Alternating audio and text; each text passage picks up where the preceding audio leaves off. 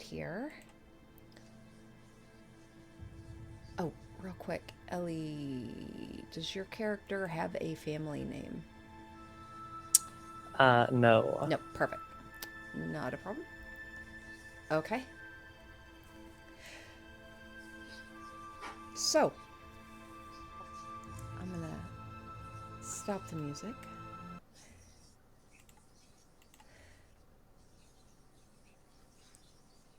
We open up in a the very place that you fell asleep in. A lovely jail cell. Several different cells. You some of you have been here a few days longer than the others. You've watched one by one people brought in, taken out. Over the last couple days, there have been odd sounds coming from outside the jail cell. Loud sounds, rushing voices, sound of footsteps, heavy footfalls of soldiers, shouting voices, and then everything quieted for a moment before it felt like something, like everything around you, a sense of vertigo overcomes all of you. And as you're left seated there, wondering what just happened for hours, it feels like there's silence. You all looking at one another, eyes passing over. Eventually, you finally hear the sound of footsteps as a guard comes down. A male elf in what looks to be just common armor with an captain's insignia. He comes up to each of your cells with some keys, unlocks the jail cell. Come with me. And one by one opens each of your cells and directs you all to head up the stairs. As he leads each of you to a doorway,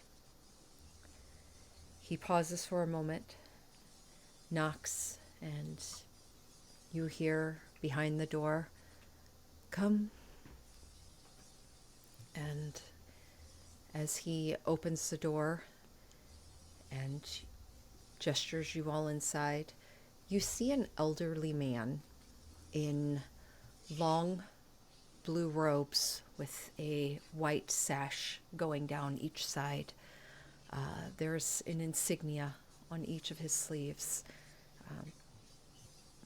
And he has white hair pulled back in a short, neat braid, a long beard, and he wears a cap that hangs down below his shoulder blades. As you all enter the room, he looks thoughtfully to the side where a pair of window shutters are open, and he gestures, the shutters closing. The room around is, it looks like a research room. There are books and shelves, documents spread on all of the other desks and such. No one else is in this room, but you see a tall statuesque form standing just behind him in a almost 7 foot tall with a sun-like mask, spikes peering off of him, unmoving. He looks to all of you, and probably the most immediate thing that you notice, aside from this individual, this statue behind them, and this sound, a repeating voice, almost childlike, in the background. Over and over again, repeating the same message. And you see this artifact sitting at the end of this long table that this old man sits at.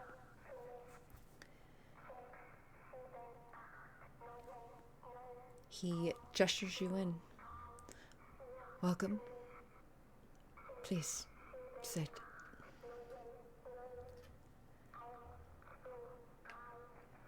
He offers, at this long table, a set of 3 chairs before you. Do you all choose to sit? Yeah. Yeah, a little. I'm gonna stand, kind of initially refusing the offer and seeing what the other people do. Okay. I think Vesper has the same reservations. His foot's tapping, like someone who can't sit still, and his eyes have been darting around here, trying to see where that's coming from. And just so you know, the feat I took was observant. So Got it. Well, I'm not going to make you roll. okay. The sound is 100% coming from the artifact sitting at the end of the table. I can take the seat and kind of look over, and he looks apprehensive now that everybody else is not. He's kind of like, and he kind of just crosses his arms awkwardly. The old man, noticing 2 of you choosing to stand, he looks behind you and says, "You may go, Philip." And Philip pauses a moment, the guard at the door, and you see he's about to argue. But the old man holds up a hand. "Please, allow me a few minutes." And with reservation, he pulls the door closed. And you all are left in the room with him. You see scrolls unrolled before him. And with tired eyes, he looks down, reading over them with a sigh as he begins speaking. "Vesper Ribbon, you were arrested and are being charged for aiding and abetting in the smuggling of dangerous and illegal poisons of fair origin. You were also charged with striking a magistrate.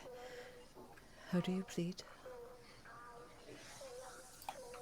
I think Vesper just kind of twitches his nose. He had it coming. Noted. Ronya, You were arrested and are being charged for crimes of destruction to property, possession of illegal magical weapons, of which now also seemingly implicate you as a lead suspect in several currently unsolved murders within Waterdeep. How do you plead? I think that's a bit much. I broke a ceiling, Your Honor. Vesper lets out a low whistle of like, "Woo!" He looks finally to the only one at the table. Kalakis Zarkir, you have been detained under suspicion of necromancy and the misuse of magic while impersonating a healer. How do you plead? Not guilty, obviously. Increasing the potency of plants and allowing people to heal better does not make me a necromancer. God, it's always just because of how I look.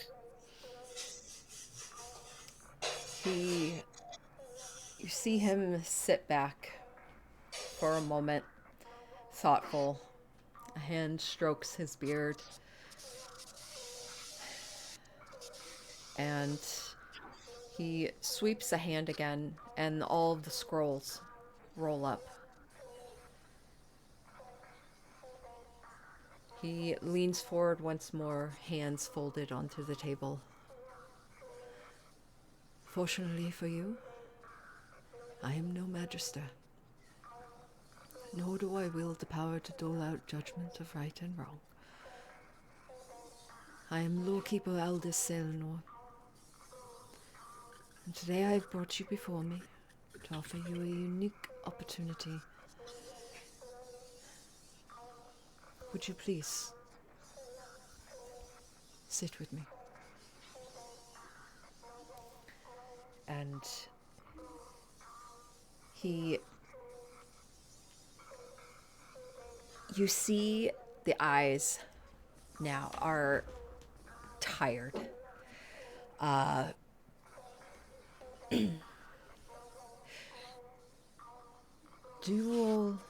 you aware? You'll forgive me, I have not been down to the jail cells of the tower in quite some time. Do they have windows there? You said no, correct? We had no idea. Yeah.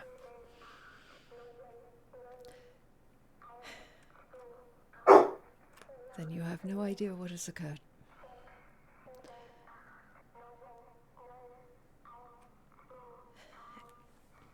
You understand our apprehension from not wanting to sit down then. Apprehension? Yeah, not having a clue what's going on. And what is it you think has gone on? We brought from our cells with no word, and you just asked us what our plea was.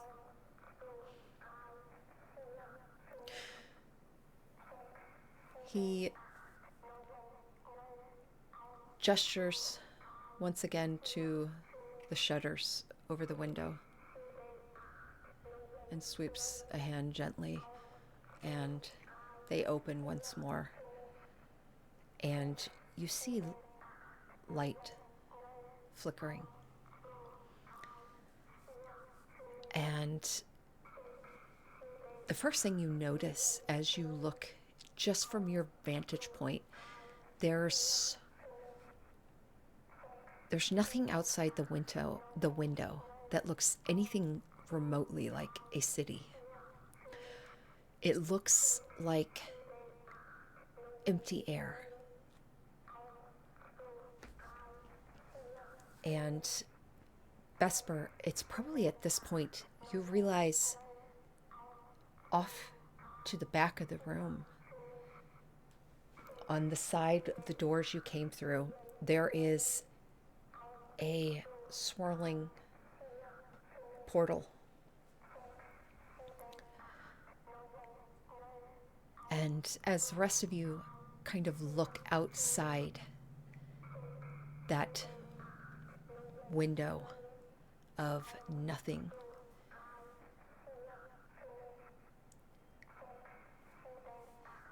Lorekeeper Aldous gestures you towards the window. Please. See.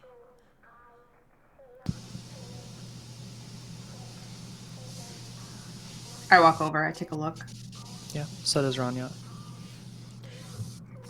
You two walk over and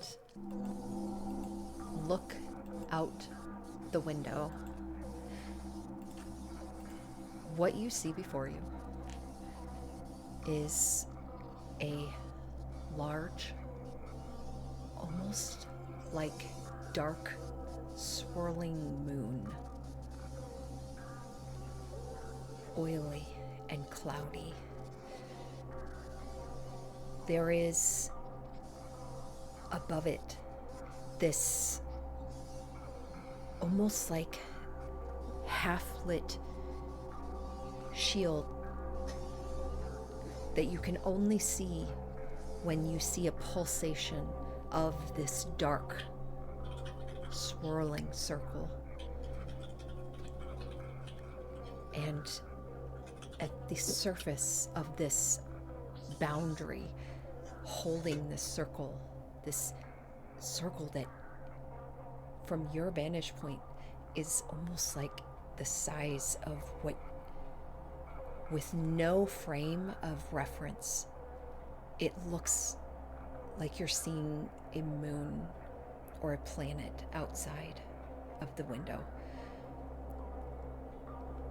On the surface of this shield, this barrier holding it in, you see a brightly lit rune. Something none of you have ever seen before, complicated and burning brightly. The only light coming from this pulsating black creature.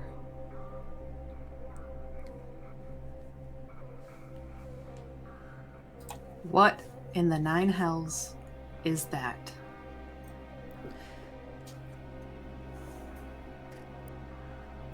That is Toril.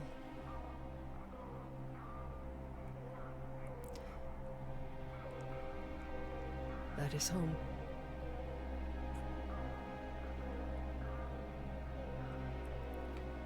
Or it was. Before Doom rose.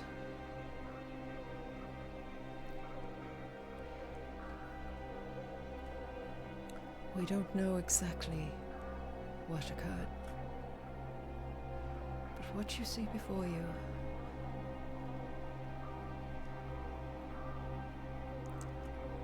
is what remains.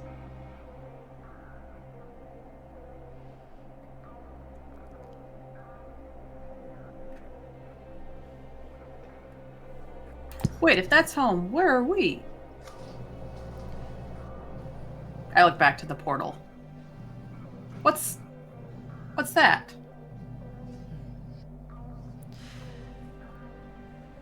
You and this tower, you still remain in Blackstaff Tower. Fucking mages. And currently we are in a pocket realm. The last remaining connection, of which is quickly fading.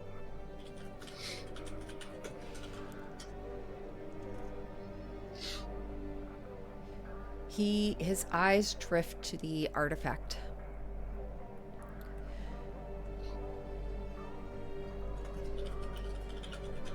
And he gestures to it, looking at you. Sorry, Kalakis? Kalekis. Kalakis.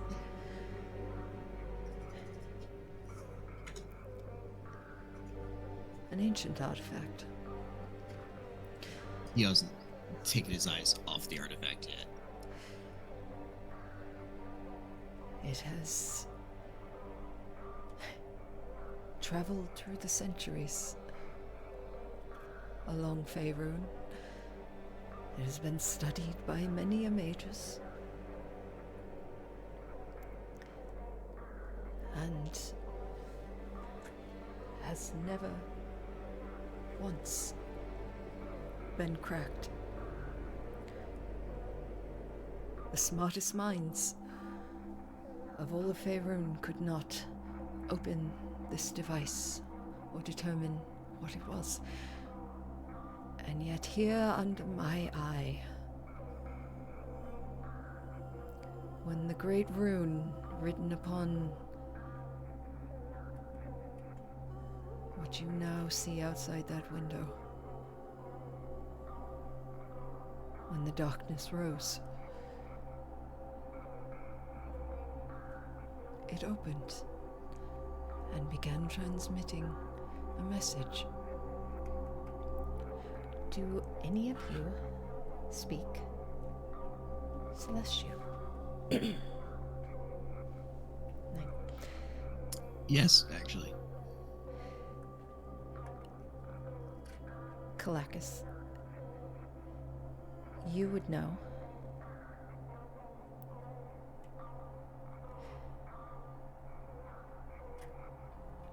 It states over and over,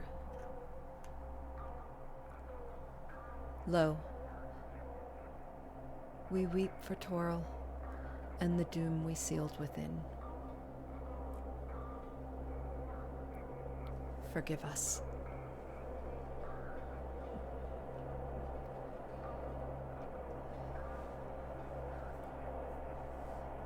And Lorekeeper Aldous looks to the other two and informs you of what it states.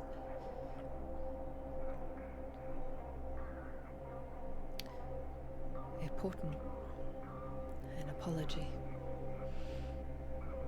left behind centuries ago.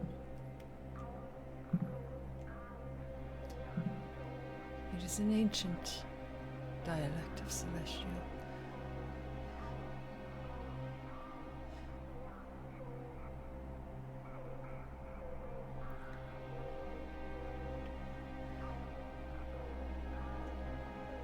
Which brings me back to your question, and to why I bring you all before me. I have the unique opportunity,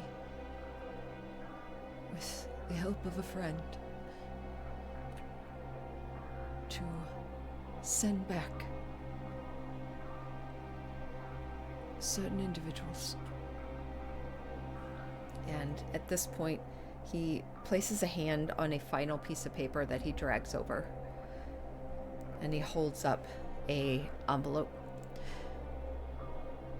This is a letter that Blackstaff received and shared with me before she stayed behind.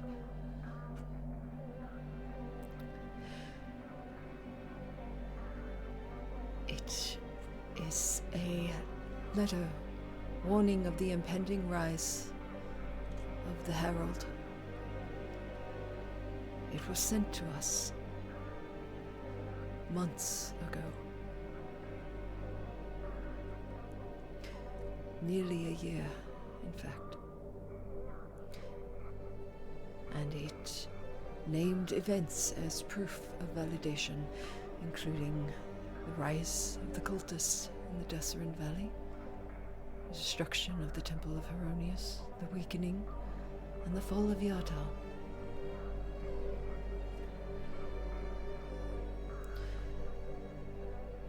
And at the end of this letter, it has a date and a time. The 17th and the half hour, and a name.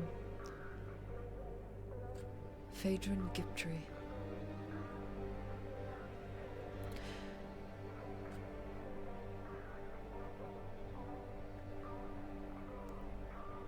Unfortunately, we did not take this seriously until the events started to occur. And now that the worst has occurred,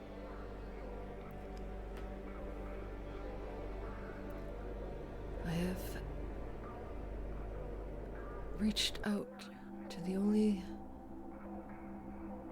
remaining person capable of helping us. And he gestures briefly to the statue standing behind him. A almost female form. Any of you can roll a history check.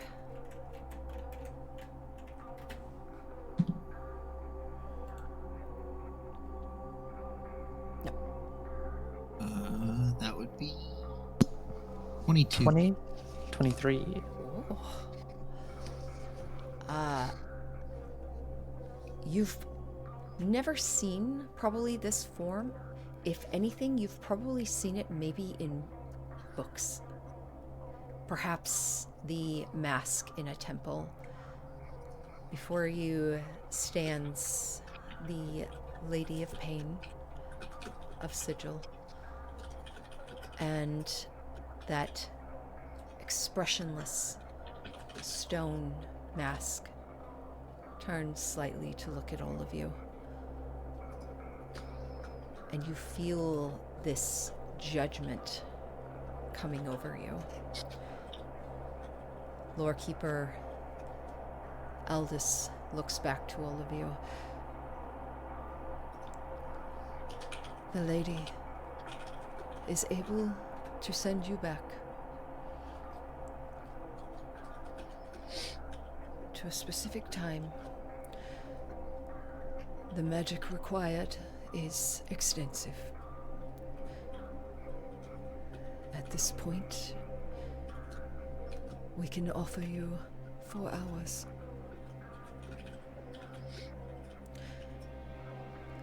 You may be asking yourselves, why us?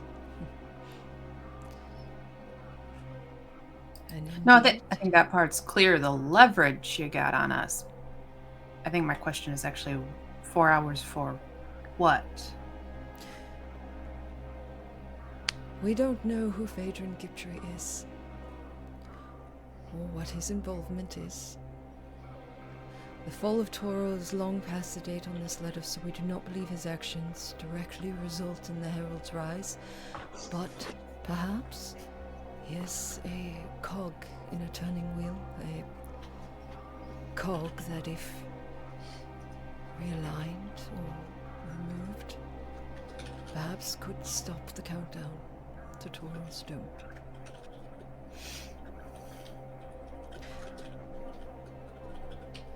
You are to find him.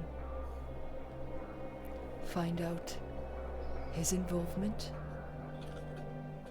You all are clever, clearly.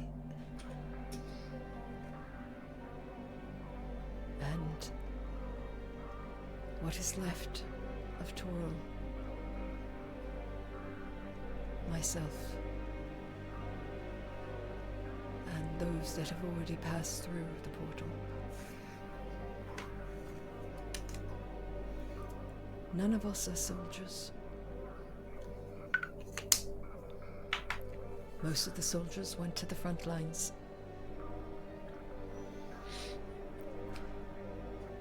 I will send Philip to accompany you. Not as your guard, but as a fellow.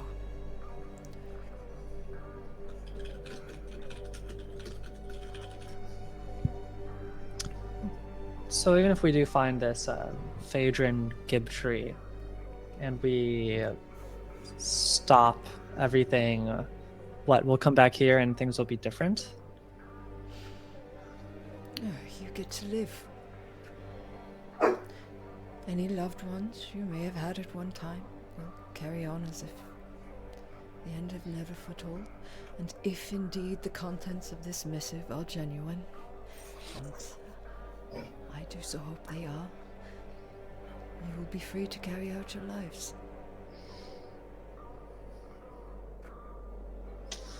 Oh, yay, because that worked out so well the first time.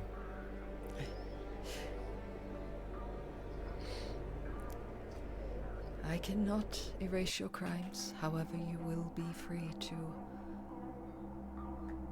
relocate elsewhere.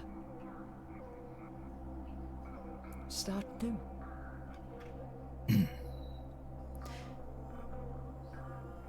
But if you do not succeed,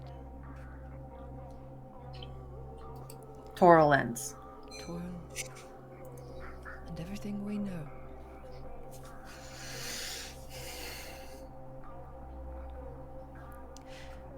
Once the lady and I step through that portal, and he gestures to the portal off to the side,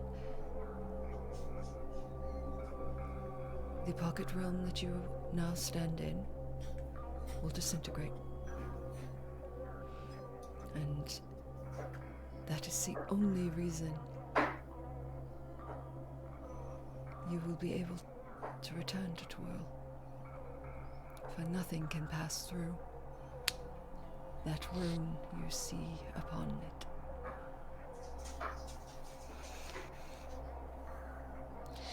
Loving the array of choices here.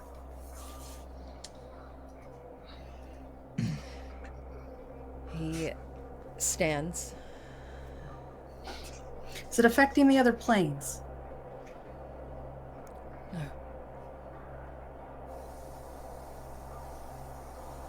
Which is where I go. The last lawkeeper of all that is Toril. Should you fail, I shall carry on the memory. But should you succeed, then I will not have been a total fool of my life. And he starts to walk towards the portal. The lady turns and starts to follow him. Are we gonna get our things back, or? He pauses before it and looks back at you. And gestures to a table off to the side behind this kind of almost like bookcase, where as you lean forward, you see all your things set out. And this? And he points to the artifact on the table. Take it if you wish. It is useless. An apology no one asked for. Apparently indestructible, and he picks it up and puts it in his pocket. Oh, yeah, I think Vesper's immediately at the table of equipment. The lady stands behind him and he looks at all of you one last time. And his eyes are... They look sad. And genuine. I wish you well. Please. Placus gets up and kind of walks over to the table, and the only thing there for him is just a book. And he just reaches out and picks it up, tucks it into his pocket. He steps through the portal. A moment later, the lady looks over at all of you,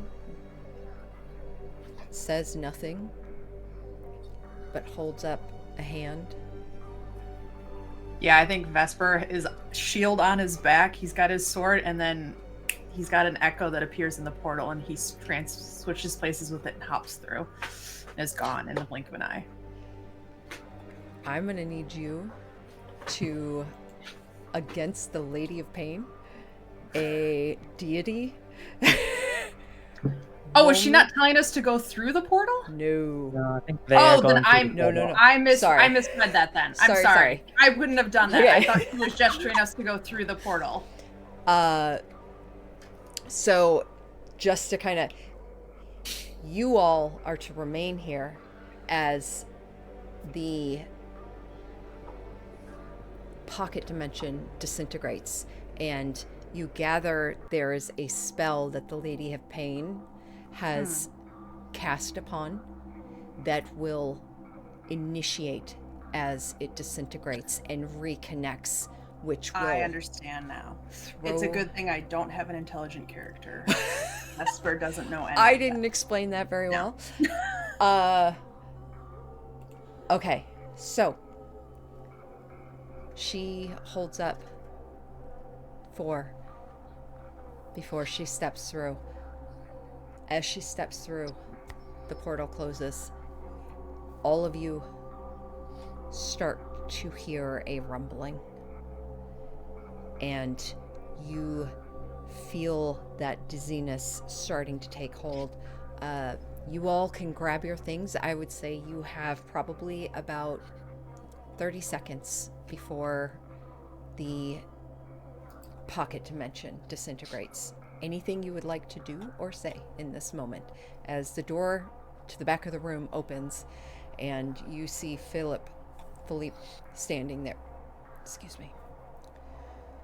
Long sword attached to his back. And he just kind of looks to all of you. Anything you all wish to do? No, I'm just grabbing all my gear. Yep, same. Okay. Roll me a perception check.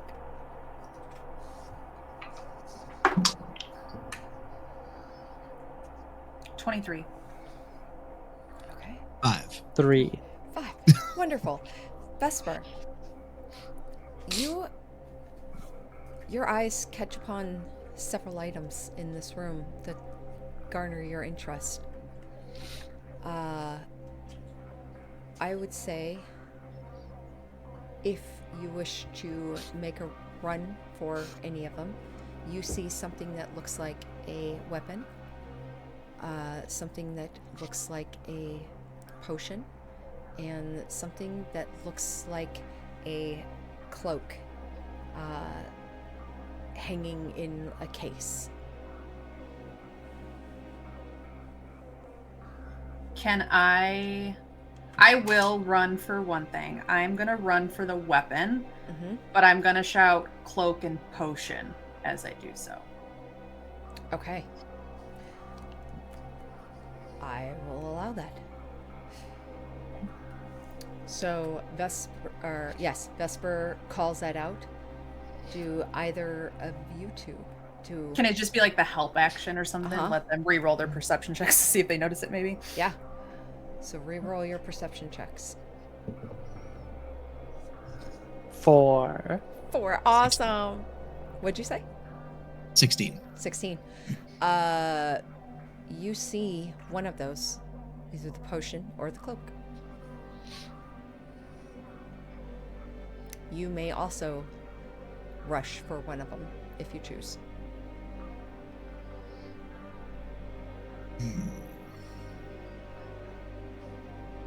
I think he would go for the potion. Potion. As the portal, as the pocket dimension shudders, you all grasping at things, you feel that vertigo overtake you, and a moment later, you find yourself standing on solid ground. The sound of a city, common and familiar to you. It is daytime. You stand amidst the streets of Waterdeep You're not quite sure what section. Actually, disregard that. You all have been in Waterdeep for years now. You're quite familiar with it. I would say you easily recognize that you are in the Sea Ward, which is the northwest side.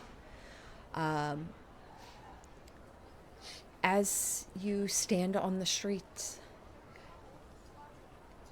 you see Philippe kind of blink a bit, look about, and just this relief overcomes him. And you see almost misty-eyed. He looks at all of you, adjusts his belt a bit. And Vesper, you may add a +1 weapon. And Kalakis, you may add a... Did you say you went for the potion? Potion of heroism.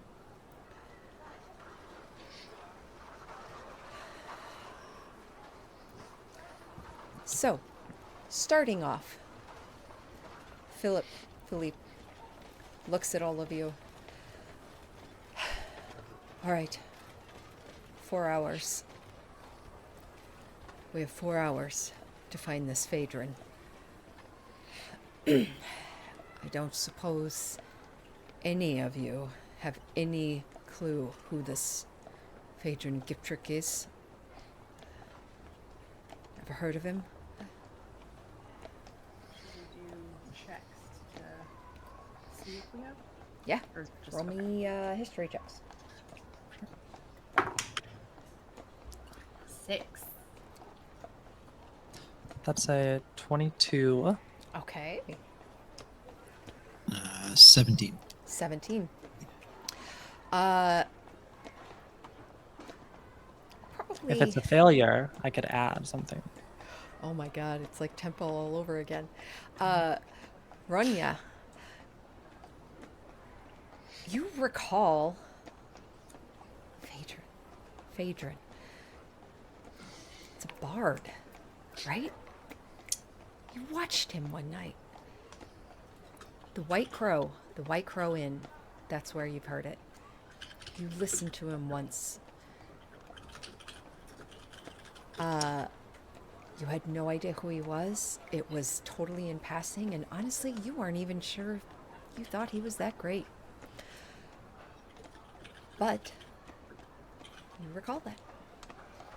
I think he was actually I was in a inn once. I think I heard him play. He's a bard, he tells stories, kind of mediocre, like time-worn tales. But That explains why they didn't believe his letter at first. that does. I bard. think it was at the White Crow Inn I heard him. Why, Um, follow me. And Philip immediately starts marching Okay. in a direction. And he takes you to an inn along the edge of the Sea Ward, closer towards the beach side. And it's almost built up at the edge kind of the Waterdeep, where the cobblestone ends, and beyond it is the wall. But here you see there is almost a gap where sand kind of is starting to come up, where the beach has come up, and this inn has kind of been built just along the edge of it. And as you enter,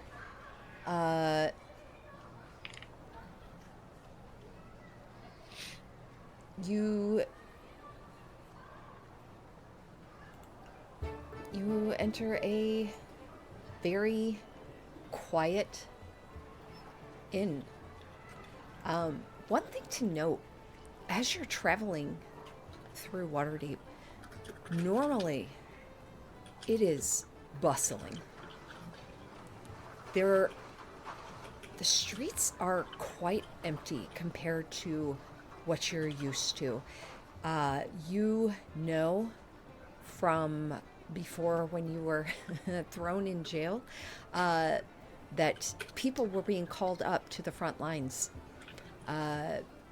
People were signing up. People were being drawn to the battle, the upcoming battle in the Desserin Valley. You know the armies were headed north already and were currently, last you had heard, setting up camp at just north of Golden Fields, waiting for armies from the surrounding area and any remaining to meet up before the final march to the Desserin Valley. As you enter the White Crow Inn, you see a very quiet inn. A single small bar off to the side. You see maybe at best 10 tables and 3 booths. And above the bar area, you see in a cage just a white crow that caws as you all come in. And the barkeep looks over at you, wiping a glass. Hi. Can I get you a drink?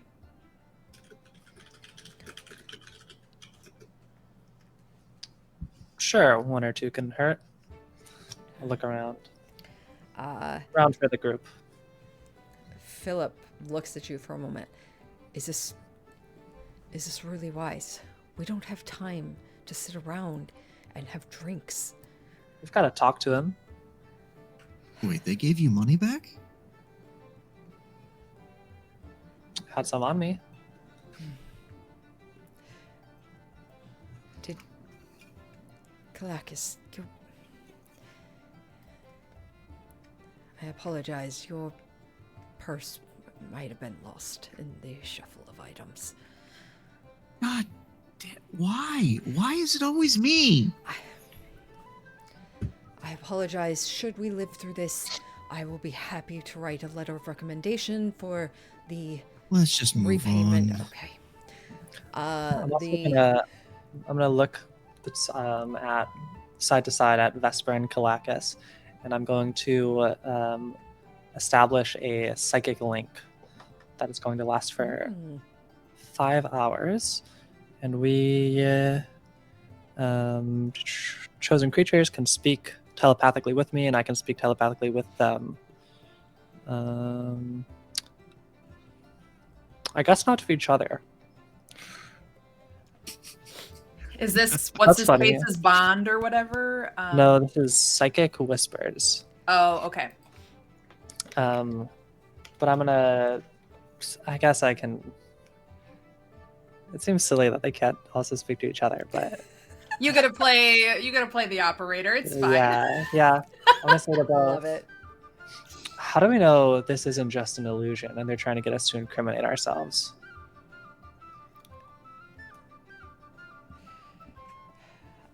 As the bartender's I'm gonna- pouring Mhm. drinks, you all hear that Yeah. in your head. I'm gonna try the drink and try to use my physical senses to feel if this really feels real. You see, Trust me, it's real. yeah, Philip grabs the ale for a moment, and you see him look at it, about to drink it, sets it down, Do you really heavily want contemplating. Do you really want your last couple of hours, your last couple of hours to be unenjoyable? I need to have a clear mind, a clear head. One drink, ahead. man. and I One kept beer. He downs it. He downs it. You can tell this man has the weight of the world on him right now. Sure. Uh, Ranya's right. Drinks are the best way to ply someone open. See? Now do that for I Phaedra. guess my curiosity is if we've come back in time, are we here? Here. And Yes. I don't mean us. What I do you mean the previous version of ourselves. Look, I'm a guard. I don't know these kind of things. That would have been a question for Lorekeeper Aldous. It's Bruce, a what secret day is check. it? We could just go to my shop and find out. Bruce? 4 hours. That's the barkeep. I'm saying I'm familiar with the barkeep. The barkeep pauses a moment, just looks up at you like from under beneath his brow. You talking to me? That's right. Name's It's Hubert. been a long friend. week. Could have sworn it was Bruce last time. Trying to Hubert pull a fast Tyrer. one. All right. Well, here's the deal, Hubert. And I'll look at him suspiciously as if I don't believe his name is Hubert. Last time I was here, there was a bard. Someone singing the same old. I know it's like that every night, but this guy. Look, he owes us money. His He name is sets down the Phaedron. glass. Phaedron Gibtree. Does that ring a bell? Does it ring a bell? Let me think a moment. Take your time. Take your time. No. Insight truth? check? Yeah, roll insight.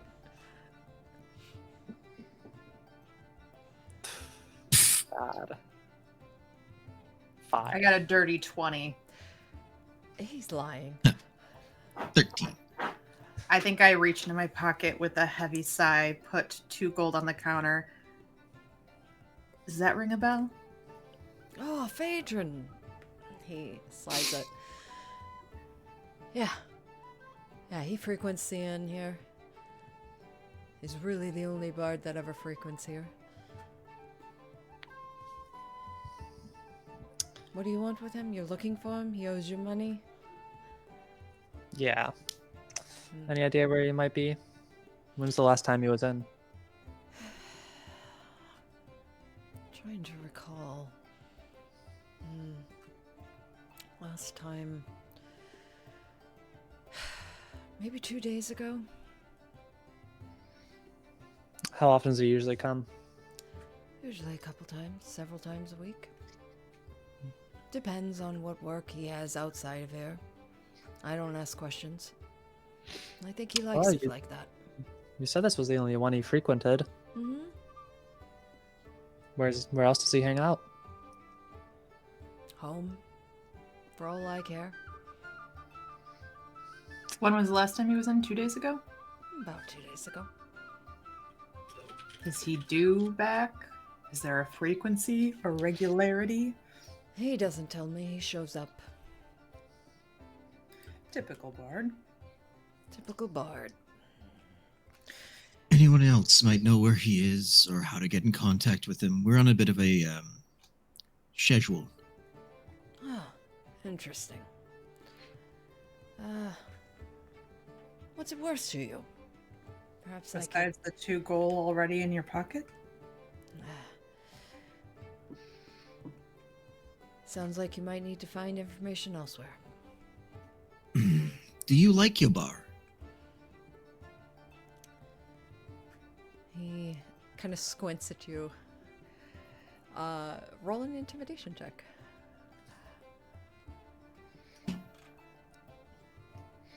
I would like to help by just chugging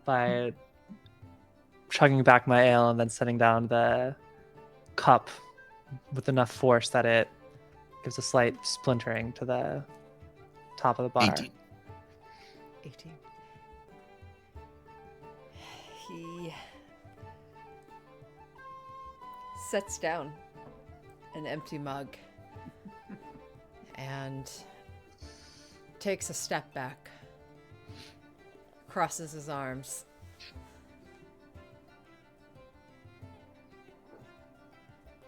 and he would give you Phaedron's address.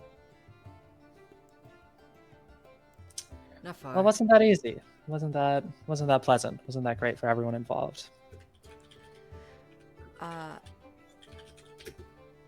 Thanks for the gold. Come back anytime. He kind of pulls out a sheet of paper and quickly writes an address. If you ever need healing or anything, and he hands it to him. It's on me. Thank you. You want more ale, or you just... No, I think one's enough for 11 in the morning today, at least. All right, wrap it up. And he would at best ask you. You owe him like 10 copper for the ale. Yeah, I'd toss it. All right. I'd toss it onto the table. As you all leave the White Crow Inn, I would like you to, because I forgot to do this when you were in your jail cells, go ahead and describe your characters, starting with, let's start with Rania. Sure. Rania is a Goliath with a kind of wily build, standing about 7'4", 7'5", with pretty like ashy olive skin, gray hair tied tightly back in a bun, and some leather armor, small bag, small satchel shoulder bag that is kind of tightly strapped to her body, pretty unimpeding, and a kind of unassuming brown clothing that is like blends in fairly well with the buildings, you might notice. But no obvious weapons on her. Kalakis. Kalakis is a tiefling. He stands about 5'6", 5'7". You can tell that his clothes make up the majority of his bulk. He is not a very big person. He has dark purple skin, and his horns are very prominent. They come out of the top of his head and actually tee at the top. And his eyes are a almost glowing red even in daylight. But given that both of you probably have committed crimes and have lived this kind of a life, you get the impression he is not a part of that at all whatsoever. Vesper. Vesper is a Harengon who is also pretty tall. He stands about 6 foot, but then his ears add like another 18 inches to that, so he has the added height of these just huge leprine ears that are constantly swiveling and twitching. He wears some pretty makeshift armor. You can tell that it's not made here, but that's to be expected because he's very obviously a fake creature. Huge shield on his back, though. Carried a long sword, now has 2. Also has 2 hand axes, a longbow, some arrows. Just a huge kit for someone who was in jail for smuggling potions. And you can tell that he is just trying to be casual about a lot of this, but clearly doesn't think that this is gonna go well.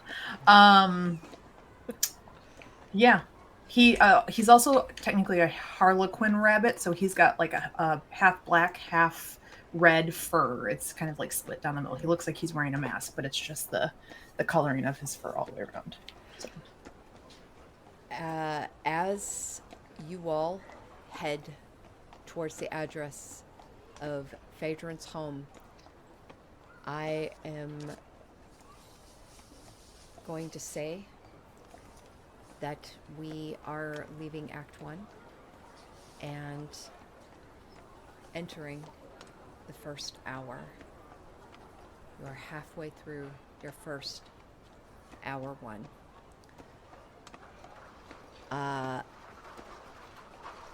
Stepping in to Phaedron's home, you immediately as you step inside, the front door was unlocked. You don't have far to look.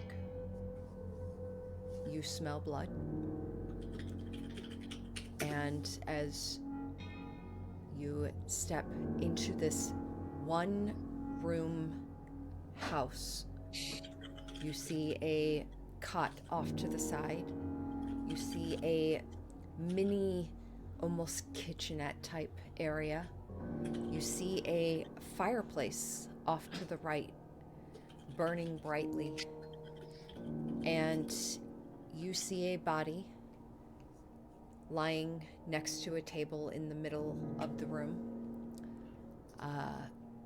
A bookcase off to the back.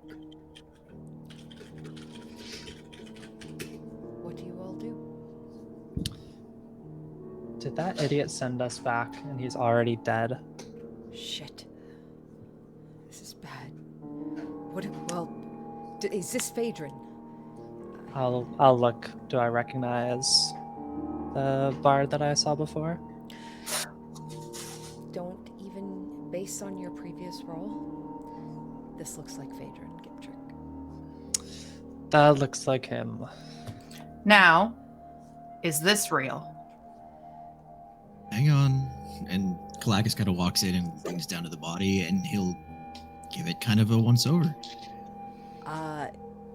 Yeah. What are you looking for specifically? Like, I would say a medicine check to Medicine? figure out what exactly is going on. Beautiful. Yep, roll me a medicine check.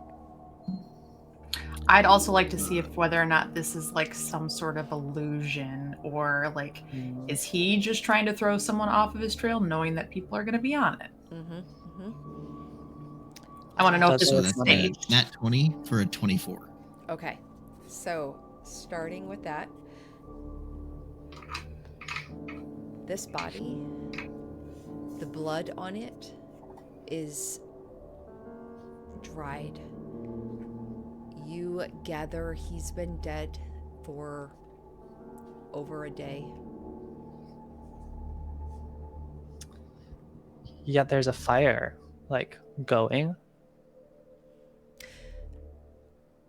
Roll me, Liza and, it's gonna take, sorry, Vesper and Rania. I'm so used to other character names. Roll me the perception checks. Okay, can I do investigation? Can I, like, poke around? Yeah. And I have dirty 20 on perception. Okay. I got a natural 20 for a 28. Yeah. So, based on those rolls, the body having lay here for over a day, the house has been ransacked. You can see that clearly. Vesper, you gather it looks like someone has been through this house.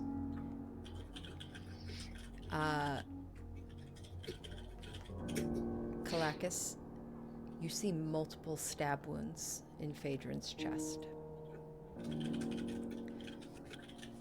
And Rania,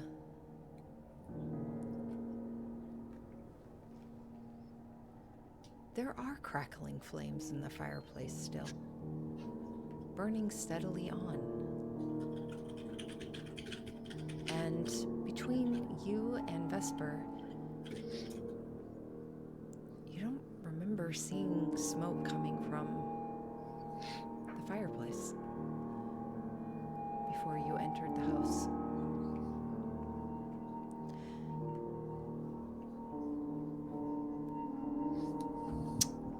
Something off here. As you walk closer to the fireplace, roll me an Arcana. Sure. 4. 4. There's some kind of magic. around here? Something of the arcane variety. Kalakas, you look like you'd be good with that. Book and all. You just see him hang his head like, it's always about my looks. And he Got kind a of just book. raises his hand and snaps a finger, and any flame in the area is going to turn purple. If Any- there is an actual flame. A real flame? Yeah. Fire does not turn purple. A couple Nothing of happened. candles on the opposite side do turn purple. There's your answer, that fire isn't real. Well, I mean, so I was right. You want a fucking medal? Yeah, Philip like gestures towards Vesper, like. So, what are we doing? Can I use the tip of my longsword and I'm trying to like move the grate or the log or whatever the fake fire is on in terms of like I want to see if it responds, if it moves, does it go through as if it's like a doorway? You use your blade and push against the logs, and you feel resistance. You kind of tip it beneath one of them, and one of the logs rolls off and drops to the floor. And as it does, the fire follows with it, as does the illusion of fire and the backing of the fireplace. You see behind, within this mantle, you see a hidden room. Voila. Entree. All right. You all. Is the Well, fire I was hot, going to by the way? suggest we could ask him, but alright. Fine. Whatever. What does that mean? Ask him. Ask what? Who? Phaedron? Yeah. Of course. Who else would I be talking about? Maybe someone not dead on the ground? The No, body I was don't want to be expired, rude. but the soul is still here. You know, I don't want to be rude, but that doesn't sound that different from necromancy. I'm not raising the dead. We're just speaking with a spirit. It's not that complicated. Maybe we check out the room first. I mean, I kind of want to Whatever. see this, but sure. I'm with Philip. We clear things out and then we'll talk to the dead body. I'll duck You're my head messy. in and step through. Real messy job too. Whoever did this was a amateur. Well, there's at least half a dozen puncture wounds in the chest cavity, a couple of lacerations, defensive marks. It doesn't was take a bit that of a many. scuffle. I'll take your word for it. As Philip follows you, Vesper, into this 10-foot by 10-foot room, very small, you see as you stand up notes, ledgers, and a few magic items, or items. DM mistake. But you see, first off, three things that catch your eye initially. One is a note tacked to the wall that says gentle repose -B7.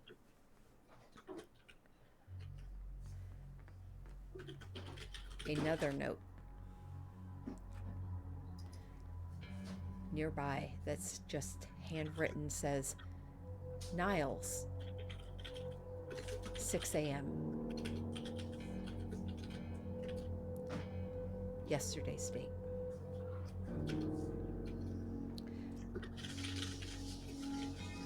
You see a open journal and As you lean forward, Philip flips to the last page, and you see the last journal entry. Philip reads it aloud. Cover's been blown. Molly's ordered me to take the item and all of Niall's research on it to the prince. Waste of a good sale if you ask me, but orders are orders.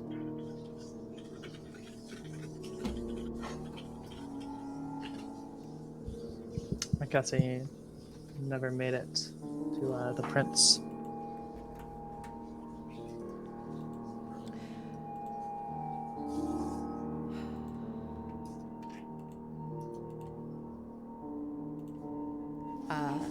And lastly,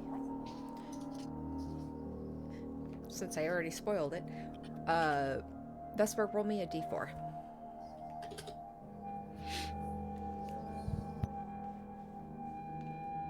Four. 4. You find 4 potions of healing in here, a spell scroll of 4th level, and there is a title on it named Galder's Speedy Courier. And lastly, a bottle with a label upon it that says Ever Smoking Bottle.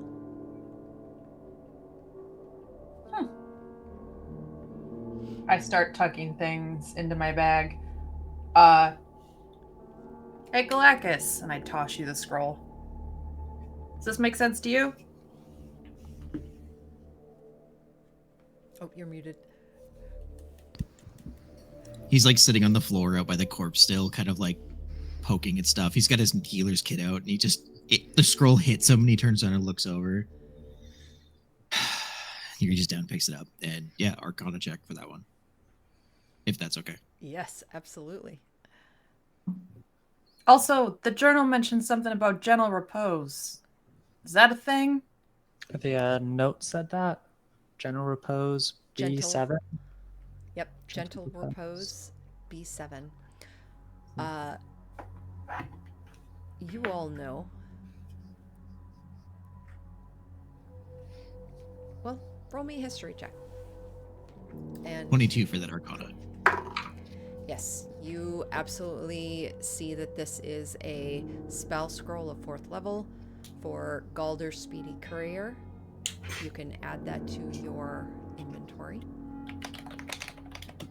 It is Never a even heard of that. wizard spell. Oh.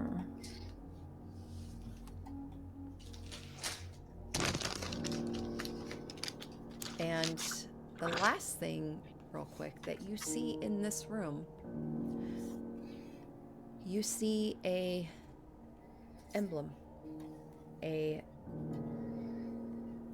almost charcoal drawn emblem, where the white portion almost stenciled, and you see a black circle with a white flying dragon, which you would recognize as a symbol of the Zhentarim.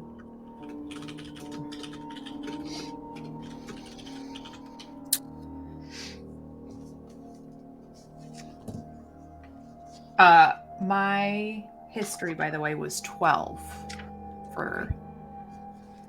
Mine is a 14, or if that's a failure, a 22.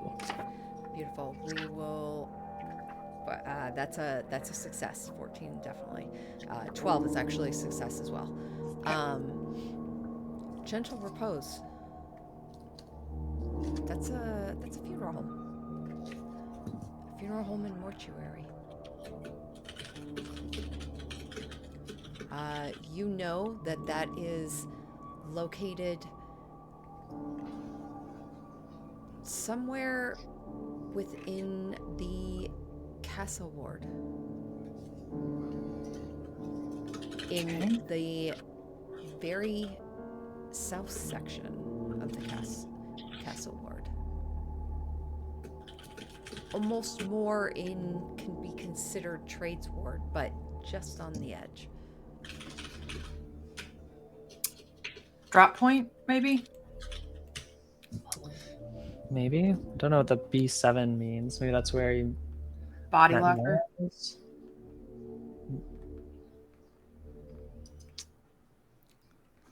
Body lock. You would not believe the places we store things when we're smuggling them. You see Philip wants to say something, but he holds it back. More thankful that you all seem to have a better grasp of following the leads. Does the name Molly, Niles, or the Prince mean anything to any of us? These code names, or is it an actual prince? Does anything else in that journal entry mean anything? Probably not the prince. Okay. Or Niles. Okay. I would say for the other, you could roll me let's do one last history check on that. Nat 20 on that one. Nice. Hey, you know, you've heard of the Zentarim. Yeah. You know that there is a general in the command line, a female with a play on her name, Molly. Yeah, that's what I thought. Okay. I think Phaedra was working with Zentrum. Molly's one of their heads of command there. Take the item, return all the research on the prince. I mean, Niles at 6 a.m. So he didn't meet with Niles, but he was supposed to move Niles' research?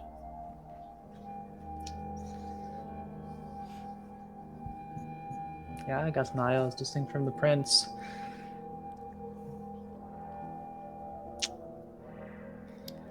Well, let's go see if Phaedra has anything else to add. Might clear some of that up. Duck my head back out. Any luck over here with this soul speaking? Philip. He's like set up like a little incense spot, and he's got his book out, and he's just been waiting. Well, of course, it's not that complicated. And what's he said? I've been waiting for you to all finish in there to gather information to ask questions. Cool. We got a few Yeah. names we need to clarify. How's it work? This. Well, first and foremost, who would like to speak with them? Out of the two of you. And he kind of looks over at Philip. The two of you. Yeah, Philip's like white. What the hell? Don't Why all not? volunteer. Okay. Very well then. And then you see him like reach into his book and grab one of the pages, and it doesn't tear out. It almost like becomes a spectral version of that page that he pulls out, puts it in the incense burner, and in some kind of deed speech, he just says a couple of words and it lights. And he casts Speak with Dead. The body on the floor, Phaedron Giptrick. There's so much blood around his head and coming out of his mouth. As the breath comes back into him, you hear and cracking and ripping as the head pulls up from this dried blood. The eyes are dead and white as they It looks like you might have a neck fracture as well. look towards you. You have 5 questions. By all means, ask away. Wow. Alrighty. Phaedron, buddy, it's good to see you. Shame about what happened. You might not recognize me. I was one of your biggest fans. I was Questions? always at the White Crow. I mean, wanted to like me. Right. So it seems like something that wasn't supposed to happen happened. Some people jumped you. They took something. You were gonna go meet the prince, maybe at Gentle Repose. Who's this prince? What do they look like? Prince. You watch 2 of the 5 incense sticks just burn away. Oh fuck, that counted as 2? God damn it. Vesper just chuckles to himself. I don't know his name.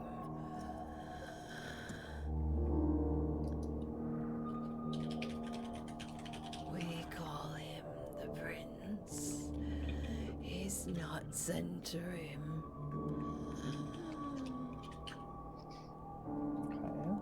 I've never met him. That's not helpful. And what was the second question? What does he look like? Which I think Oh. you're yeah, Yeah. that's answered. Okay. Well, okay. He's I guess- a prick. Right. Aren't they all? Yeah. Never met a prince who wasn't. Okay. I'll turn back to Vesper. And gosh, Kalakis. Like, okay, what else do we want to ask? Like what he was bringing, maybe whoever jumped him probably took the thing for sure. So maybe we know what the item is and Mhm. what the research was. Yeah. What exactly were you supposed to bring to the prince? The package. The container.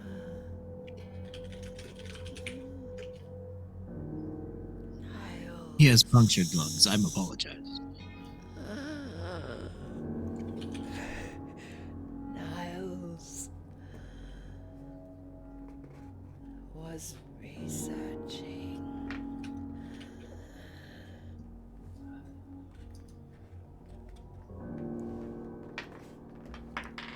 Turn back to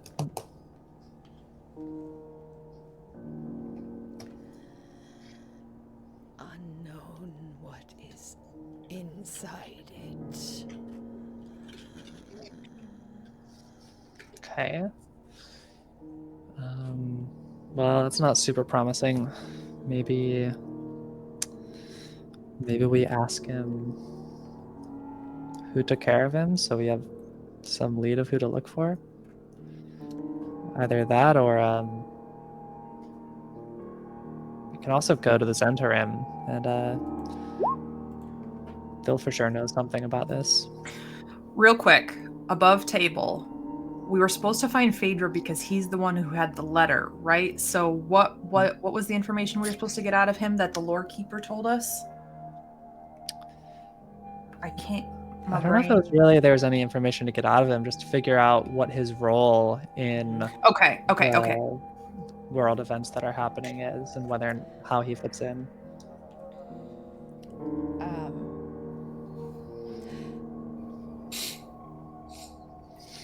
Who is standing closest to Phaedron? Yeah, probably. Kalakis. I guess. Does a 17 hit you? Oh yeah. An arrow shatters through the window and pierces along your shoulder. You do take... I would like to use my interception feature and using my reaction, I'll reduce the damage. It still hits, but I can reduce the damage. Fantastic. Okay. That is going to be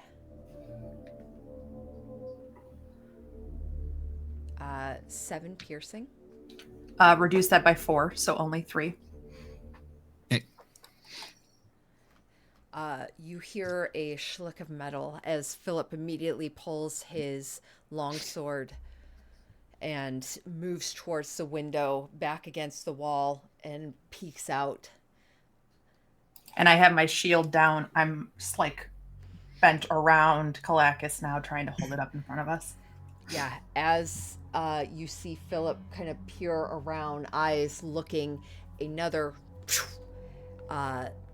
shatter of the window again as another crossbow bolt fires through, and you hear it hit your shield and barrel off to the side. You see it clatter to the ground. Everybody get back. I want to go sprint out the door. Bust out the door. I was gonna say also, can Kalakis like turn to where obviously the window broke and see anything out the window? So if you are you going to move outside of the range of the shield? Nope. Basically, I'm just gonna like where he hit. He's gonna turn and look over the shield and look out the window and try to see where it came from. Roll me And can perception see check. anybody. Okay. That's gonna be 17. You see an individual in a black robe. The face is shrouded, and you see them holding a crossbow. And you see them with a bolt, and they are rubbing it in a vial before he latches it back into the crossbow. You see him getting ready to fire off another. How far away is he? Excuse me, sorry. You imagine from the range you are, at best, he's probably a good 120 feet out. Oh, wow. Okay. So not right outside the window. He's a ways. Okay. Is he like on a rooftop or down an Yep, alley or something? on a rooftop. Okay. And Okay. So he looks up at him then and just and he reaches out and you hear that deep speech again and he'll cast Chill Touch. Chill touch. 120-foot range. Which is weirdly not a touch spell. Yes. Okay. Is there a save for that? I think it's actually a roll to hit. Is I it think a roll to roll to hit? hit for that one. Yeah. Yeah. Go for it. 23. Oh, that hits. Okay. Does that do damage? Yeah. So 5 and 7 is 12. So essentially, while he's kind of like dipping the arrow in, this like skeletal hand just appears in front of his face and just grasps onto his face and will do 12 points of necrotic. Okay. So that is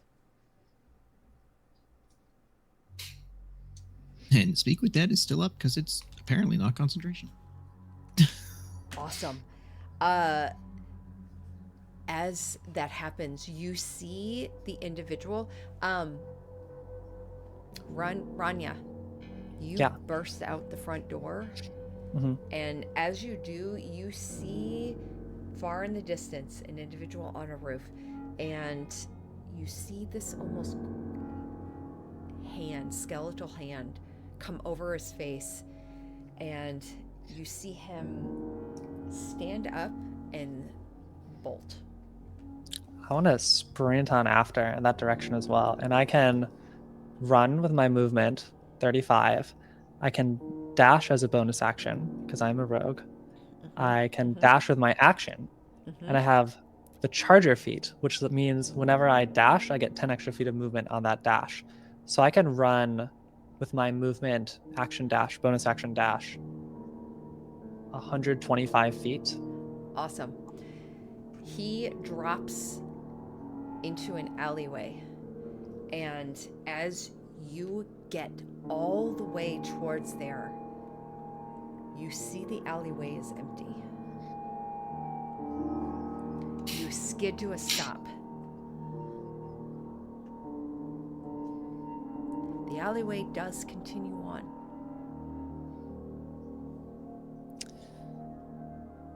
I'll run a little farther to see if there's any break-offs that I can spot him, because I imagine I'm probably running faster than him. But if I continue on another movement and don't see him down any like side alleys, I'll stop and return. Okay. Make me a dexterity saving throw. Yeah. Oof.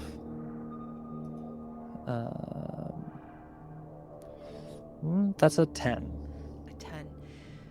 As you dart off further, you hear a snap and you feel a tug at your ankle, and you realize there is a tripwire that you have just set off as a small explosion occurs next to you.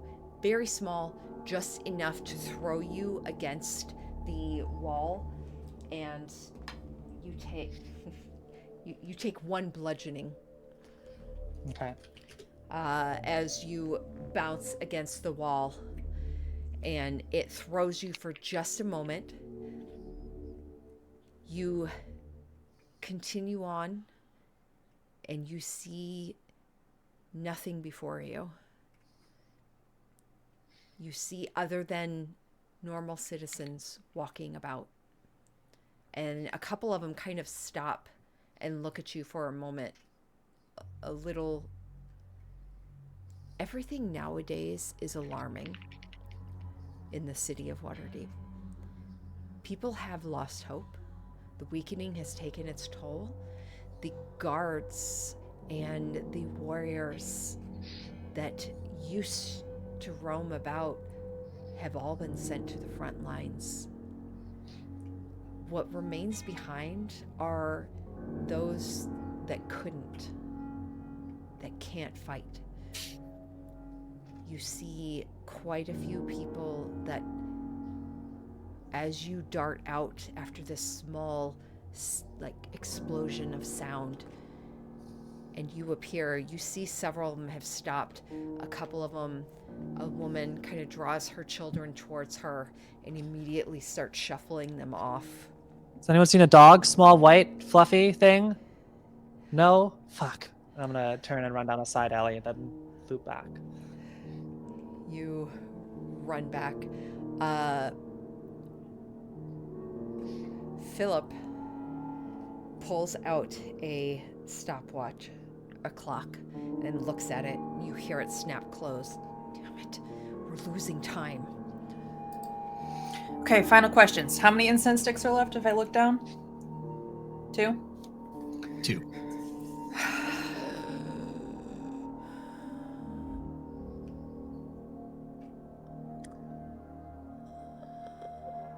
How did you know that all of these events were about to unfold?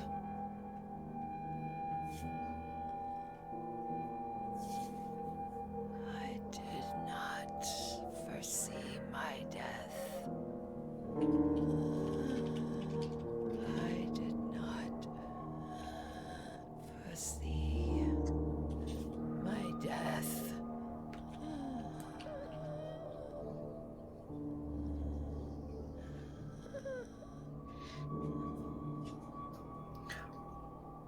Then I think we just asked the burning question. What was your role in the demise of Toril? Demise.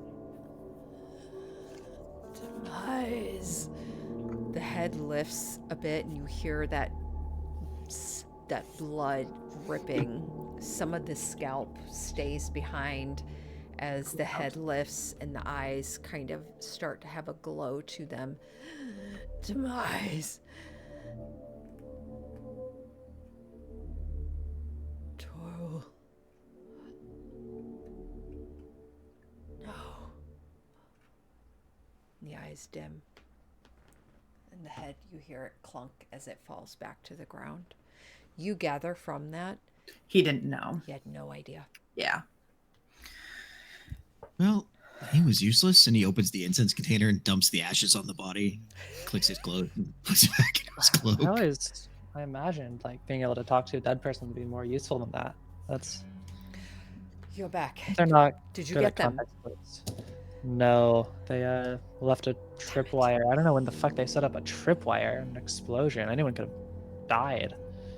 But, Could I Wyatt. borrow someone's help for a moment, if you could? Yeah, I I need you to have. break off the back of this for me, please. Yeah, I do. Snap. He just pulls it the rest of the way through. He's like,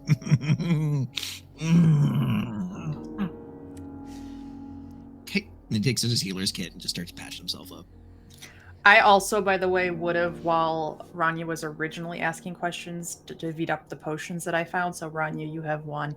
Kalakis, I looked you over twice and gave you 2 of the 4. He honestly declines and is just like, I have my own way of healing. It's all right. Me too. Take it. oh, I guess I get all 4. Philip reaches for one and takes one. 3, I guess. I'll also try to keep most of you above ground. That's sweet of you. I don't want to be raised from the dead. Why would I I said want to three, raise you from the not- dead? I prefer right. to remain dead if I should die in your company. Well, all right, going back to the end of the world. I see you here. Right. What did we find? I'm good with swords. All right, so we can either find Molly with the Zentarim, which could be a whole other headache, or we can go to this gentle repose place, figure out what B7 means. Maybe they're marked the where they keep bodies. That's what I'm I hoping. vote the gentle repose. Personally, the Zentarim sound like we're going to go get ourselves killed. So, They're not that bad as long as you are nice to them. what are you Yeah. talking about? They're like thieves and murderers. They are criminals. And he just looks at both of you and is like, and yeah. Philip says that in agreement, but then realizes he's agreeing with you and is like questioning everything. All right, general repose. Gentle repose. All right, we'll have to hurry. Castle Ward is bottom of it'll take a bit. Although streets are empty, so maybe not. You Are all there any carts nearby? The transport carts. you know what? Let's roll me a D20. 10. No. Damn. It is very quiet. Who knows the reason? Normally you would hear the footsteps of horses, the clacking of it, the rolling of carts. There's no couriers, there's no carts moving. You just now and then see people kind of milling about as you continue onward south. As you reach the gentle repose, we begin hour 2. You come to a building with lovely rose bushes at the front, each side of the door. And as you enter through, the first thing that you notice is as you come through the door, rows of chairs set up, and you see in this cordoned off room right directly before you what looks to be a funeral service actually taking place. and you see a woman standing up on just maybe like a 2 foot tall dais, where you see a casket is set, closed. There are a bouquet of flowers upon it, and you see a woman standing there in a black dress, and she is just openly weeping. And you see a couple guests. One of them that is walking up these small set of stairs towards her, towards the casket. You see them offer condolences. Off to the right, you see where this cordoned off room, there's, before you enter it, there's kind of like a little opening to the right and a hallway. Which would you like to do?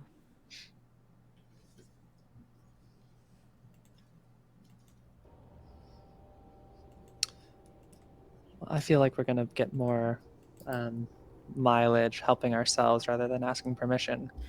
Yeah, I don't think I'm trying to get involved in someone else's funeral. I think we just sneak on by. Down the hall it is. Okay. It's a very natural thing. People die. Can't really get around that. Except when No. you bring it back, apparently. Well, that's just the body. If you bring the body back, the soul is just temporarily be. So you do Okay, bring bodies. I don't know. I know how to do it, and I know people do it. I don't do it. I'm gonna glance again over at Philippe. He's actively, you could tell he's actively listening, but also trying to focus on the task at hand. Philippe's taking notes on all of this. I don't think you should be incriminating yourself. Look, all right, pause. And he stops and turns towards all of you. Lordkeeper Aldous gave you his word. If we are successful, you all can leave here, live your lives. I want nothing to do with any of you. No offense. None I am taken. here to help complete this mission, and I will defend you with my lives. Lives. So you're willing to be brought back. I Very apologize. noble. It is a slip of words. This necromancy thing, and he kind of I'm looks not a goddamn apologetically necromancer. towards you, None just starts Kalakis. walking away. All right. Point taken. My apologies. Sorry, we don't get a joke much in jail. I understand. And as Kalakis, as you're the first to kind of breach that corner, you see a couch directly there. And as you breach the corner towards this hallway that kind of runs around the side, the first thing you see is a service desk. The hallway does continue beyond it, and you see a room that looks like it opens up beyond. But in this hallway, this service desk against the wall, you see an open ledger. You see books, or a book next to the ledger that looks to be filled with items between the pages. You see a beautifully framed canvas painting with this elderly man, early 70s, balding gray hair, neatly trimmed, clean shaven, pair of spectacles, and next to him, proudly holding his arm around her, a similarly aged woman with gray hair tied up in this neat bun, wearing a lovely floral dress. And sitting at this desk, you see a man, younger, maybe early 40s, and he spies all of you, and he stands, tugs at, he's wearing a nice suit and vest, and he kind of tugs at the vest, and hello, welcome to the Gentle Repose. Have you come for the funeral of Hobson Page, or do you have your own funeral to plan? I probably should have asked this earlier. Have I been here? Great question. Have you been here? Where you get your bodies from, Kalakis? No, I'm just kidding. I would say, you've never probably been here. Okay. I assume he probably knows his way around a mortuary, however. He'd probably walk up to the counter to the gentleman and actually neither. We are my name is Kalakis. I run a healing and apothecary further up north in town here, and we were actually coming to check on, I know I want to put this more delicately, but your inventory. Trying to identify a body we are looking for. Ah, yes. And he he grasps the book that looks like it's stuffed full of things. But when you say inventory of body, he pauses for a moment. I'm sorry? The gentleman in the back there is looking for a friend of his, and we have been able to locate the deceased. We're not sure where he was sent. I see. We have had no recent bodies here. This is the current funeral is the only one. And you have nothing for preparation in the upcoming. Might I ask who it is perhaps you're looking for? We do have standards of privacy we do have to meet. Oh, absolutely. And he turns around and looks specifically to the three of you.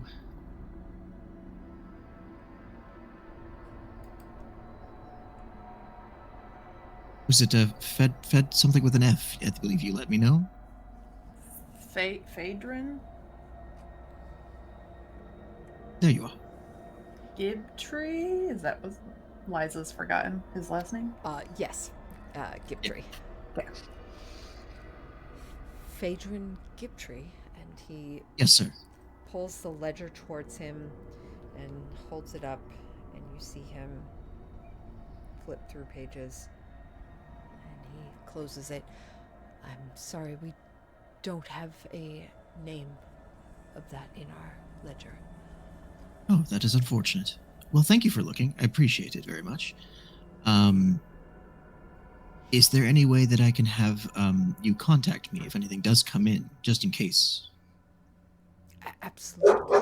And he pushes a paper towards you with a feathered pen or a quill. And as you begin to scrawl on it, he kind of looks over the rest of your group, noting the weaponry, noting the unusual look to your group.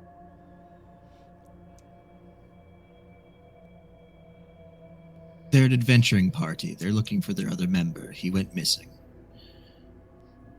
And this happen often. Bodies being delivered to unknown mortuaries. Yes, of course, all the time. You do not get unknown... And he kind of puts the pen down. Do you not receive unknown persons here? Like, that haven't been identified? He pulls the paper towards him and looks at it briefly.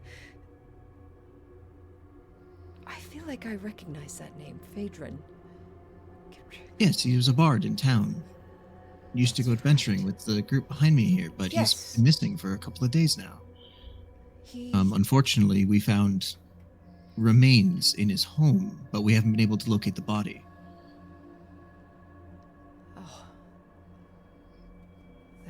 horrible. What a time to find a body with so few magistrates left.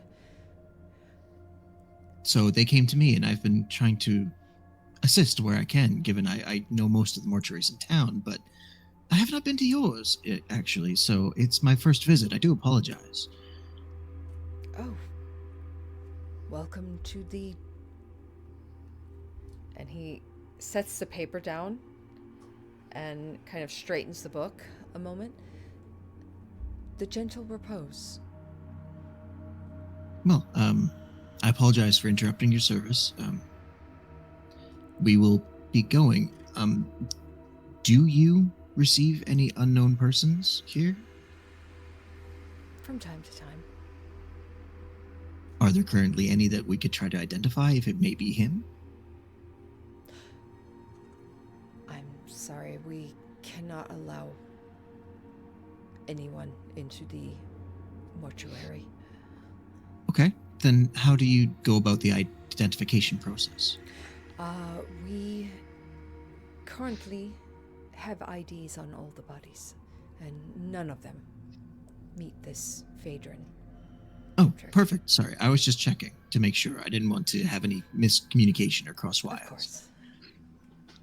Why I'm is gonna- it, I just want to say in Kalakis and Vesper's head, I say we just knock him out and go take a look.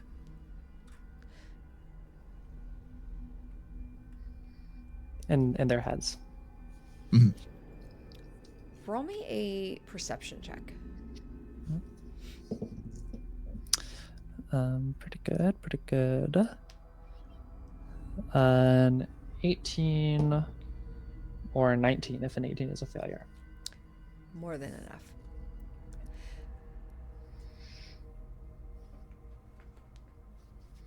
This 40-ish-year-old man standing before you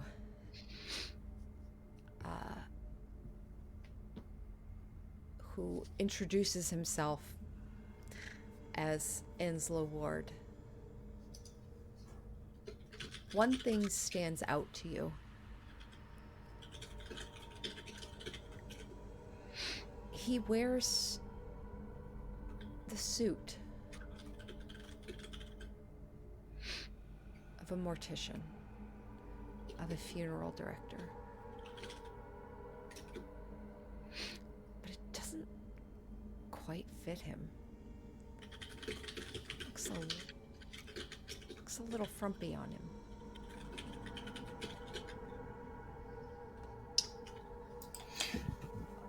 I'll say that in Vesper and Kalakis' head. Maybe this isn't our funeral director. It's been replaced. If I may ask, are you feeling all right? Quite well. A lot of stress lately, maybe. You look a little gaunt. Well, I've been working out. Oh, well, that's Kind of perfect. shifts his Healthy shoulders body, back. healthy mind. It's a very good way about keeping healthy and moving forward. Yes. How long have you worked here, did you say? Because Kalakis, I could have sworn you said you did come here, but maybe we just don't recognize the funeral director. I thought I had, but judging by this young man's demeanor, I have not. You might be speaking of my father. And he gestures to the canvas behind him. He ran this funeral home for years before he passed and handed it over to me. In his mind, Kalakis is like, yeah, just get this over with. And what was your father's name? The air behind the mortician starts to shimmer, and you guys see a spectral version of Vesper appear there, and I will get ready to knock him out as soon as Rania is done talking. Yeah, as soon as Rania says that and he looks to you to speak it, go I'll let ahead. him answer. I will let him answer before my echo text. He says, Julian. Julian Ward. And my mother, Marguerite. Well, I'm sorry for your loss. Then, kind of. Thank you. What role do you want me Well, to make? I hope a little rest helps. Just a roll to hit.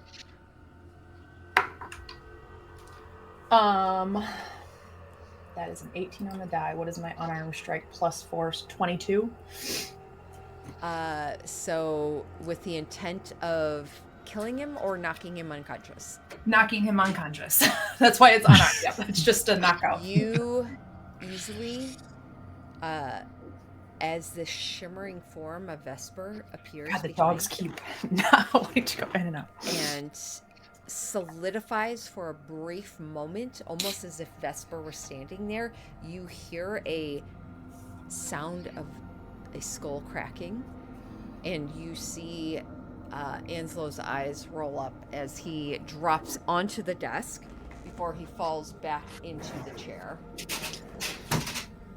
All right, so we should have a few minutes before anyone walks around. And I'm gonna casually, as if nothing has happened, like walk up to the desk, grab the book, kind of leaf through it, looking for any kind of alphanumeric code that B7 could be referring to. If there's like a list of bodies or like any kinds of lists in there, as I also just keep walking along the hall towards the back. Roll me a investigation check. That is a 25 or 25. 27 if that's a failure. 25 is more than enough. You initially go to reach for the ledger, and instead you grasp that thick book. And as you lift it, it's heavy. You lift it, flip it open, and start scrolling through the pages. You see pages with scraps of fabric on it. You see pages with perfectly dried flowers. You see drawings of various caskets, bouquets, headstones, monuments. You gather this is the catalog. And as you flip through it with you guys are fucking level 5. Insane investigation checks. I do have expertise in investigating. You see under the drawing of caskets, one that has a reference number next to it in particular, because each casket has a reference number to it, and you start to see them. C1, C4, C7, 03, 04, and you flip backwards until you find the B's. And you find a page with a neatly drawn black walnut casket with the descriptor beneath it. Black walnut, the color palette on it, with ivory satin inlay, 75 gold pieces, and next to it, the reference number B7. I'm gonna pause for a second. Hold on. And was the casket in the currently ongoing funeral black? As you were flipping through, and probably the rest of your party continued down that hallway, you see 2 rows of caskets. Various types: chestnut, cherrywood, oak, pine, walnut, slate, marble, stone, all set up for viewing and showing of different types that can be purchased. And as your party kind of starts looking through, the other thing you notice in this long back room, amidst these caskets off to the right, there is a door. And you see one casket that seems to match the color. Placus is kind of just over your shoulder and sees the black and then the gold. He's, that's actually not a bad price. It's a pretty good deal. Okay. Well, we could just steal it. But I think we're looking for. An entire casket. I mean, Why would you want to steal? Who are you going to? some people sleep in them. I don't know. What are we looking for? This casket, and I'm gonna flip to the page with the sketch in color: black walnut, white satin inlay.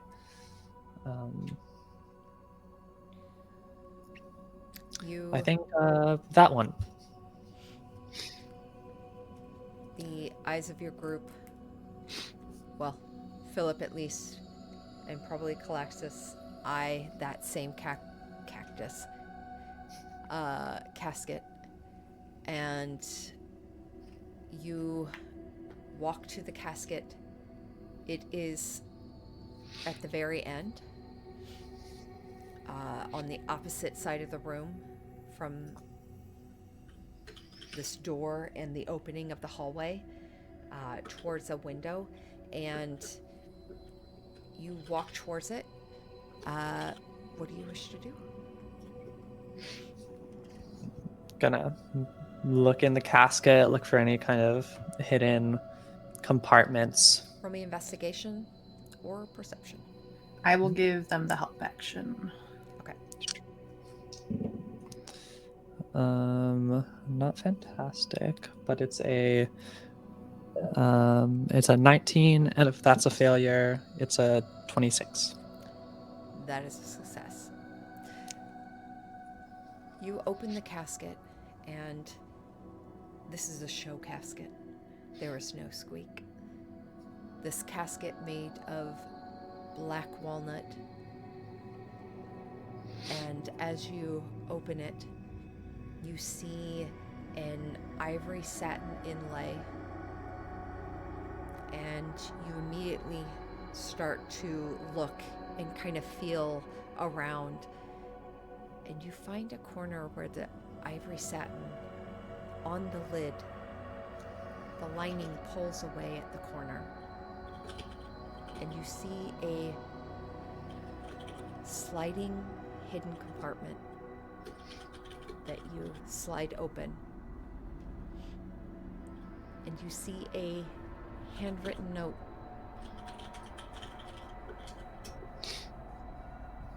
Which I assume you grab. I do.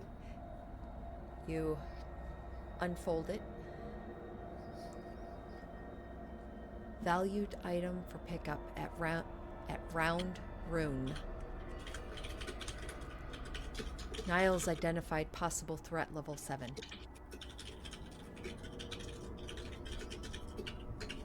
Well, I guess we're going on another goose chase. Anyone heard of the Clackus looks at round Vesper. room? Is this usually how your jobs go? Like running from place to place? Oh, I work for a circus. I wouldn't know. I'm a baker. That sounds fun. I'm a guard at the Black Staff. No.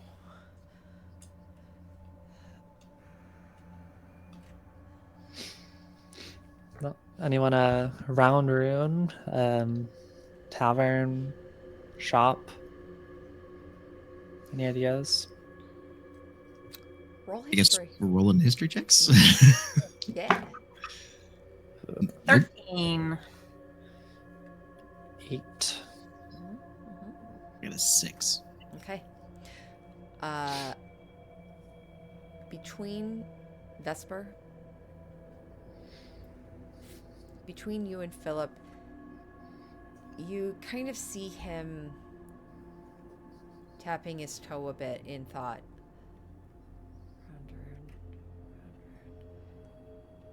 Why do I know that name? And you... Kind of funny if you think about what we saw of Toril. Round rune, anyway. Jeez. Sorry. No, you're bringing clarity back to the situation. All right, round rune. I think that's a magic shop. Sounds about right. Eclectic, if I recall. I've never actually been there.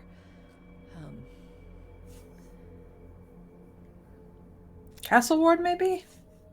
North Ward's a bit stuffy for something like that, no? Maybe.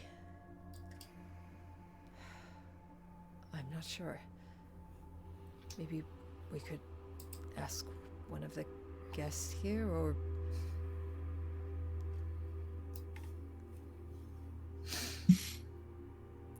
I'd say we could ask the owner, but you seem to have your own personal feelings on him. We could kill him and then speak to his spirit.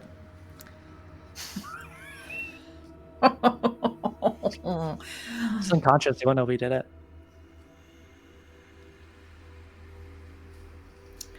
You We could said try we our were best. on you said we were on a time schedule. He was being an obstacle. He'll be all right, I promise.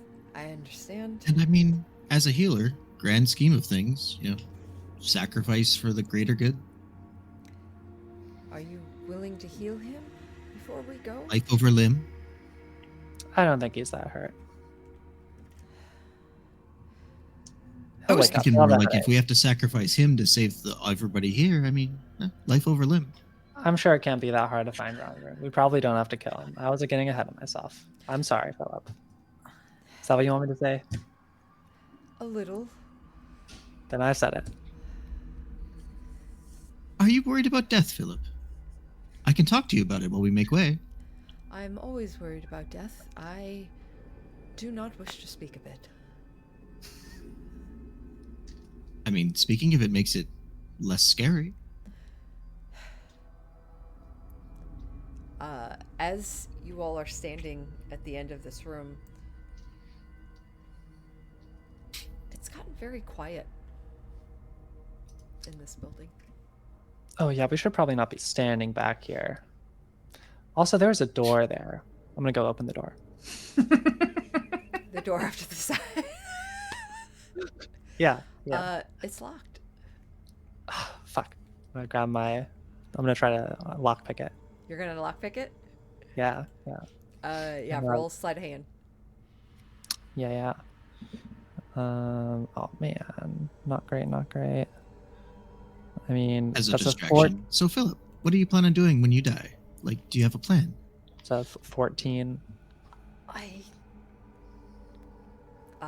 Philip's just fully flustered. 14. You hear the click? All right. I'll open it up. You open the door, and you step through. You see a standing area. Before you see stairs, stone stairs that go below. I don't know if we have much to gain. I mean, it'd be fun. I look back. I'm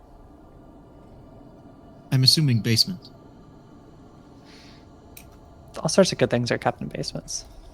Maybe it'd be something helpful. Maybe it's a map of the city that Specifically says in where this the round place. rune is. Bodies, corpses. The deceased. It's a cooler area. Bodies last longer that way. Could be a way into the tunnels, could be a way for the Zentrum to come through if they're checking things out, but I think they're just using the showroom for that. So, I don't think it's worth investigating. All right. We can get out of here then. You close the door behind you, and as you round the corner to pass the service desk, Enslow is not there. Oh shit. Can I creep back towards where the funeral was before? Like stealthily? Yeah, roll a stealth check. Oh, that's cocked. 15. 15. You peer around the corner, one eyeball peeking around.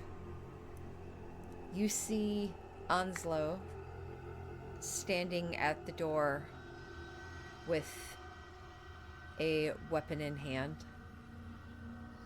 And you see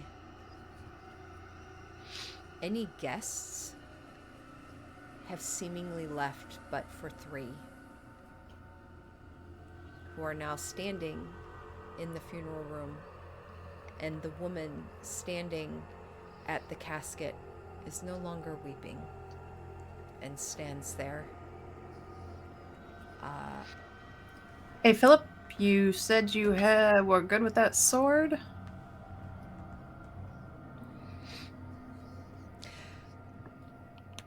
I'm gonna need you all to roll initiative, Okay. and I will throw you onto this map.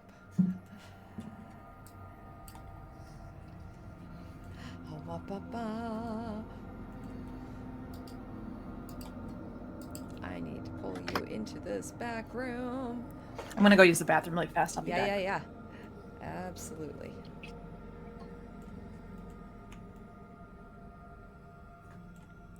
And I ping you all so you know where you're at. Focus ping. Let's get something else going here.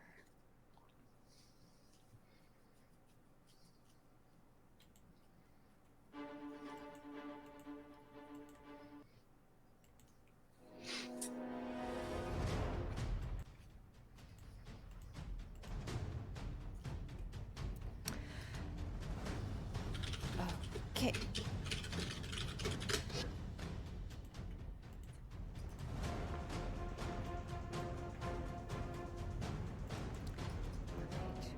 Get these guys all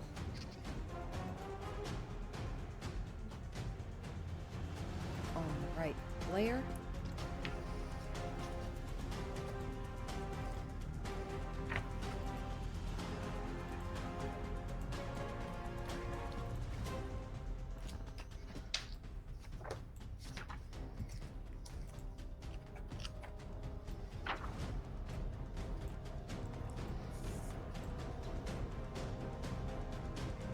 First one.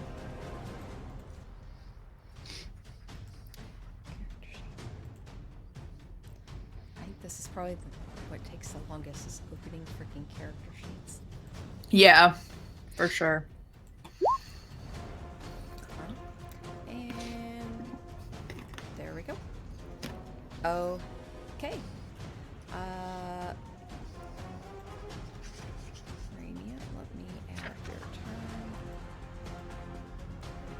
And character sheet for Philip, whose character pod kind of looks like a girl.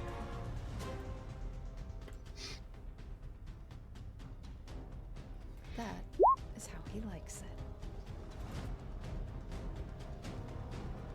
Okay. Rania, what did you roll? 18. 18.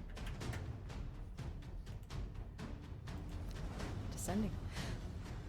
That will bring us to Vesper. I'm gonna move my character token one more this way so that I can say that I saw like around this corner, because that's what you said, right? That I could see the one person. Yep. Okay. That is Onslow that you see at the door. Okay. Onslow. Okay. I am going to take a few steps back. 5, 10 in this direction. Okay. because I want to try to like lure him towards us a little bit. Okay. And I will, like I said, shout back to Philip. Hey, Philip, you said you were good with that sword, right? As I pull up my own long sword and shield. So as a bonus action, my echo will come out, and it will just be, I will have like essentially left it where I was and kind of stepped outward, and this iridescent, bubbly, shimmering version of myself stays put. So my echo's out, and then I will have readied an attack for when something gets close enough to my echo to hit, and I will use my attack via my echo. Okay. I'm going to make your echo be pink, and Beautiful. you do have control over it. Okay. That's my turn. Perfect. Okay. Rania. Yeah, I'm gonna move. 10, 20, 25, 35. I'll bonus action dash, so I have 45 more feet of movement, so I can see what's going on. 15. 20. A lot of people here.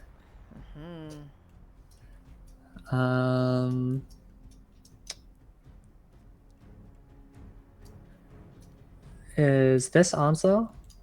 Yes. Okay. I'm just gonna take an attack action and then continue moving.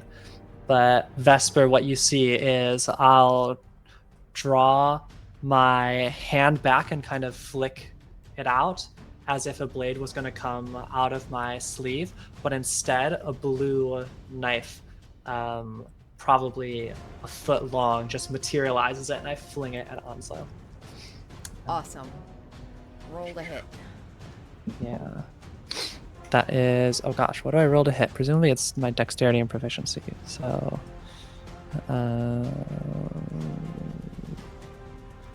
so my proficiency is 3, so 23 to hit. That hits. Okay. Let me read something. Just making sure I know how something works. Okay. I think it is simply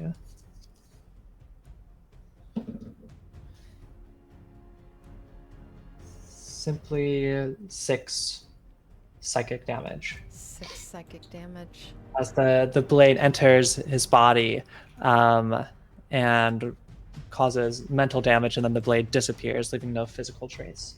He squints and you hear a grunt before his teeth grit. Okay, then I will move back. I had moved 25, I think, so 30, 40, 45, back to here. Okay, that's my go.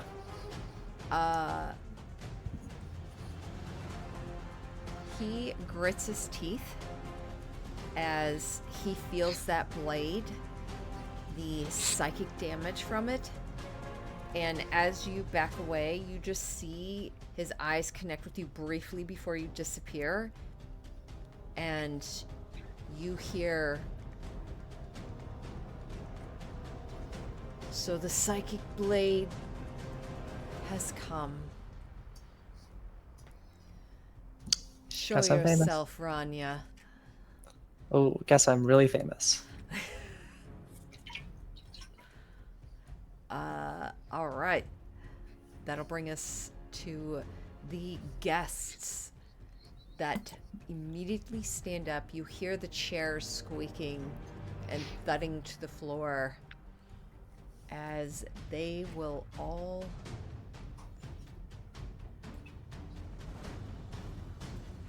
You must make some amazing cookies.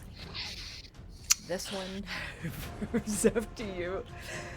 And you see this guest who initially had like a cloak, the hood down, was just kind of resting over them. You see they have thrown it back and they have full leather armor on, and he pulls out a mace and he's gonna swing it at you. At your Echo, actually. And I had my action held, or my action held when he came within range to hit, but it's Got only it. an 11, so I don't think it does hit. Oh, that just meets it. That beats it. Oh, really? Okay. Mhm. Damn. Okay, I'm not familiar with my dice anymore. 3 slashing damage. 3 slashing damage. All right. As he is going to make 2 mace attacks at you. The first one's a 15. Misses. The second is a 20 That hits. for 4 bludgeoning damage. That echo disappears, but we'll keep it close because I'm going to pull it out anyway. I'm just going to move it like into this window for a second. Got it. I'll move it over there real quick. Okay. Perfect. And he moved 5, 10. It pops like a bubble, essentially. It's just this like quick little shimmer of iridescent before it's gone. 25. And then he darts back around the wall. Next one. Oh, I forgot we're level 5. I have an extra attack, but that's okay.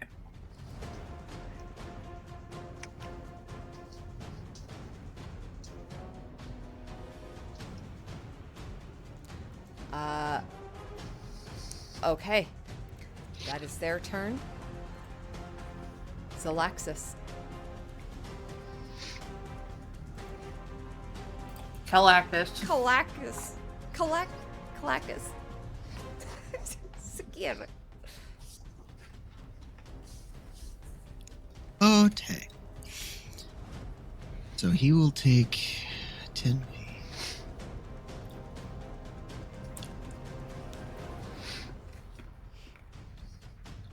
Yes, 30. And that will be everything for him because he can't see anything.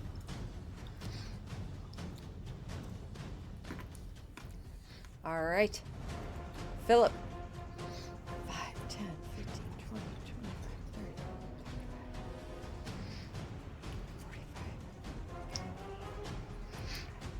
45. Philip draws his longsword and immediately runs forward and just says, "I'll protect you," and runs right into the middle of it. 2 of these thugs, one of them was holding their action. Actually, no, because he was the one that already took his action. Or no, he was the one holding. He will take a mace attack at him, which I believe misses. Sure does. And then the other one was holding a heavy crossbow attack, which also misses.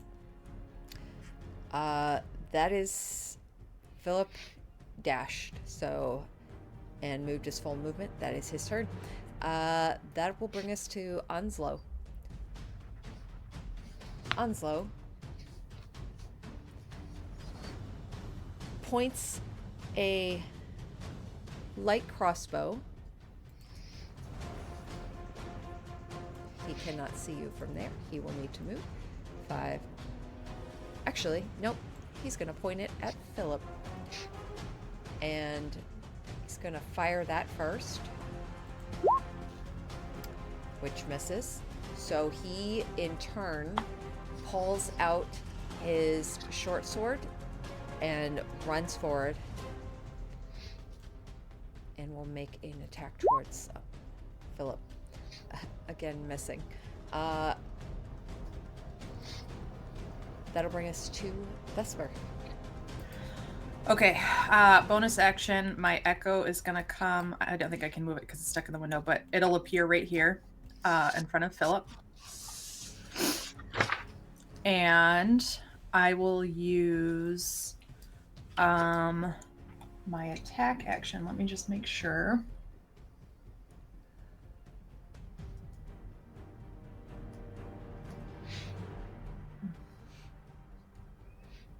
Yeah, when you take the attack action, any attack you can make originate from your echo space. So I will use both of my attacks, but they will both be coming from my echo. But I will also use my movement to move up here. So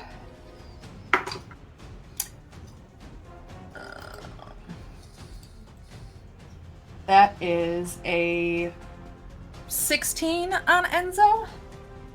That hits. For max damage, so 12 slashing, and I'll do that again. Nice. Yeah, that's even higher. Again, almost max damage, so for another... Sorry, 13 on the first one, 12 on the second one, slashing on both of them. Jeez. And it is magical because it's the +1 longsword that I'm using. You cut into Onslow, and he falls back with that second heavy hit. He falls back into the wall, and you see kind of like this burst of blood behind him as he slides down, and he looks at your echo, and then Philip, and then back at your echo, holding a hand against the wound, trying to staunch it. You've made an enemy of the Shadow Thieves. Before he passes and dies.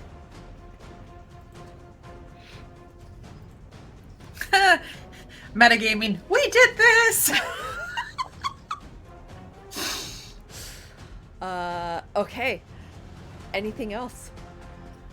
Action, bonus action, part of my movement.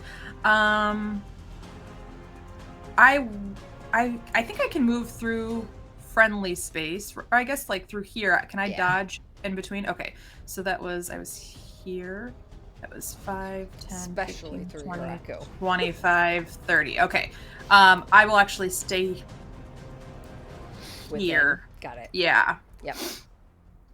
Okay, that's my turn. All right. Rania. Okay. I'll run forward. 15. And you guys can also move through my echo. Oh, there's a person Yeah. right there. Okay. That's me. Yeah. Let's see. So there, I can like see around this corner. There's enemy here and here, and also couple. Is this a person or is this the person in the casket? That was the Weeping Widow. Gotcha. Standing next to the casket. Okay. That is now holding a hand crossbow. Gotcha.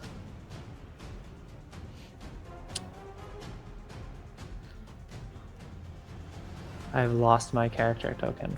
Oh, Am I, like, hiding it or it's somewhere? It was under Philip. Philip. Oh, here we go. Okay, there we go.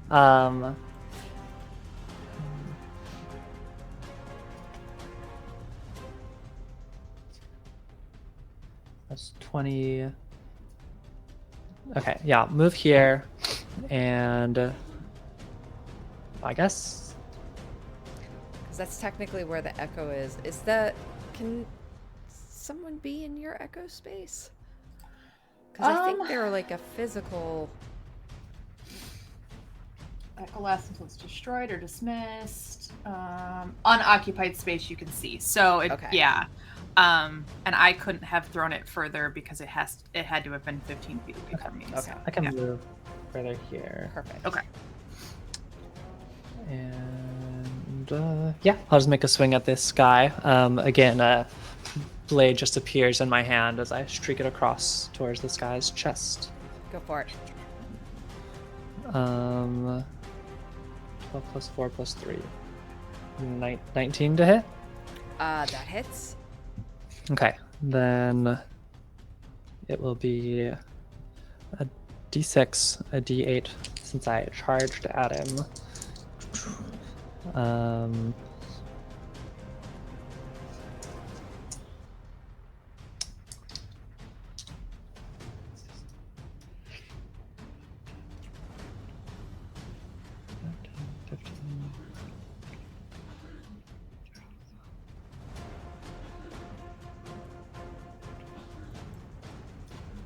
Okay, 7.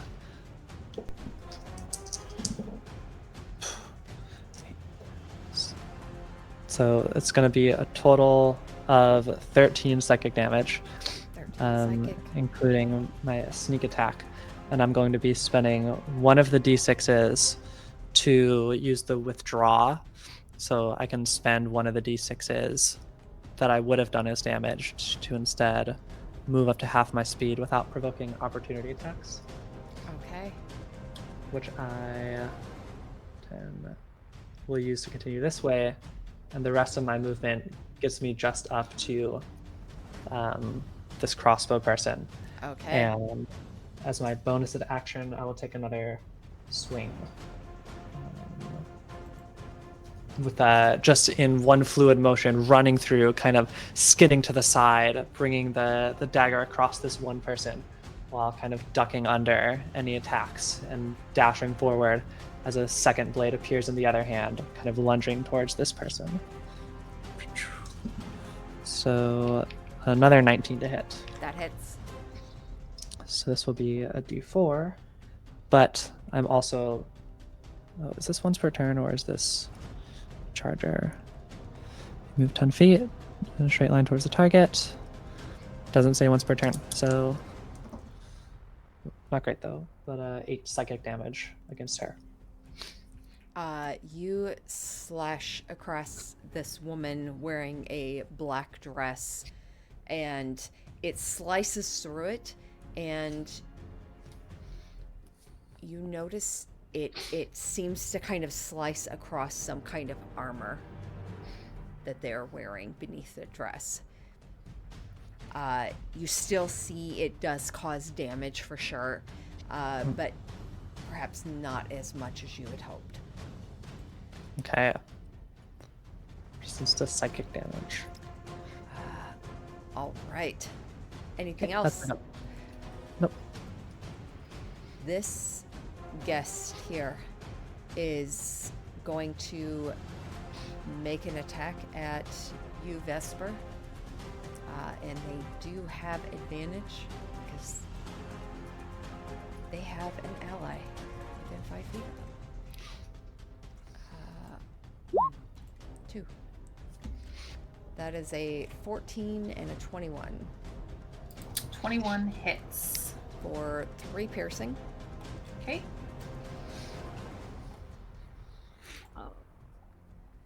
And then he's going to use a bonus action. Actually, he's going to use his movement and a bonus action to disengage from... Oh, no, wait, I'm sorry. I'm looking on the wrong sheet. He's going to use his movement to move right there. And that is his turn. The other one is going to move here. And they are going to make their 2 attacks at you. With advantage. 2 20s, not natural. That hits still. Yep. Total of 10 bludgeoning. Okay. That is his turn.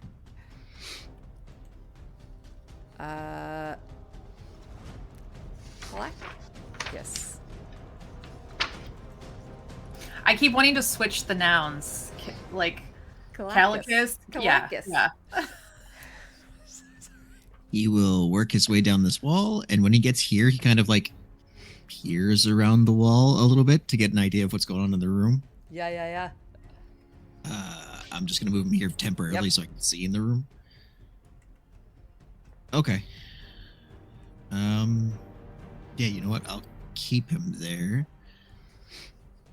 And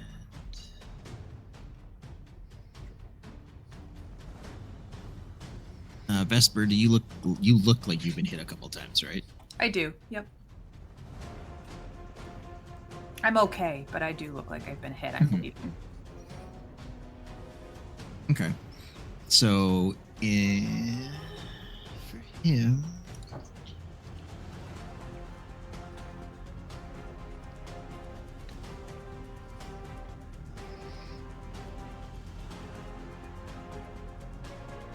That can't be right. There we go. So 10-foot radius square or circle. So yeah, basically both the guys in this circle will need to make con saving throws for me. He will reach out and in Infernal, essentially it's just, and he will cast Wither and Bloom. Nice. That And is then- a 15 and a 13. 15 saves, 13 does not.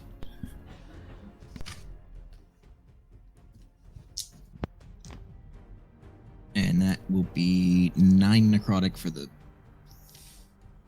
fail, and then 4 for the save. All right. And then, Vesper, you can roll one of your hit dice and gain that as hit points. And that'll be plus 6 as well. Oh, okay. Do I add my con to that, or is it just the hit dice? Is it like a normally rolled hit dice? I think it's just a normal It's just the hit hit dice. dice, and then you add his. And it's my His. spellcasting. Okay, Yeah. okay. Yeah. That's fine. I just want to make sure I wasn't adding my con as well. Yeah, So that's still 11 hit points back, which is good. that is good. As the spell hits, and it's almost like this creeping.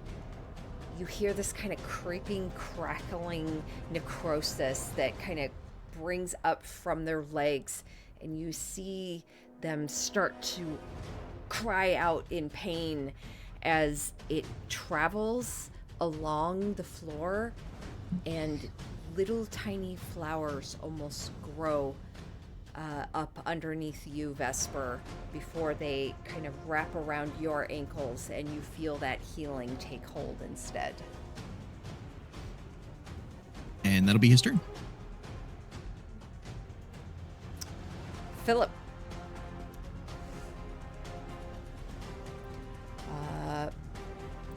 He, hearing Anslo, says, I don't think he's the funeral director. That's why I knocked him out earlier. 15, 20. Actually, he's going to go right there, and he's going to make an attack at this guest right here. It's like a totem pole. A little tower. That definitely hits. A little flank on flank on flank. Yeah. For 11 slashing. Hell yeah. That is his turn.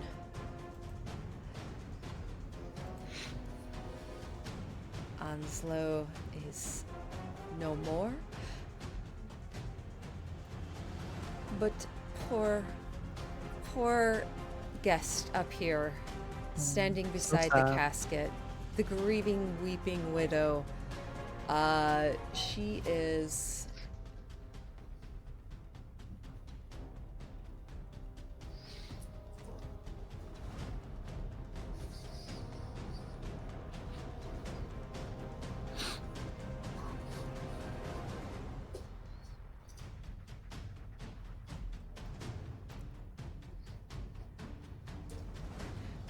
She is going to make 2 attacks at you, Rania, with a short sword.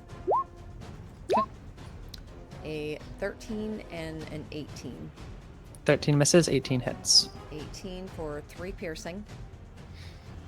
I'm gonna use my uncanny dodge, so I'll have the damage to 1. Awesome. They are going to use their bonus action to disengage.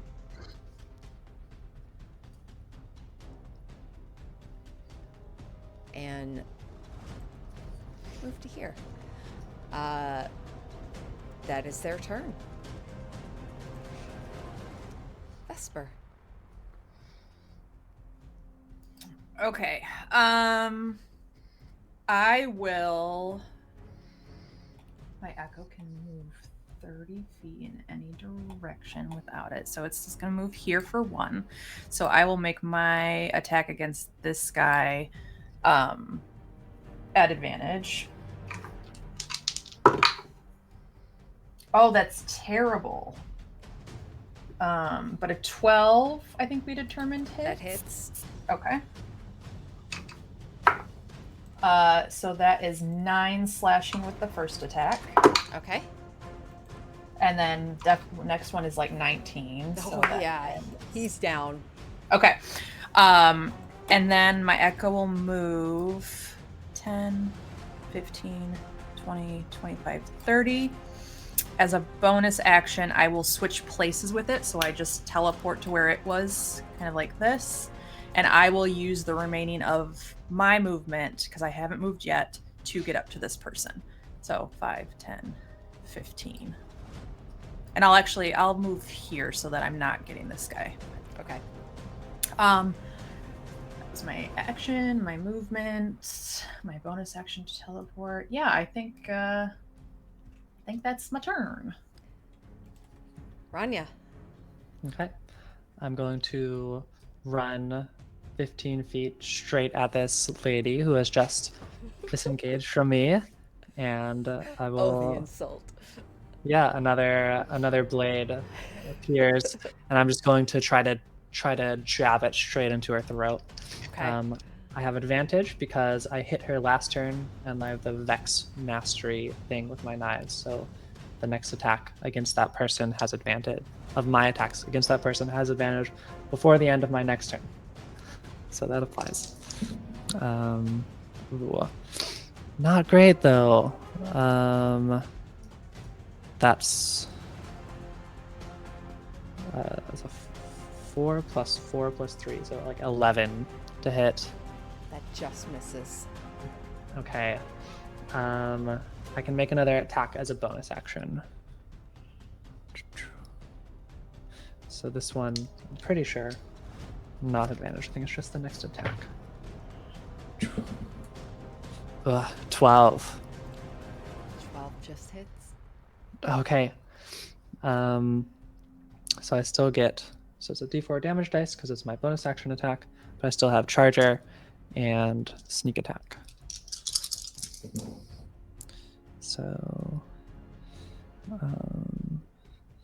6, 7, 11, so 15 psychic damage. 15. This blade slices across, and the widow holds her arm up, and as you slice across, you catch a good portion of one of her arteries, and blood starts to gush as she screams in pain and grasps at her head, now the blood splashing against her face. And as she regathers herself, she grasps her own short sword. Anything else? Nope, that's my gut. That'll bring us to the guest. This guest is going to go. The echo confuses the shit out of him. He's gonna turn and make a hit towards Philip.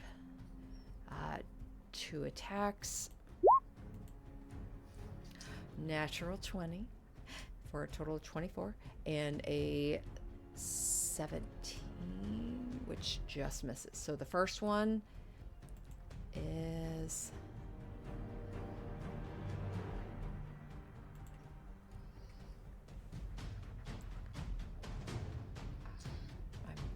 sorry, I keep forgetting I have to double this. That is 6. 9 damage. And then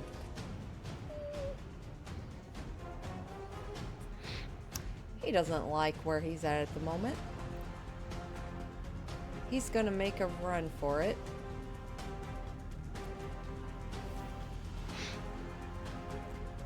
He's going for the door. If you're, I don't know if you've already used your opportunity. My echo can. Yep. Unless he disengaged, because I know they've been doing that. He does not have the disengage action. Okay.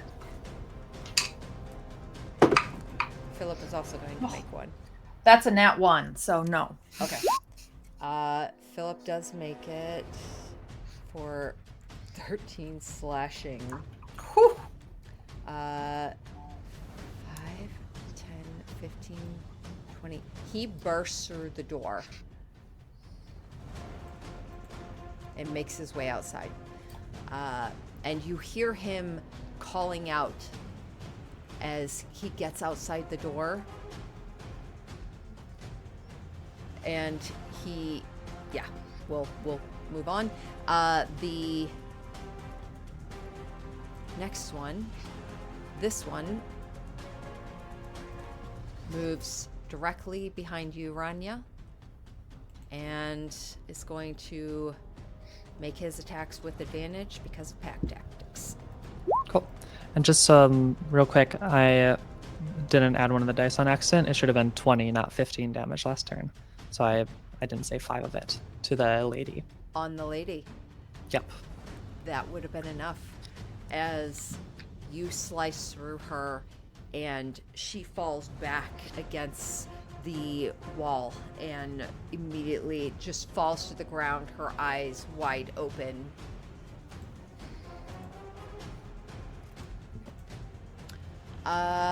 First hit. Oh, so no pack tactics then. Which means he probably would not have moved if she had died. So he's going to stay where he's at. But the first hit's a 20 That hits. for 8 bludgeoning. I will use my reaction to have it to 4. All right. The second one most definitely misses. That is his turn. Kalakis. Okay, so he saw Buddy run out the door.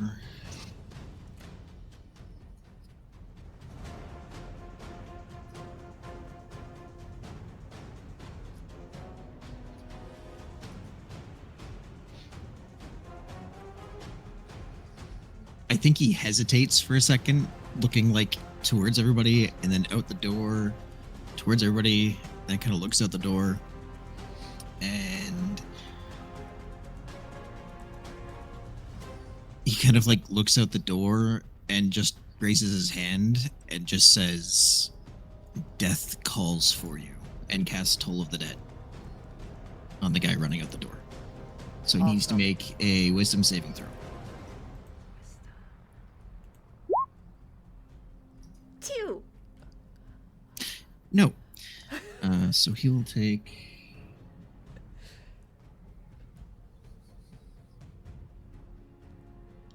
8 necrotic damage.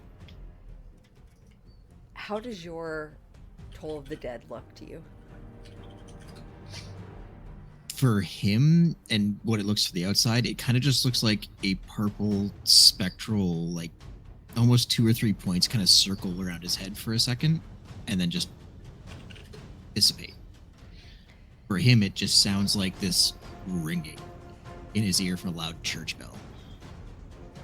As it rings, he suddenly comes to a stop, almost like frozen, and you see his head, because you see him from behind, kind of twitch to the side before you see an explosion of like purple liquid as his eyeballs burst from this necrosis, and he falls forward and dies.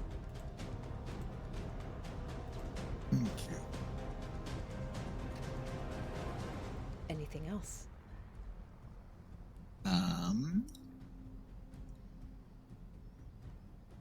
No, that will be everything for him. Philip.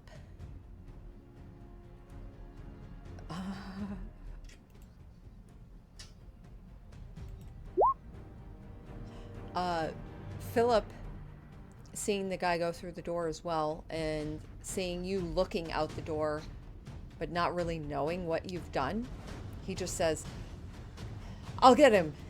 5, 10, 15, 20, 25, 30. He bursts out the door and nearly trips over this guy, this man's body, as he stumbles over him, longsword in hand. Oh shit. That will bring us to... Nope, they're both gone. Vesper. Okay. He's going to kind of whirl this way in the way that like his back goes against Ranya's, and it's almost like a dance motion that it's so fluid before he kind of ends up over here. And I will do, and I think to Ranya, you hear, you'd make an excellent dance partner before he actually takes his attacks on the guy. So, let me see. Oh, that's another nat 1. I gotta stop using that dice. Yuck. The next one is 17 plus 5, 22. Oh yeah, that hits. For God, I don't remember what these are. Only 4 slashing.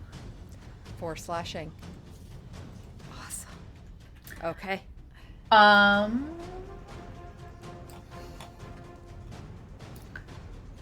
10, 15, 20, 25, 30. Nope, he's not close enough. Okay. Yeah, my echo's just coming in for support.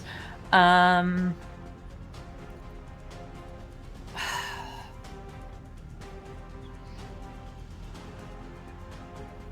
feel like I want to try to intimidate this guy into telling us more information, but my brain is like not coming up with words right now.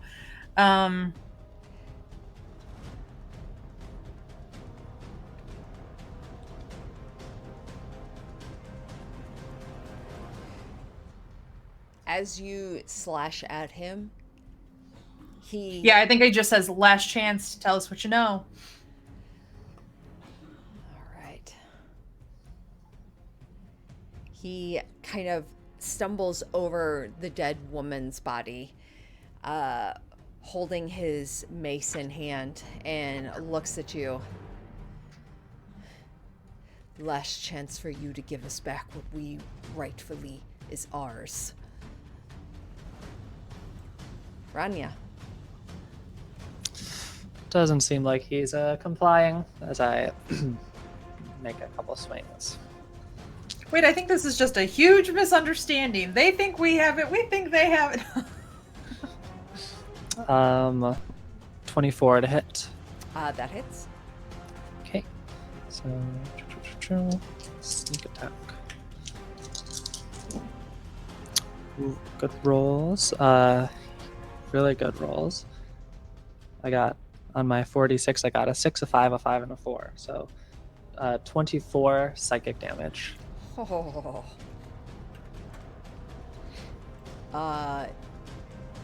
You slice at this individual, and he cries out, pressed against the wall for a moment. Anything else? If that doesn't bring him down, I can attack as a bonus action. Mm-hmm. 21. 21 definitely I hits. just, like, write down +7 on this piece of paper so I can just see it. I don't think I have anything to add, just this d4. 7 psychic damage. How do you want to do this? Yeah, the first one just crosses across his body, kind of leaving just for no like visible wound, but just for a moment, a kind of brief glow across his body as he kind of pitches in agony. And the second one kind of goes straight into his chest, again leaving nothing. And as he slumps to the ground, and I let go of my hand, and the weapon just dissipates. Looks like he had a heart attack. Shame.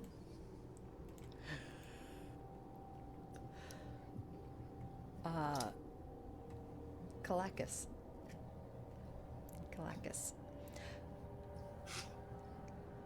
You hear the sound of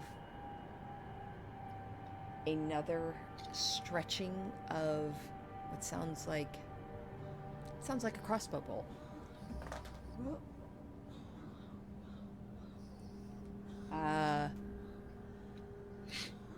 Yes.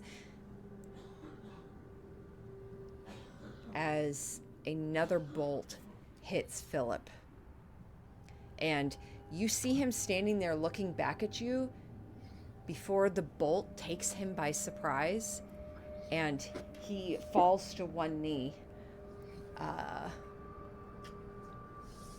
Taking damage. But you all are out of initiative. What would you like to do?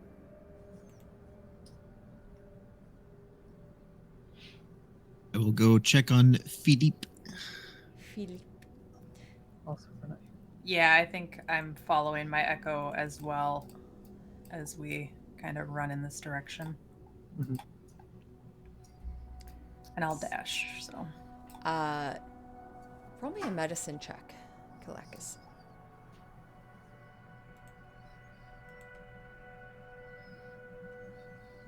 That will be a dirty 20. As you run up on Philip, arrows typically bounce off of him.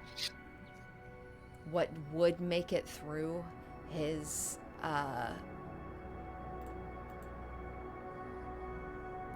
armor class, his armor that he wears, would leave a scratch, which it has.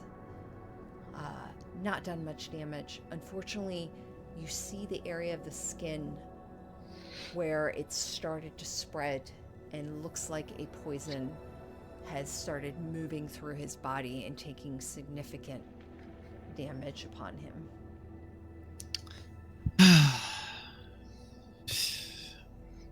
Well, at least it's minor. And he reaches up and just casts his Lesser Restoration.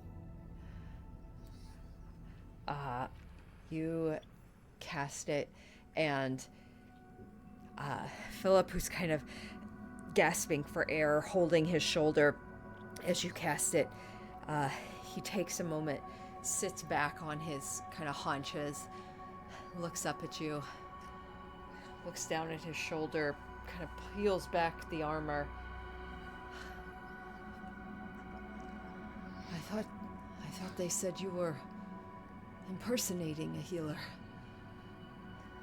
That's because people are stupid. Thank you. Thank you. I kind of nudge him with his healing potion. Drink up, TikTok. Oh, yes, that's right. And he will down that.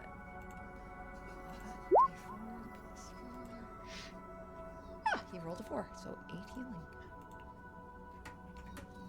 As I've been trying to tell everybody since they arrested me, you can't have life without death.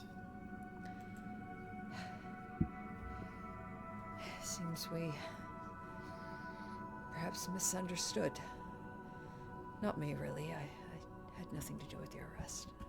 Just the guard. Anyways, as he pushes to a stance and you all exit the Gentle Repose, standing outside,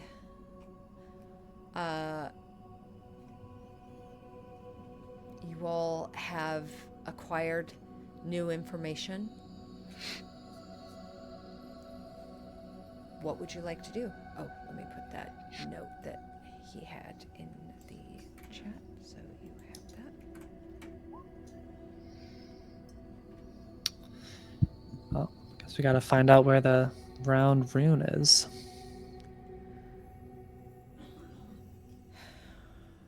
Did I already have you all roll history checks? Yeah. Yeah, none of it's new. Okay. Yeah. All right.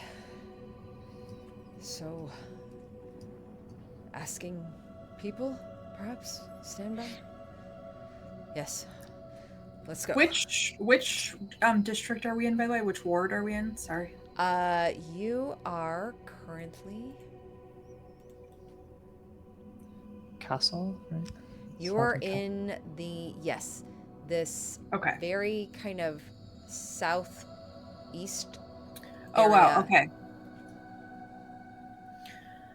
Yeah. All right. Anyone know somewhere that might have more people who would maybe know where the round rune is, rather than? I Shooting the imagine dark. that there's another magic shop nearby, maybe, or like close by in the trade ward here, right? That we've exchanged with. Can I go ask someone I'm familiar with? Yeah. As you all hit the high road Yeah. and start to make your way forward, you see a familiar bakery actually that you once frequented. And as you stick your head in and inquire about a magic shop called the Round Rune, go ahead and let's make it a persuasion check to see. From me, or you said From bakery, you. and so now I was thinking Ronnie. Okay.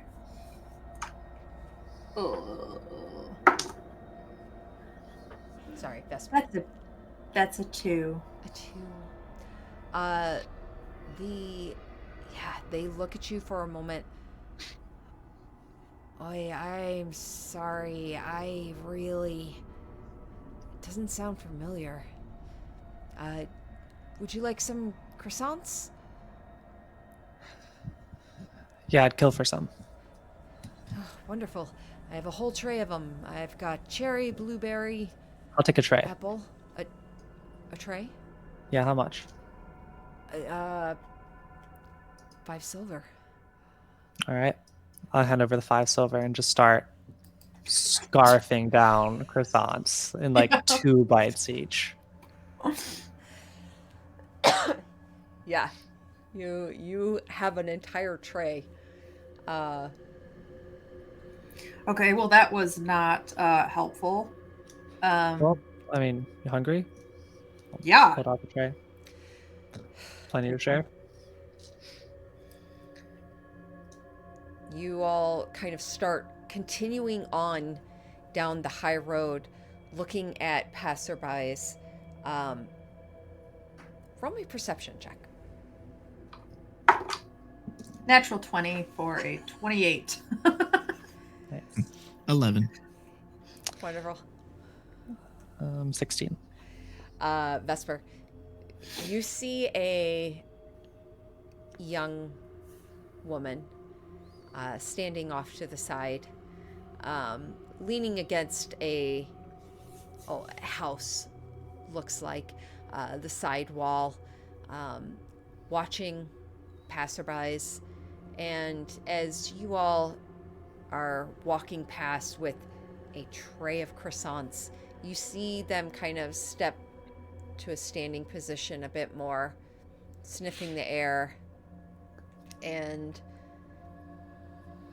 as you kind of see them do that, you notice their clothing looks a little ragged. I snatch another croissant.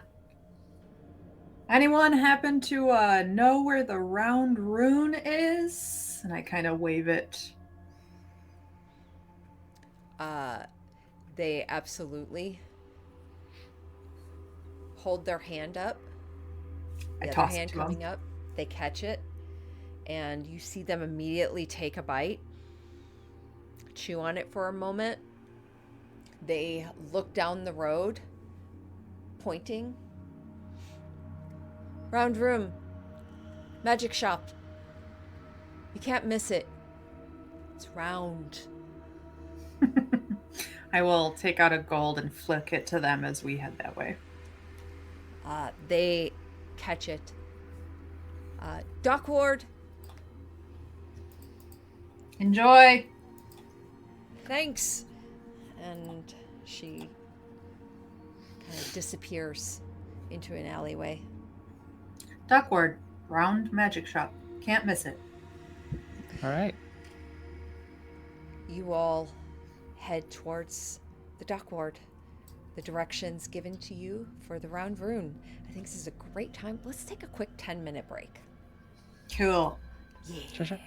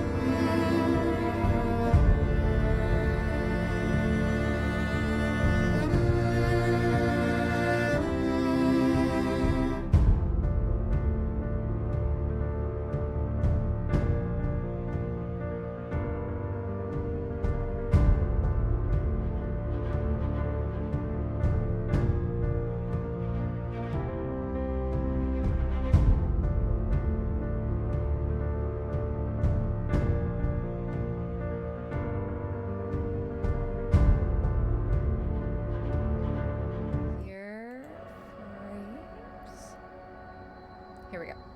Okay. So,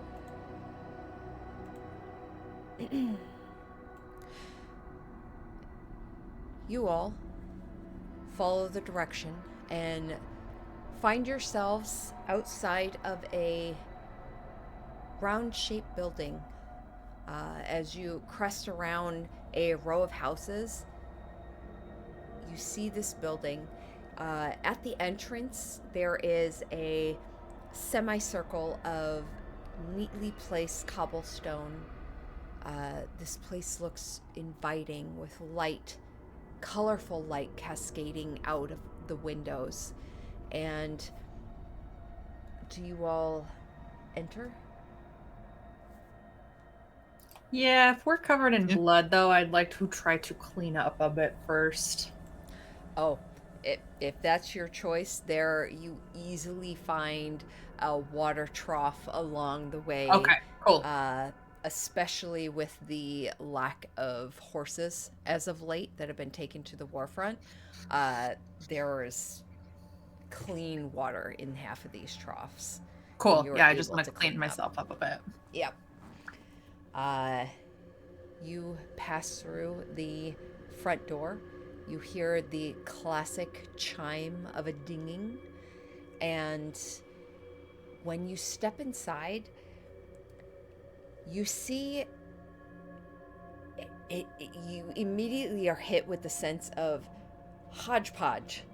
This is a little chaotic. There seems to be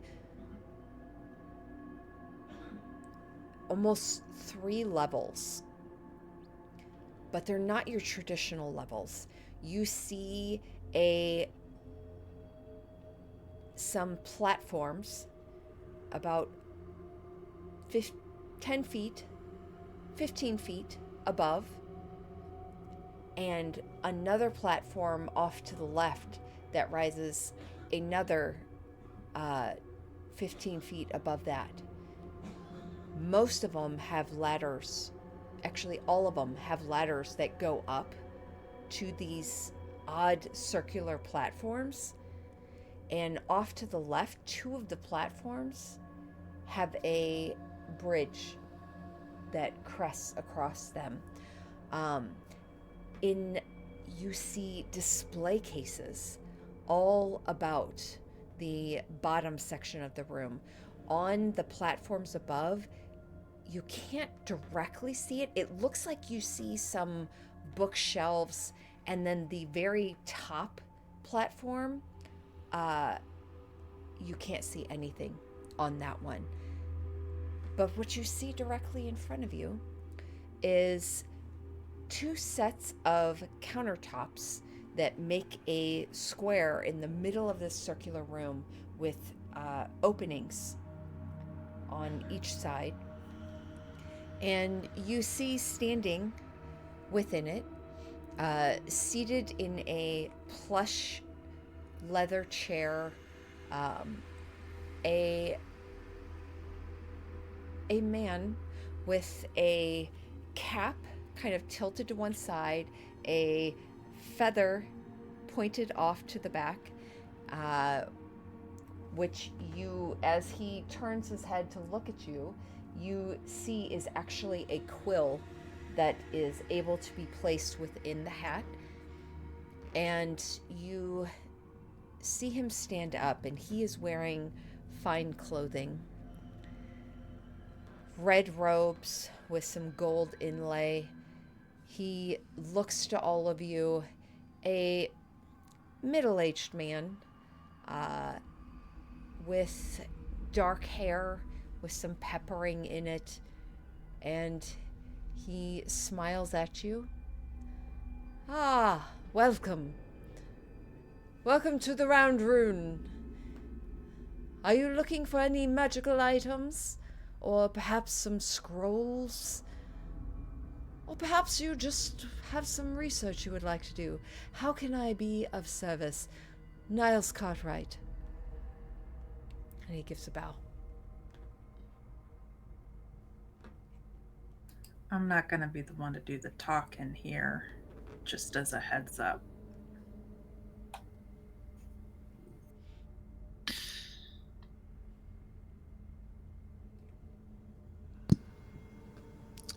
Well, Niles, I think we've actually heard of you. Ah, the round rune has made its paths. Where are you from, good sir? From around here, actually, but I don't mean the rune. I mean, you by name. Ah, At least the first half. well, my reputation precedes me. What may I help you with? Well, Madame? we're looking for something that in the general whereabouts of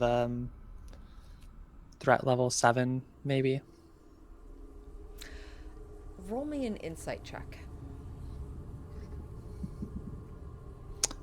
Pretty good, pretty good. 19. Very good. Uh, you notice, even before you have said this, you definitely get a reaction, a pause, as you say this. But you notice before that, even, sweat seems to be beading along the edges of his hairline. And you can sense an almost fidgeting manner coming from him. Niles gives the appearance of a very nervous individual. But you also suspect, with that insight, this man, you already know the name, you know the connection to Fandrin. You suspect he is perhaps a member of the Zhentarim, a man used to fencing items, to keeping secrets, telling lies, which begs the question, what would make a man like this nervous? Can I start looking to see if there was anyone outside paying attention or if there's anyone in here, like hidden, that's watching us? Glance up discreetly at the platforms, see if anyone's Yeah. watching. Above. You start looking at the platforms. You do see an individual seated on the just past the counters on this first level near the back. There is a round rug, very intricate looking rug, and upon it are 2 sofas and 2 love seats, fitted in a square but perfectly seated upon this circular rug. And you see a table in front of it. There is a wine glass set upon it, and you see an individual seated on the couch who is a book in hand, just flipping through it. They're wearing a simple robe or cloak that is drawn across them. They are seated with legs crossed, looking quite relaxed as they flip through this book. You see them kind of look up at one point, eye your group for a moment before they go back to their reading.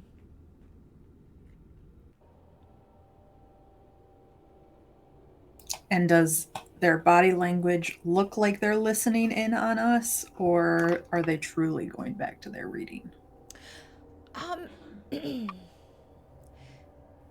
Can I do like an insight Yeah, check? roll me an insight check, just you.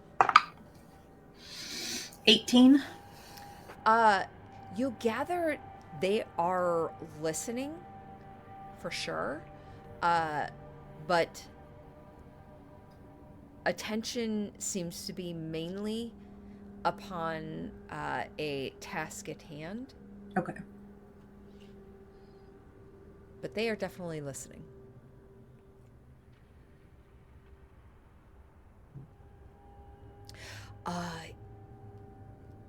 What is it you will threat level? I'm not sure I understand. Oh, it's just like a little shorthand lingo you like to use, something powerful. I see.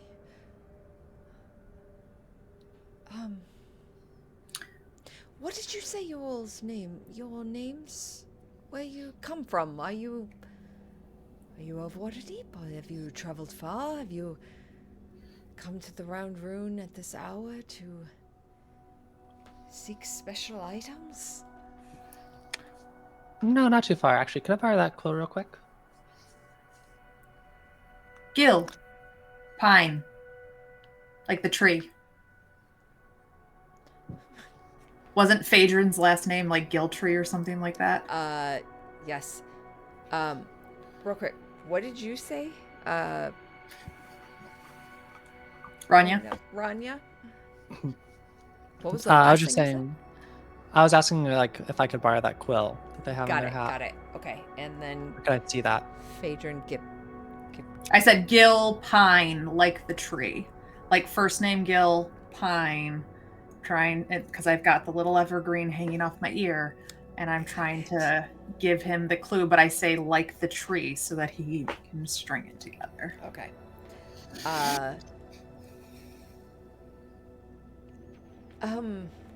You see his attention's kind of torn between the two of you. Sorry, go with the quill.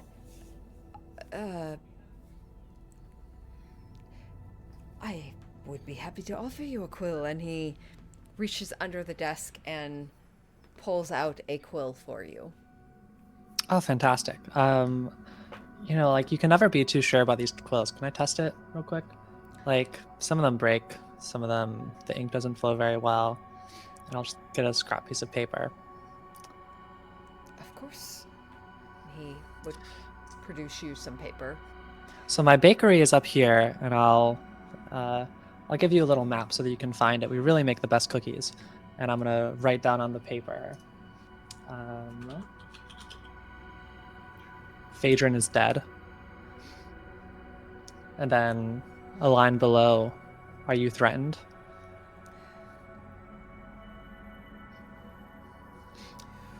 Yeah, really. I mean, the pastries are to die for. I mean, we make some mean croissants. You think you can't get them in that district, but you can. People just don't know about us. You see his eyes on the paper. They look at you briefly before they pull them forward. Hearing your words, seemingly listening, but eyes zeroed in on that. The hands on the paper minorly shaking, and a moment later, you hear the cracking of glass as he looks up and says,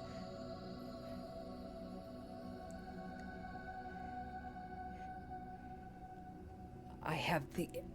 And an arrow pierces through his neck. Blood sprays against the counter, and you see him grasp his throat before he falls into the chair and then expires. I will need all of you to once again roll me initiative.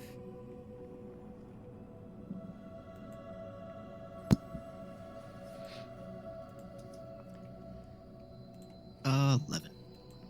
11. Got a natural 20 for a 24. 24. 11. 12.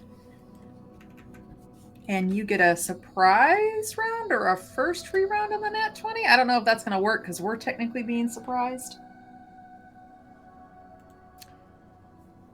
Let me get rid of that. Oh, wait. Shit. That would have been an 18. Okay. And we've got that. And we have, apologies.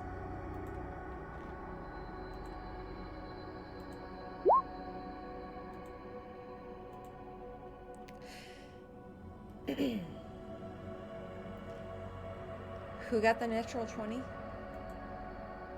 Rania. Rania.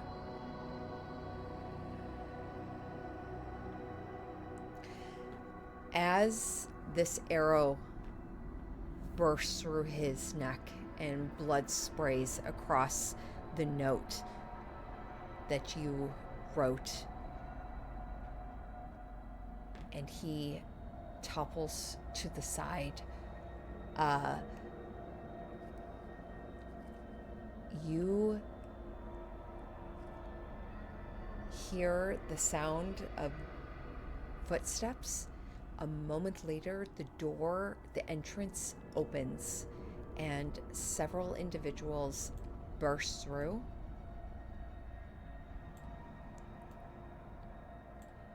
I will bring you all to the map. To your left, where beneath two of those platforms, those first level platforms about 15 feet above, there's a window next to a ladder that climbs up to one of them. The window bursts open and an individual jumps in next to that. I will throw you all into the map. Allow me to move us to that map. And we have initiative going. Let's do this. I don't see us in initiative. Do we need to add ourselves? Oh boy. Let me get rid of you on here. That was probably the problem, is I used your previous, so let me re-add you. Add turn. Add turn. Add turn. And add turn. Philip had 18. Do you remember yours? Yeah. I had a 12. You had a 12. Rania had the nat 20 for 24. 24. Kalakis? 11. 11. Okay, perfect. Rania, as these individuals burst into the room, the arrow that came from the window to the left. Oh, did I throw you on the map? Yes. Okay. The arrow that came through the window was on the left, this window right here. You see just a small perfect hole from it, and you have the first go here. Which window was the bolt from? This one right here. Gotcha.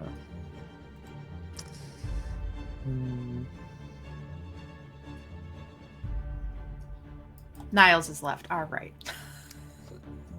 Mhm.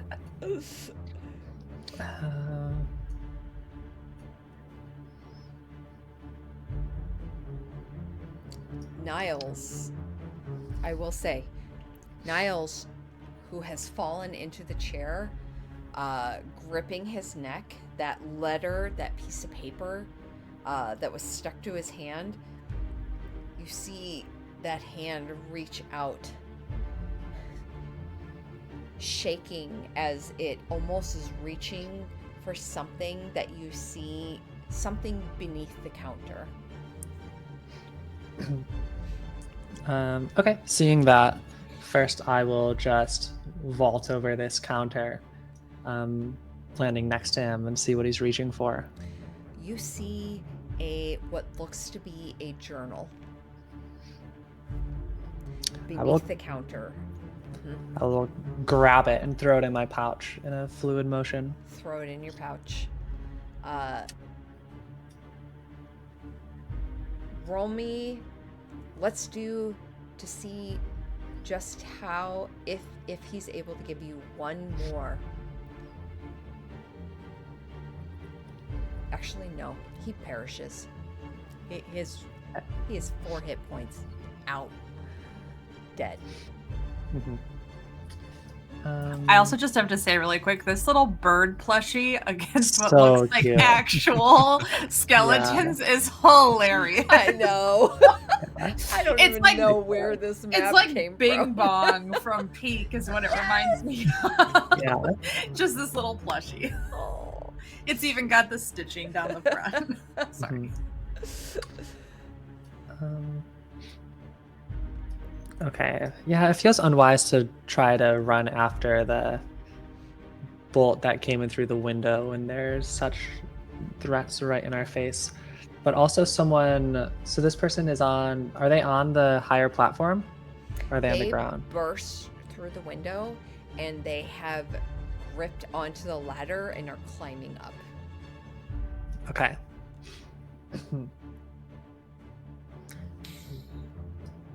Okay. You also see the individual that was on the couch stand up and pull out a that's a very wonderful. What does he got? A long sword in one hand and a short sword in the other. Okay.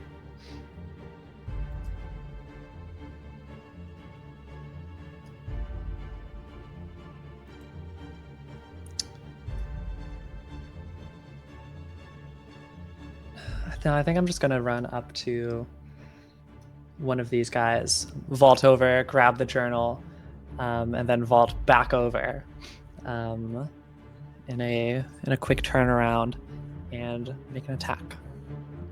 Do it. So 22 to hit. That does hit. Okay. Then just be then I'm charging. So 7 psychic damage. Grits his teeth. Okay. Then I'll attack as a bonus action. 20 to hit. That hits. Okay. And since I had advantage from the last one, I can use sneak attack. Okay. So 13, 15, 18 more psychic damage. You slice once, slice again, and you see him just grit his teeth. The head turns slightly and looks back at you. You hit like baby. All right. That's my go. All right. Philip. Longsword pulled out. I'll show you a baby. And 5, 10, 15. He runs to here to offer advantage. And he will strike at the same Actually, I think he trusts you to take care of them. He's gonna go for this other person. That is a 15 to hit. Unfortunately, that misses. He will make one more attack using his... Barely hits. 7 slashing. That is Philip's turn. Vesper. Okay, my echo's gonna appear right here. Oh. Sorry, I should have told you about that before. Nope, I should have known. Echo, let's tint them. And then I will run up to take my attacks with advantage. Oops. I don't think that's going to hit. No. Okay. So second one. That one definitely does, though. It's a 21. Oh, for sure. And I didn't say that out loud, so we'll go ahead and do this. Oh, fuck. Only 3 slashing damage. That's my action, my bonus action. What the hell? I will action surge and do it again.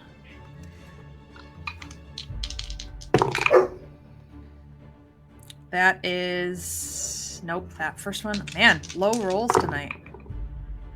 That one is a natural 19 plus 5, so 24. Nice. And I will have dropped my shield for that, and so I will double hand my longsword to get the D10 on this one. Awesome. So that will be 10 points of slashing damage on that one.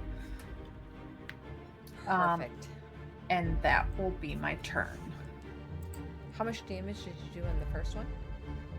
3. 3. So 13 total. Beautiful. Anything else?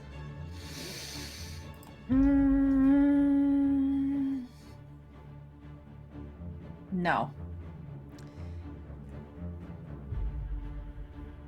That'll be my turn. Before we move to your turn, Kalakis, I forgot to mention, as we moved to the round room, you entered hour 3. Kalakis, your turn. Fuck you for picking like the hardest name. Just gonna call You're you welcome. Cal. Cal. You totally can. Like that was, if anybody asked, he would say you could.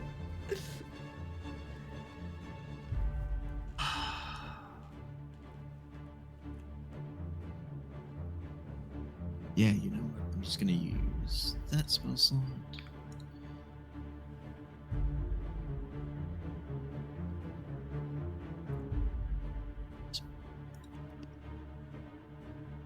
Okay, so we'll do a 10-foot radius, which will hit everybody there enemy-wise. So I need everybody there to make a Constitution saving throw, as he does Wither and Bloom again. So all of them. Con save, you said? Yep. 1, 2, 3, starting from the left. 13 and a 10. Both fail. Oh, sorry, a 7, 13, 10? A 13, 13, and a 10. So Okay, yeah, they all fails. fail. Yeah, so they all take 8 points of necrotic. Excellent. And everything that's kind of vegetational within, like, kind of the area just withers and dies. And... Yeah, a fern just off to the side just completely crackles. The leaves just fall brown I and think dead. Philip will get the healing on this one. So he gets to roll a hit dice and then +6. Awesome. Okay. I had to see what he was at. Give me 1 sec. Oops. He's at. You said a hit die. Fantastic.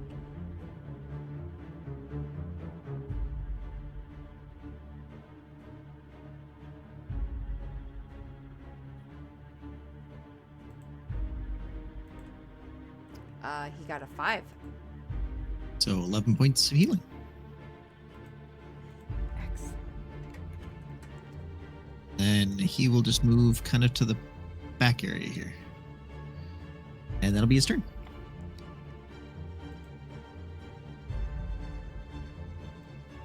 All right. At the end of your turn.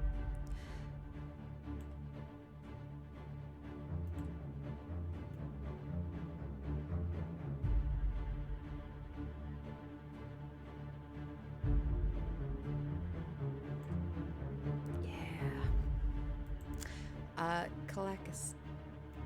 Cal.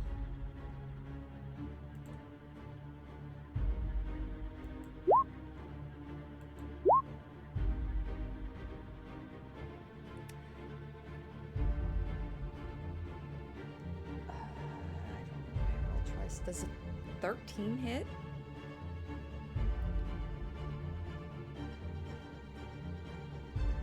You're muted.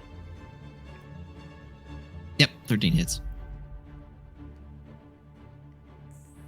Another crossbow bolt fires through the exact same spot in the window and pierces you in the back, the arrow stuck.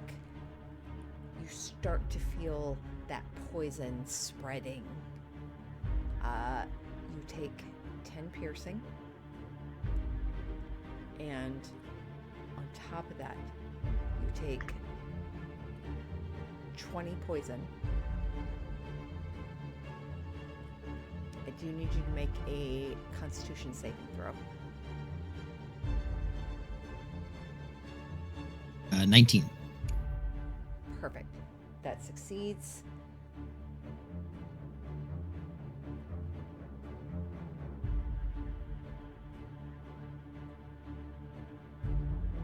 Yep. All right. You are able to shrug it off to a degree so that it doesn't continue to spread. Your natural innate ability staving that off.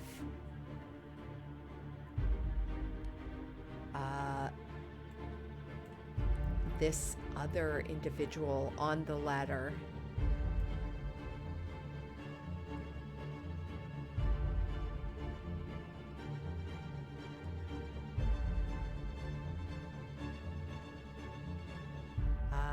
they get to the second. They climb up the ladder and will use a dash action to dart from one platform across the bridge to this other platform and seem to be making their way towards this other ladder. The majority of you cannot see them at the moment. Based on the height and being potential, yeah, they're basically behind like a bookshelf. That is their turn. That brings us to the other individuals. They all will make their attacks, beginning with this individual, who moves back behind Philip. He's going to make a sword. Oh, that friggin' misses. Also fucking misses. Oh no, wait, they get advantage. I forgot.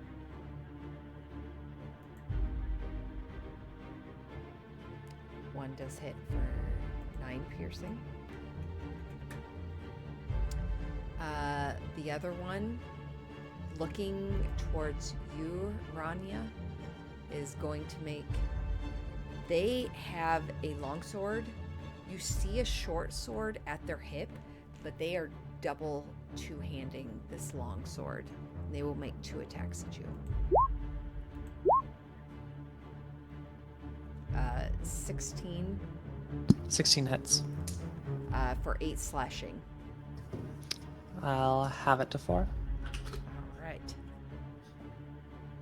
That's their turn. Vesper. This individual, seeing the light move behind him, seeing you, 2 forms of the same person. I'm just gonna roll d20. 10 and under, they go for you. 11 and up, they go for your echo. 9, they go for you. 2 attacks. A 19 and a natural 20 for a total of 25. Yeah, both of those hit. 6 slashing on the first. Okay. And for the second, 15 slashing. I want to check one thing. Mhm. Oh, other than you. Okay. I just wanted to see if my interception, if I could have done something, but it isn't me. It has to be someone other than me. Okay. That is their turn. And this one.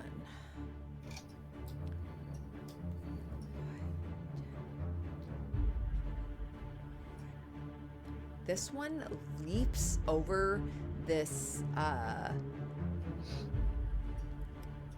table or this display case, glass covered, of potions that lay flat with labels looking upward, just slides over it with long sword and short sword in hand, coming for you, Calaxis, but he can't quite make it. Rania. First, I'm just gonna swing at this guy here. Advantage. So 23 to hit. That definitely hits. Okay, and I will sneak attack.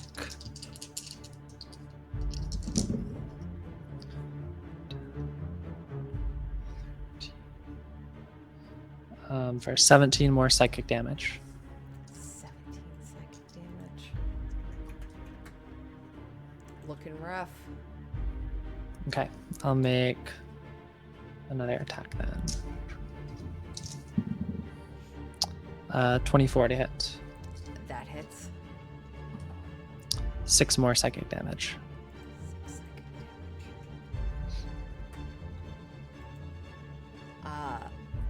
This individual armored with splint armor, you see he is looking at you. You see a symbol upon him, a badge upon his, like the pauldron of his armor. And he looks at you. You will not win.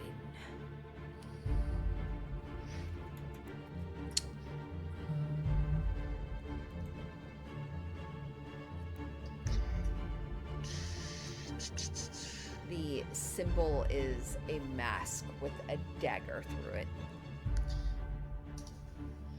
I think I'll stay where I am. So that'll be my go. Okay. Philip. Philip, with longsword in hand, feeling that healing again, turns behind him and just says, "For Toril!" And he's going to raise his longsword and take an attack. 16 unfortunately misses as he swings down hard with both hands towards them. This individual brings up their short sword to block it, and it just cascades along it, sparks flying as they deflect it off. That is Philip's turn. Vesper. Okay, I will take my 2 attacks on this guy in front of me at advantage. 17. That just hits. Okay, and this is double-handed, so this is my D10. That's going to be 10 slashing on the first one. Okay. The second one at advantage, that's even higher. So that is 11 points of slashing damage on him. Nice. And if he's still up, I will expend 1 use of my Unleash Incarnation, which means my Echo gets to take an attack as well. He is still standing. Okay. Oh, that's terrible. No, that's only a 10. So that'll be that. I will use an like the free object interaction though. My foot just hits my shield and buckles it back up, like it like flips up, and I catch it in my hand, and so I have my shield re-equipped. Awesome. And I think I'm gonna stay here. Yeah, I'll stay here and just can keep fighting it out. Val. Cal. Oh, God damn it. I can't even get the short end right. So Like he it. sees this guy charge over a table at him, and he's not doing good at all. He does see that Vesper's been kicking the crap out of the guy near them, so he is going to move there. and he is not looking good at all. Like blood is just pouring out behind him as he runs down over there. And he is going to try to cast a 3rd level spell. That is touch, so it'll be an attack roll. Technically an advantage? Not advantage? It's a melee attack, technically. We kind of have him surrounded. I don't know. Not Yeah. surrounded, but yeah. DM's question. Yeah, no, I mean, yeah, he is. You have flanking on him. Okay. That is a nat 20. Yes. Okay. So he reaches out and not doing well, his eyes start to glow and he grabs this guy by like the side of his like shoulder area and just in infernal and something he essentially says a couple of words and he casts vampiric touch. So it's going to be 18 plus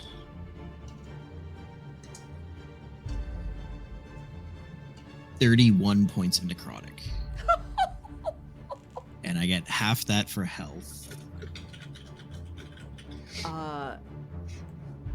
Yeah. As you reach out, you almost see Vesper. You see like the nails of Kalakis. Kyle. Yes. You got it right the first time. Yeah. You got it right. Extend a bit, piercing kind of into that neck, the ends darkening as they pierce in. The skin starts to spread with necrosis. But as that necrosis spreads, you see the skin along his hand lightening ever so slightly as the eyes of this individual start to go dim. All of their skin just withers and crusts as all fat leaves, and Does this kill him? it kills him. Okay, then I'm also going to use Grim Harvest on top of that, which allows me, since this is necromancy, to gain 3 times the spell levels more HP as well. So I get 9 more on top of that. I think Vesper just watches this happen and goes, "That's one way to do it. No life without death, right?" Oh, thank So God. from 1 Philip HP back up to is- 25. Actually, Philip's busy with 2 other guards. Philip Yeah. has no clue. Anything else? And yeah, I guess Vesper, you just see like the arrow literally get pushed back out of his back and like onto the ground. And no, that's everything for him. Okay. That'll bring us to these other individuals.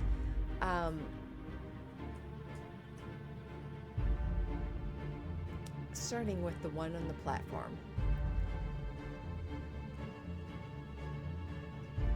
They disappear onto the upmost platform, climbing, darting up the ladder. You have no idea what they're doing. A moment later, those of you out of your peripheral see this individual fly off of the platform, just leaping off, dropping to the ground below.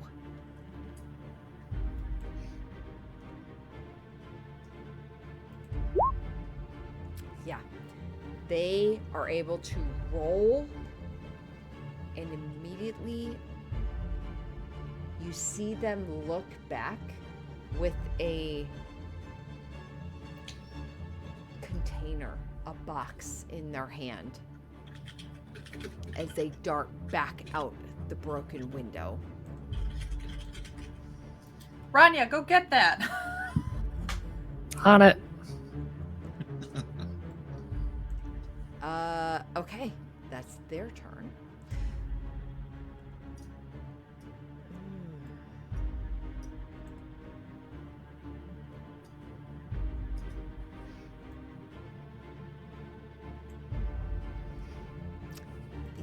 another one. Ooh.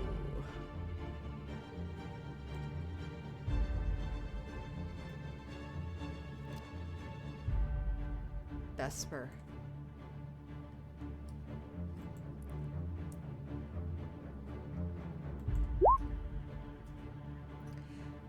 $18 to hit. That hits. That is going to be 4 piercing, Okay. 19 poison. Ooh, okay, I'm down. The arrow hits. Vesper stumbles a bit, still standing with weapons in hand, before you see them, their head turn a bit. They stumble to the side, to a knee, gasping for breath. Val, you probably see this the most, before they drop to the ground, gasping for air. These veins of dark poison starting to take over one of the eyes. That is their turn. Brings these individuals. They are down. This person is going to make an attack at you, Rania. Two-handed. Natural 20 for 25. That hits. For 8 plus 2. 10 slashing. I'll have it to 5. And then the second is a 10, which I doubt That hits. misses. The other individual is going to make a hit towards Philip.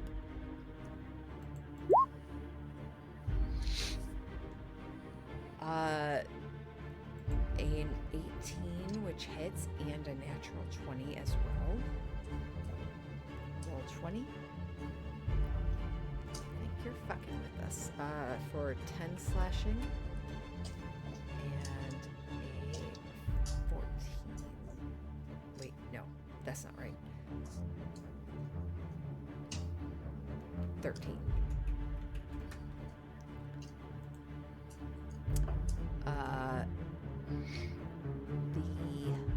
The last one. 5, 10, 15, 20, 25. Gets to there. He's going to make 2 attacks at you, Val.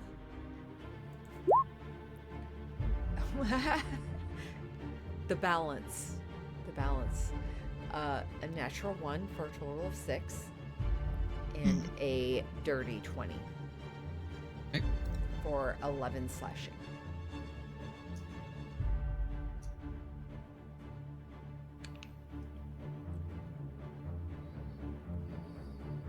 That is their turn. Top of the round. Rania. This broken window, they like leap out of it. Like pretty easy to jump through. It wouldn't be like any extra effort to like go through it as part of moving, or would it? No. Okay. Easy to jump through.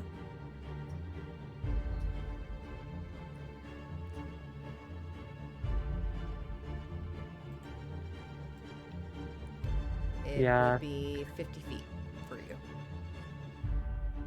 Yeah, I'm just gonna first move, provoking an opportunity attack. They will take it. A 16.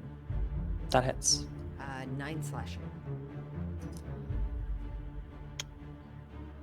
I am not going to reduce it. Okay. I'm not going to spend my reaction. So I'll continue moving. 30, 35, and then I will bonus action dash, so I have 45 more feet of movement. Diving out the window here. Oh, I can't. Oh, I will move you outside that window. Thank you. Perfect. And then right around to this fellow. And I will make an attack. Do it. So I don't have any advantage or any way to sneak attack, even if it hits. That's a 17 to hit.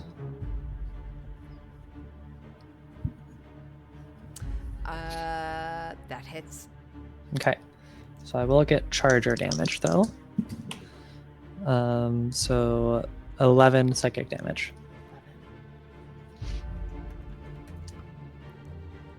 And that's my go. Excellent. And I'll be like, I'll call back over my shoulder as I'm running. Sorry, pals. Philip. Seeing Philip is a guard of Blackstaff Tower. He's used to mages and wizards who take care of the majority of issues. He's really there as a ceremonial. It is rare he has been able to actually utilize the skills he's been trained in. In this moment, looking between these two individuals that he stands, these two enemies he stands within, for him it is pure logic. This guy looks way worse off than the guy behind me. Let's take down one to begin with. So he's going to take a swing at the one, just in front of him.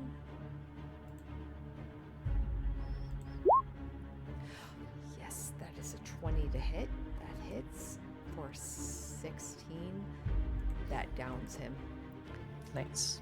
As he looks at the weaker individual, takes his longsword and just almost like a batter slamming down.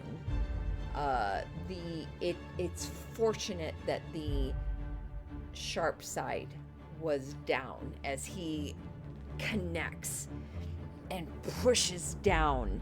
This body slams against the ground, and Philip stands up, puts a boot to him, yanks his longsword free. Some blood splattered against him, and he just almost looks up wide-eyed. For Toril! Holds up his longsword and turns towards the other individual. That'll bring us to Vesper, who is down at the moment. 14 on my death save. Beautiful. That's a save. Your echo does disappear, correct? Yeah, I was just leaving it there, but Yeah, it is not yeah. present. I'm just gonna move it outside the wall. Okay. Okay. Cal. Okay, so he will immediately just reach down and cast Cure Wounds. And it's 9 HP for you, for Vesper. Bringing them back up. Nice.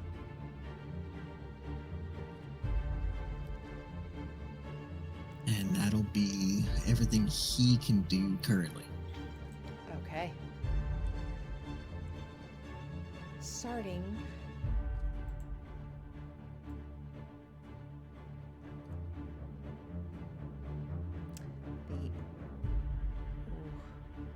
I am. Oh, okay. I was gonna say I am prone, so a ranged attack would be at disadvantage. Yeah. And you'd have severe cover from the guy standing in front of you. Yeah. Yeah. I would say definitely some half cover going here. Val,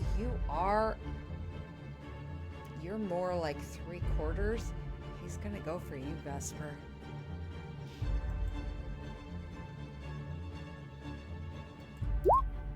half cover is a +2 AC, is that right? Yes. Okay. You rolled an 11. Okay. As this crossbow bolt skips off the case, you just hear the sound of metal against glass briefly, and you see that cutting against it as an item just flies past you.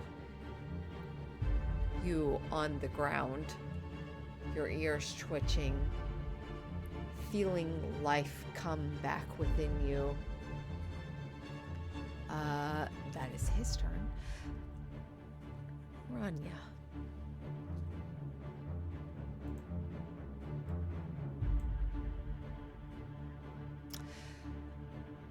This individual.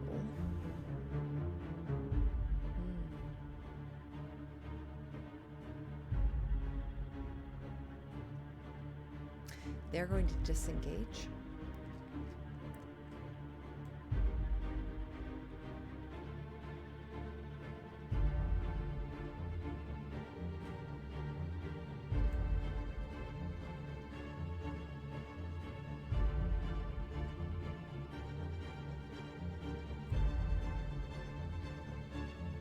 That is their turn.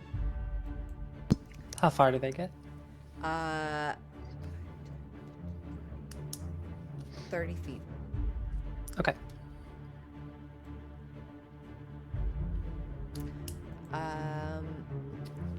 That'll bring us to the other individuals in the room.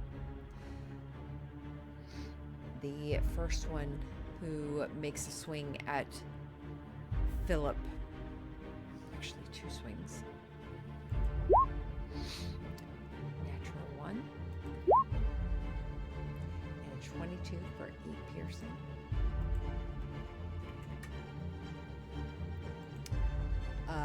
And then this other individual.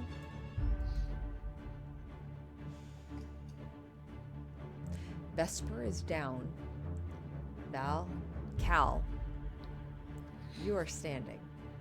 You are the obvious choice in the moment. He is going to make 2 attacks at you. A 21 to hit for 5 slashing.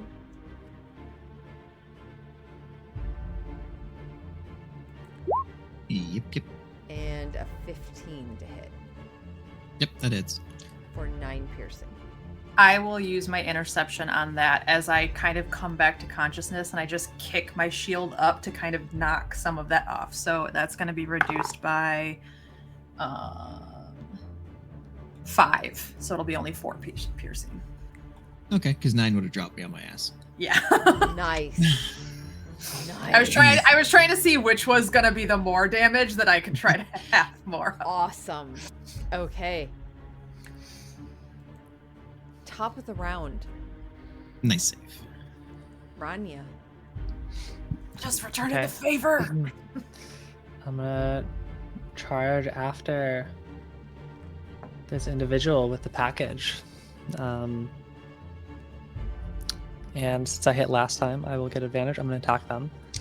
So, ooh, 16. That hits. Okay. So, normal, sneak attack, and I'm charging.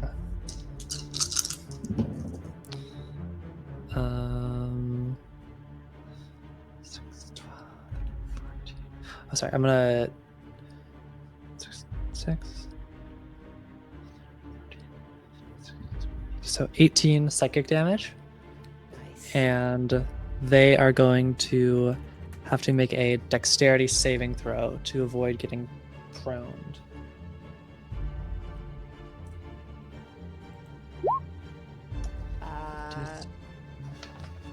DC is 15.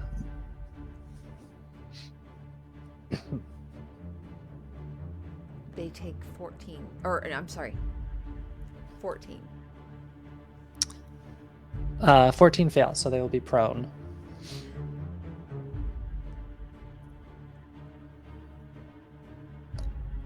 So I spend one of the d6 from the sneak attack to trip them. So they are able to succeed. Okay. The legendary resistances. Yeah. I will, I'll just make a bonus action attack. Then. Perfect. 14. That just misses. Okay.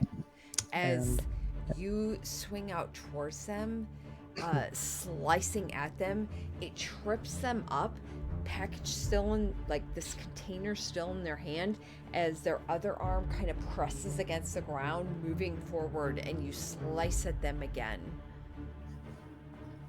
That's my go. Philip, he's going to turn and make an attack at this other individual behind him. That misses, unfortunately. Vesper. Okay, I will use my bonus action to second wind, and I'm going to get 12 HP back. Nice. I will use half of my movement to stand up so that I am no longer prone. And then, how tall is this table? Like a normal table? Yeah, like 5 feet. Okay, perfect. I just hop onto it. I've got a vertical leap of like 15 feet, so I will do that and take my attacks at advantage here. That's a 20 to hit, double-handed because my shield I had like kicked up and not caught to intercept. Absolutely. So that's 8 slashing on that one. Oh, that's bad. 12 on the second hit. I think they're does 17. not hit. Yeah. I think I just kind of try to, I don't have goading attack, but I am kind of goading him in my direction, trying to take hits for Cal. Hey buddy, why don't you pick on someone your own size sort of vibe. Awesome. But since I use my bonus action to second wind, my echo is not out. So that's my turn. Cal. Okay.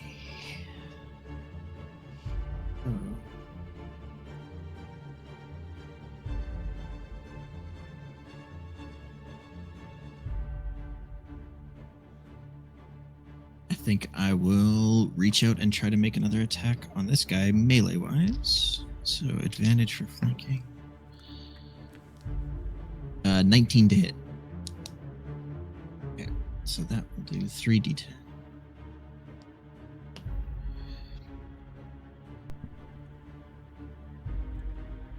$3d10. Yeah, for inflict wounds. And that will be, oh, where was it? 26 points of necrotic. 26. 9 to 10 and a 7 is great. He doesn't. This was a heavy hit, but he doesn't quite look bloodied yet. Mhm. And that'll be his turn. He'll just stick with where he is. Heavy hit, heavy hit. Okay. Starting with the one. the hidden- Unfortunately, Cal, you are going to be his size now. Mm-hmm. No, I'm expecting to get dropped on this one. It was like, do damage or heal myself.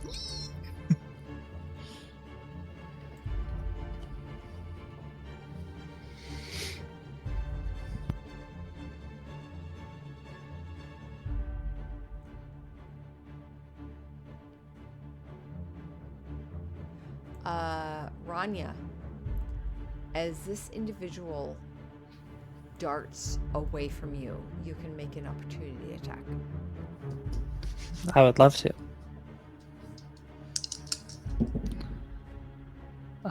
24 to hit. That hits. And since it's a different turn, and I have advantage because I hit them last turn with Vexed, I can sneak attack. So I will forego one of the dice trying to trip them again.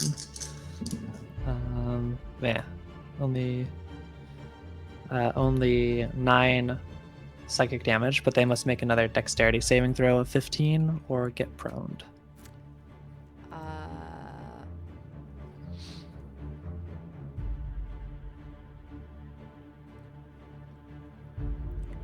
They succeed. They Okay. take nothing. Dexterity. But saving okay, so throws? really quick, that's different though. It's to go prone. Dex save isn't to take damage. They Yeah. take the damage. The dex save is whether or not to trip. So if you're using like evasion to have damage, that wouldn't apply here technically because this isn't about taking damage. It's about getting knocked prone. Mhm. Just as a rules lawyery thing. If it's something different, don't listen to me. But if it's like an evasion thing, like rogues have, it's not about taking damage here. It's about getting knocked over. So they'd have to have something that says they cannot go prone. Okay.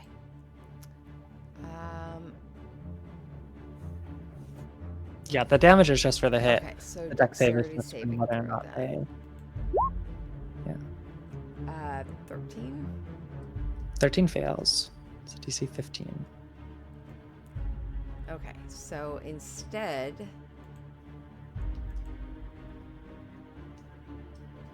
And sorry, I will try to rules lawyer against us too more often, but I just know that's one that roguey types have. That I was like, I think I know this one.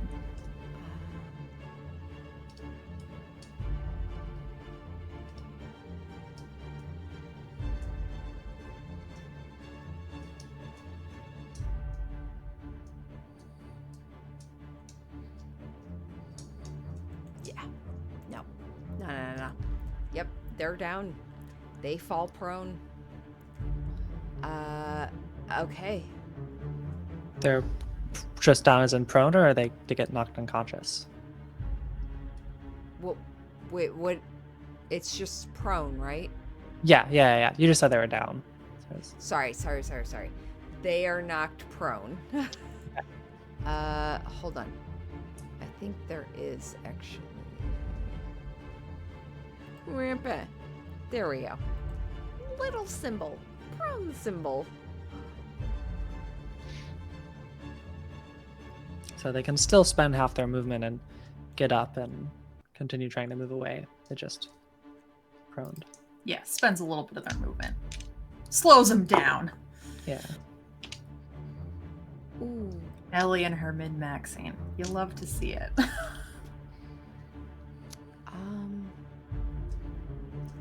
Okay, so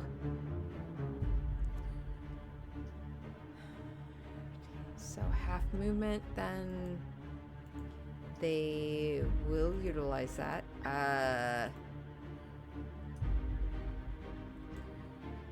Half movement, and then they only get to there.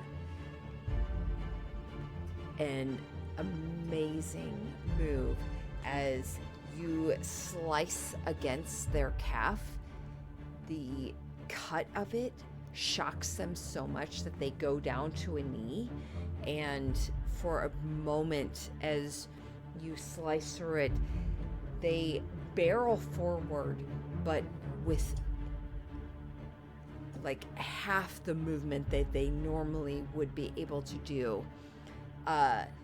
This individual is still able to dart forward, but not nearly as much, like as far as they could have gotten a heavy blow. How much damage did you actually do?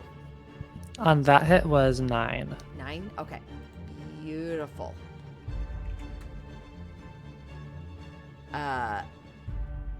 Anything else? Oh no, that was That's their their turn.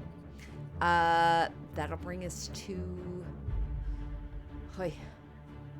this individual standing before you, Vesper and Cal. I don't want to make this decision. I'm gonna let you all make this. One of you roll me a d4. 1 and 2, it's Vesper. 3 and 4, it's Cal. That would be a 3. Okay, so it's Cal. They're gonna make hits towards you.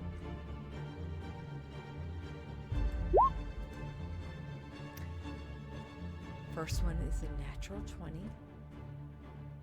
for 18 slashing. I will impose my reaction on that. It gets halved by 12. So 6. Still puts me on my ass. Okay, he's down. The second hit, with you being down, auto. Mhm. Therefore, you lose a death saving throw. Fortunately, it doesn't do enough damage to auto kill you. However, that is a 2 death saving throws lost.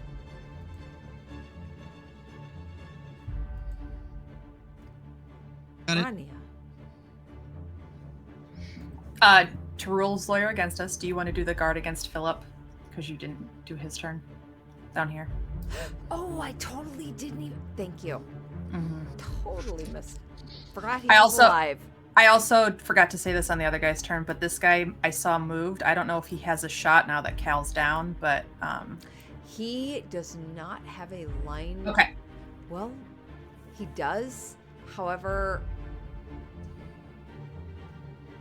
he used his movement before Cal went down. Okay. Yeah, he used his turn before then. Okay. Okay.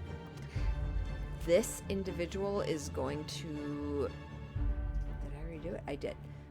First one misses. Second one's a natural 20 for. Jesus, you need to stop, DM. That's like 7 tonight for you. It really is. It really is. Look, I don't make the roll 20 die. I do think they're bullshit, to be honest. I see a lot of nat 20s and a lot of nat 1s. Their algorithm's off. It's fine. It really is. I'm just teasing you. You've also had a lot of advantage all night too. So It has, though. It consistently, it's like crits on both ends. Okay. A hard slash against Philip. He is looking rough. as are we all, Philip. Except Ron. Well, Ranya's taking quite a few hits too. Rania is bloodied for sure. Yeah. Rania, you are up. Okay, so which direction did this person run? Was it around the peripheral of the building? Yes. Around the circular building. I will follow. As you kind of crest it, you immediately see them. Wow, they made it far. Still. Okay.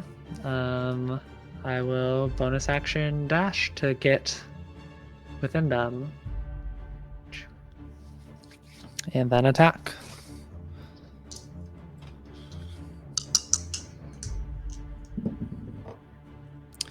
(26) to hit. Oh, that definitely hits. And I'm charging. And I'll try to trip them again. Will I, or will I just do it? Are they looking rough? They are bloodied. I'll just do the damage. So there, sneak attack, charging. Okay. Okay, 11, 12, 14, 17, 21 psychic damage.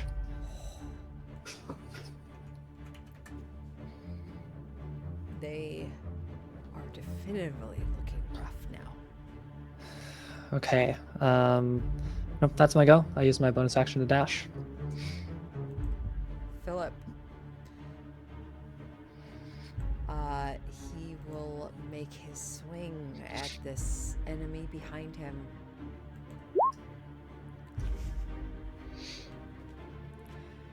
Another natural 20. Roll 20. Come on, guys. Like, legit. It's not balanced. Total of 26 for 6 slashing plus... Whew. No, this... Oh, wait. 6 plus 13. 19 damage. This individual is still standing. But a heavy hit towards them. Vesper. Okay. I will just swing on this guy. It's no longer at advantage. Oh god, I'm rolling like terrible tonight. But that one is a natural 20. So that's a D10. Max die doubled. So that's 10, 12 to start, plus another 9. So 21 damage to this guy in front of me. He's looking rough. But he's not down yet. Okay. It's an action to feed a potion to someone else, right? Not a bonus action. Yes. Well, you can bonus action it, and they roll it. Okay. In that case, I'm gonna hop down, kind of ducking and weaving essentially, and just kind of pop a cork and feed as my bonus action to Cal, and you can roll the D4 to bring it up.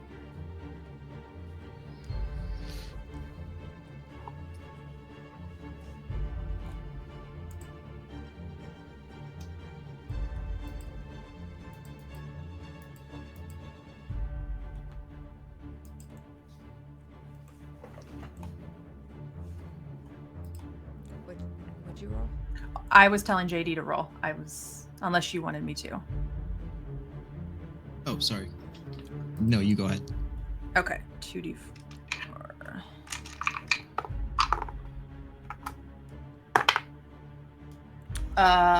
5 hit points back.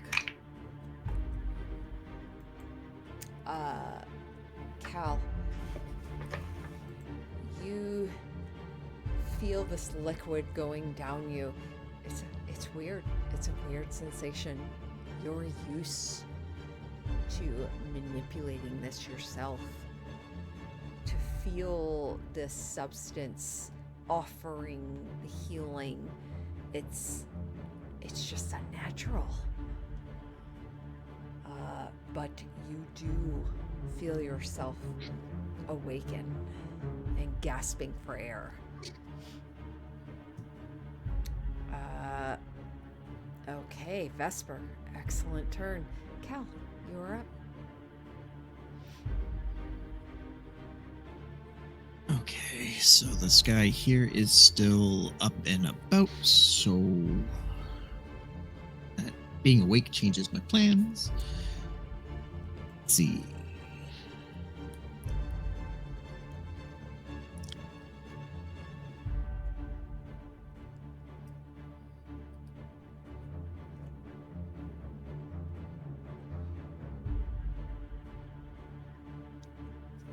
I think once again he will just cast Inflict Wounds. Do it. He'll just kind of like reach over and grab for an ankle. 21. Oh, that hits. Okay, so 3d10.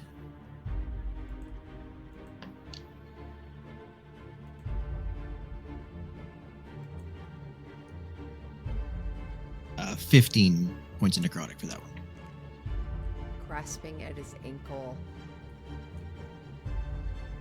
you feel it snap and wither beneath as he falls forward to a knee, screaming out in pain, and you grip in tighter.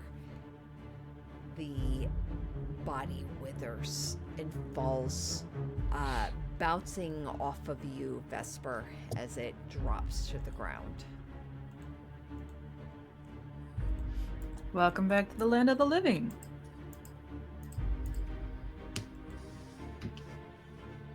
Anything Thank you else? for the passage.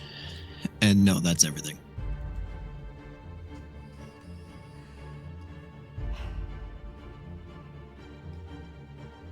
First off, this individual next to you, Rania, is going to make a run for it. Okay. You want to take an opportunity attack? I very much want to take an opportunity attack. I want it very much. So 15 to Actually- hit. 5, 10. They're going to disengage. Okay. 5, 10, 30. Let me just double check and make sure. Yes. They get to the edge of this house over here. Mhm.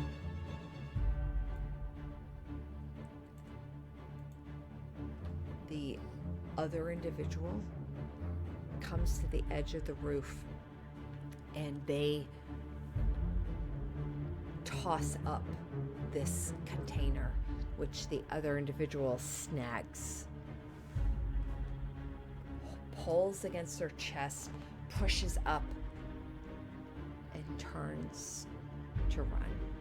They moved 10, 15, 20. They move off the board. Okay. They're on the rooftops. Yes. Okay. This other individual turns and looks back at you, though. They already used that's their turn. Okay. That'll bring us to the final person within the round rune. They are going to make their hit towards Philip. It's not a natural 20, but it's a dirty 20 for a total of 7 slashing. And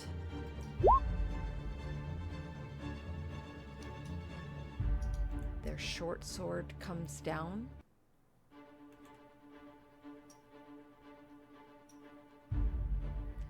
For an 18, which just meets their armor class.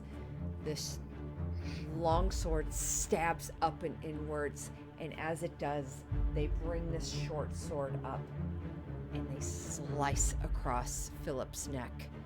You just hear a strangled before Philip drops to the ground.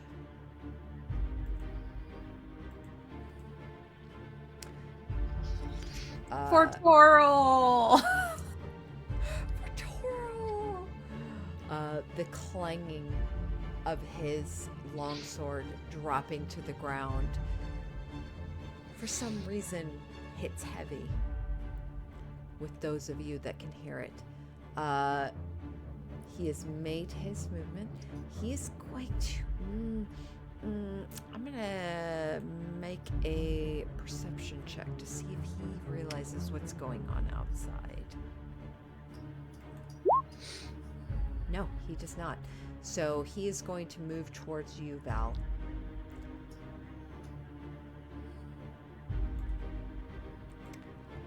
That's his turn. Rania. Okay. First, I'm gonna move 5 feet, and then my hair is going to start to kind of flutter and lift, and suddenly, out of nowhere, just water vapor will coalesce around me, and I'll disappear and reappear on top of this roof as my cloud giant ancestry allows me to do. You bitch. So I appear on top of this roof. Was that your feet? That is my ancestry. Race, yeah, using the 2024 Oh, rolls. the Yep. Yep. My feet is charger. That's why I've been charging. nice. So up here, can I see if the other person is running along the roofs, and if so, Yes. how far they've gotten? You see that they are about 15 feet before you. Oh, only 15 15 feet feet away. before me. Oh, but um. hmm.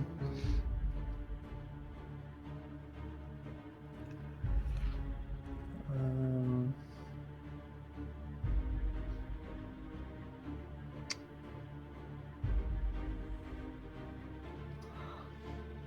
okay, I would like to continue running, just off screen, to them, as I just still have the movement, and I will attack them. But I want to be standing in an area on the roof, such that someone like looking up onto the roof couldn't easily see me from.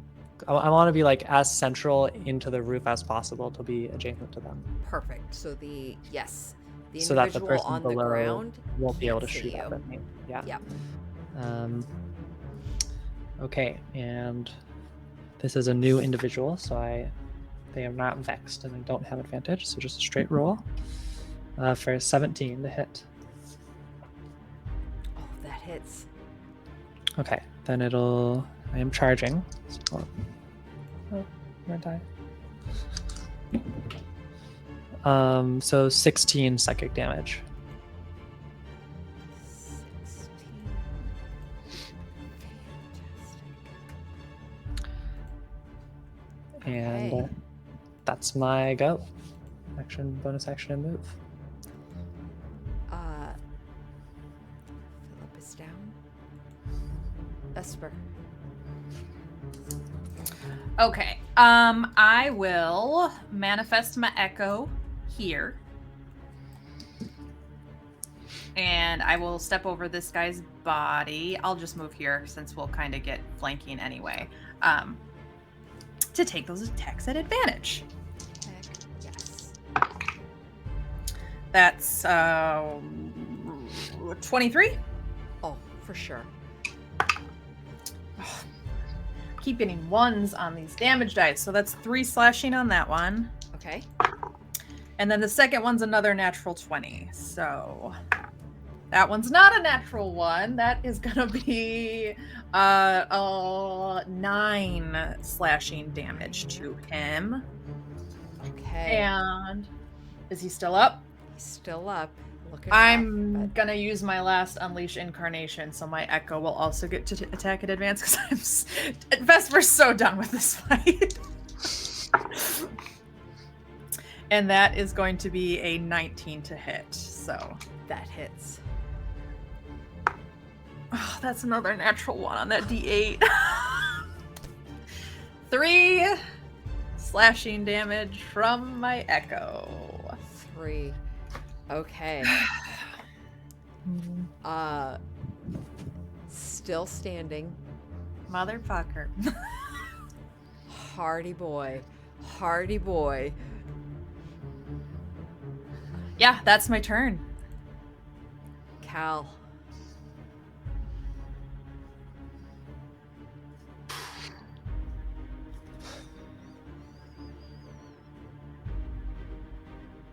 Ah, shit.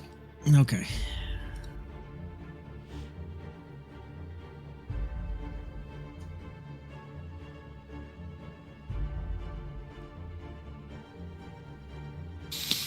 I'm gonna chance it. He is just going to move next to Philip. So the attack of opportunity is there if he wants it. Unless he's already used his reaction for something else. He has not. He will take it.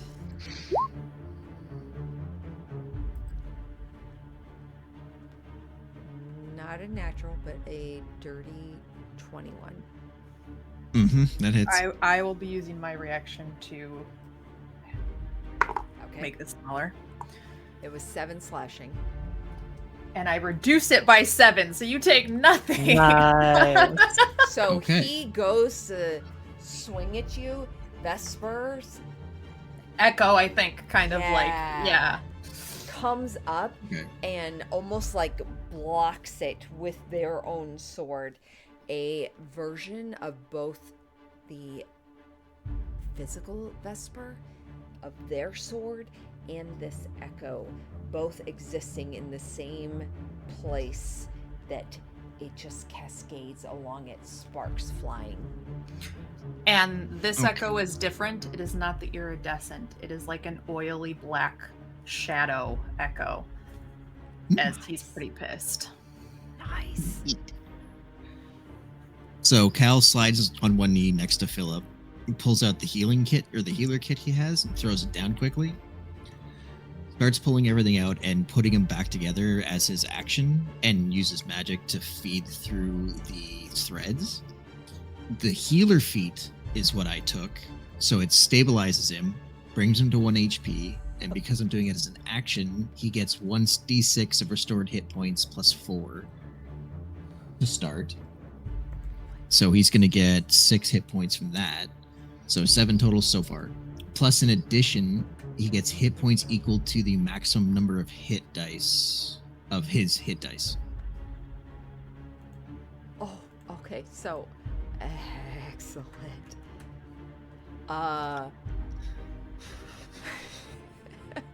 As you come around and immediately, like, abdomen bandages, pressure bandages, pressing them in, wrapping, and forcing your magic in with it, you feel a shifting of wounds moving and closing, and almost like a caffeine kick. Philip's eyes dart open. He looks at you for a moment, the pupils like kind of fluctuating before he sits up, gasping, and then like is immediately almost standing position. Thank you for Calvin not kinda looks turning up me and- into a dead. Oh, look, I brought you back from the dead. Then he closes his bag, and that's the end of his turn. Incredible. Okay. This last individual is going to spend their turn to climb up onto this roof. That is 15 feet. They will make that dexterity. Oh, yeah. They easily make it. They are then going to take a light crossbow attack at you, Rania.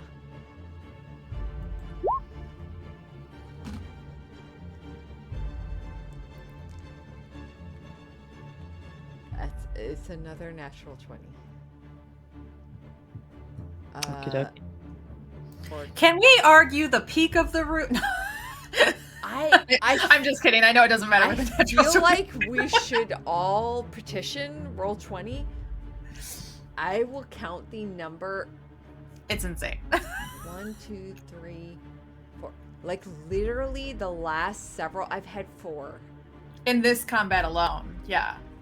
That's within like probably the last 2 Yeah. rounds. Yeah. Ridiculous. All right. And we don't know where you are. That's 13 piercing. I'll have it to 6. Beautiful. Unfortunately, this individual was not able to apply the poison. Yes, unfortunately. That's not unfortunate. I That's wouldn't call it great, unfortunate. actually. As they curse themselves for not taking that moment to do so, as you are still up. The other individual, however, is going to move 30 feet. You moved how far off the map? 10 or 15 feet?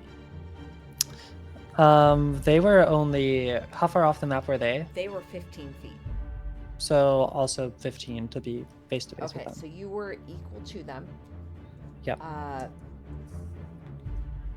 They are also going to.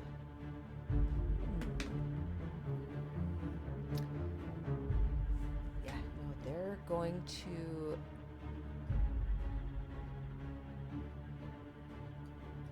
Yeah, they're going to risk it. They are going to move full movement and dash it. Okay. So 60 feet of movement, you can take an opportunity attack. I already spent my reaction to have the damage. Beautiful. They have 60 feet. Okay. So how far do they get in total? 60. So they're 60 feet from me. Yep. Okay. That is moving across a roof and leaping over to another roof. Okay. That brings us to the last individual here who sees an echo and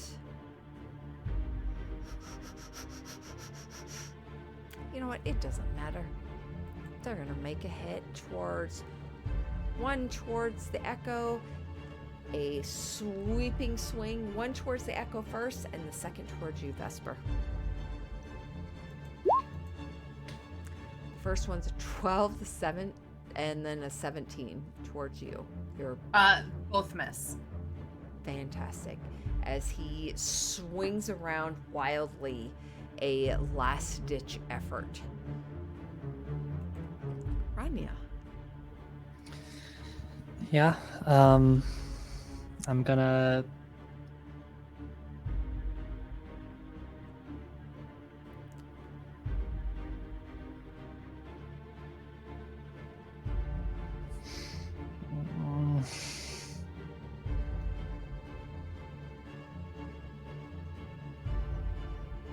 I'm just gonna throw a dagger back at this person behind me, who I've done most of Okay. the damage to, so that they don't kill me as I chase the other guy. A 15 to hit. That just hits. Okay.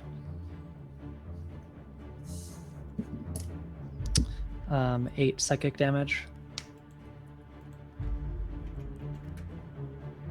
The dagger hits, immediately disappears. They are still standing, but barely. Okay. I'll have to use my bonus action to throw the other dagger, but this time I have advantage and can therefore sneaky strike if I hit, or sneak attack. Oh, but a 14 that misses. Right. It does miss.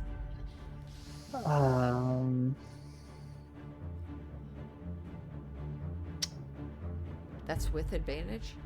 Yeah, Ugh. a 6 and a 7 on the dice.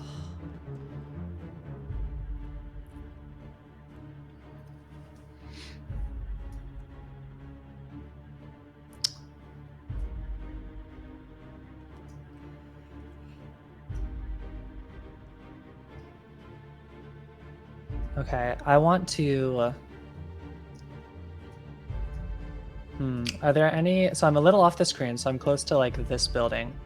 Are there? Probably further east. Yeah, further east. Okay, is there a building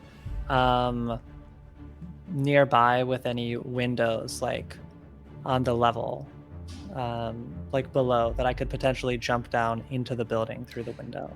You for sure, probably within, like, if you took a 10 feet to the edge of the roof, you could drop down and probably swing down and smash through a window for an extra 10 feet. So 20 feet of movement.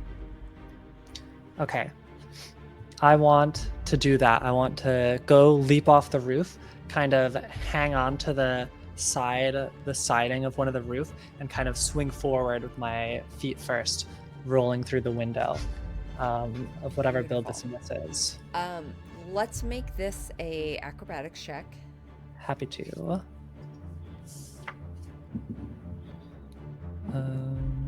That is a 21, or if that's a failure, a 28 Total or 29. 21 sorry. is a success as you gauging what you know from Waterdeep, running along this roof. You've seen this type of roof. This is the color of it, the make of it, the sound of your feet hitting against the tiles. You know the placement of the windows. There's not much variety within Waterdeep as you gauge your footsteps, grab the roof, swing down. Okay, well, maybe this house a little bit to the right. You easily adjust and fling yourself through the window, a crashing of glass as you leap through and go into a dive. With my remaining 15 feet of movement, I want to, whatever kind of place I've come to, my goal is to just be able to move somewhere out of sight from the roofs. So if I'm in like a little hallway, if there's a door on the side or something, I can burst into a random room. Yeah. And keep low. You have burst into like a kitchen area. You see a countertop, like an island that you can easily duck behind. That's what I'll do. All right. Okay. Philip springs up, using half their movement, and immediately hand just as they stand up, their hand instinctively grips around their longsword and they run forward, once again crying out, "For Faerun! And for Waterdeep, you bastards!" As he is going to make a swing at this individual.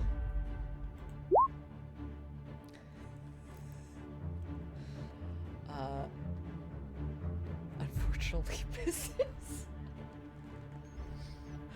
As he swings downward. Poor guy. Poor guy. I know, poor Philip. Swings downward. This individual sidesteps, looking rough. Doesn't Really seem quick, it was at advantage because we are flanking. So does it actually take the 18 instead? Does that hit? It does. Okay. Thank you. Thank you. Let him just have this one. Swings down and just almost clobbers into him. The armor splits, the longsword cutting into bone, skin, and ligament, arteries, veins. The blood splurts. This individual falls.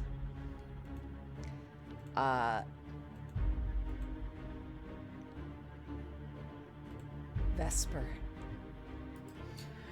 Cool. I'm gonna run out the door. 5, 10, 15, 20, 25, 30. Look around. Do I see this guy? Yeah, I would say with especially your perception, immediately you see the individual on the roof. Okay. I am gonna just let my longsword clatter to the ground as I pull out my longbow, and I will take 2 shots at him with my longbow. Let's start with one. 19. Yes. Okay. 12 piercing damage on that one. This arrow arcing in the air streaks down, stabs into the skull, and you just see the head dip and the whole body follow. It drops onto the roof, hits the angle of it, and just rolls, and you hear a thud on Okay. the ground. I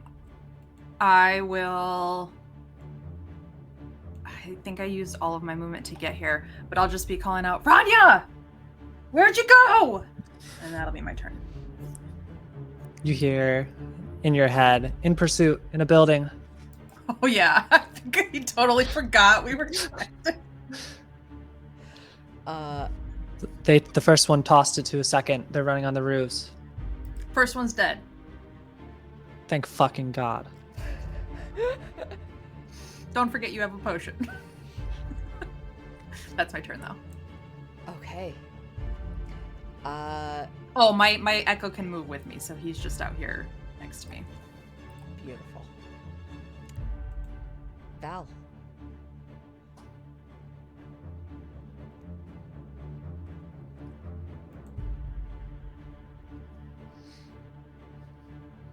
He's feeling pretty taxed, so I think he's just gonna hang out with Philip back here and chill. Okay. You are in a place with a bunch of magic items. Just poke around. I'll probably do that in a minute or two. Though Okay. thieving is not his first thought process. Okay.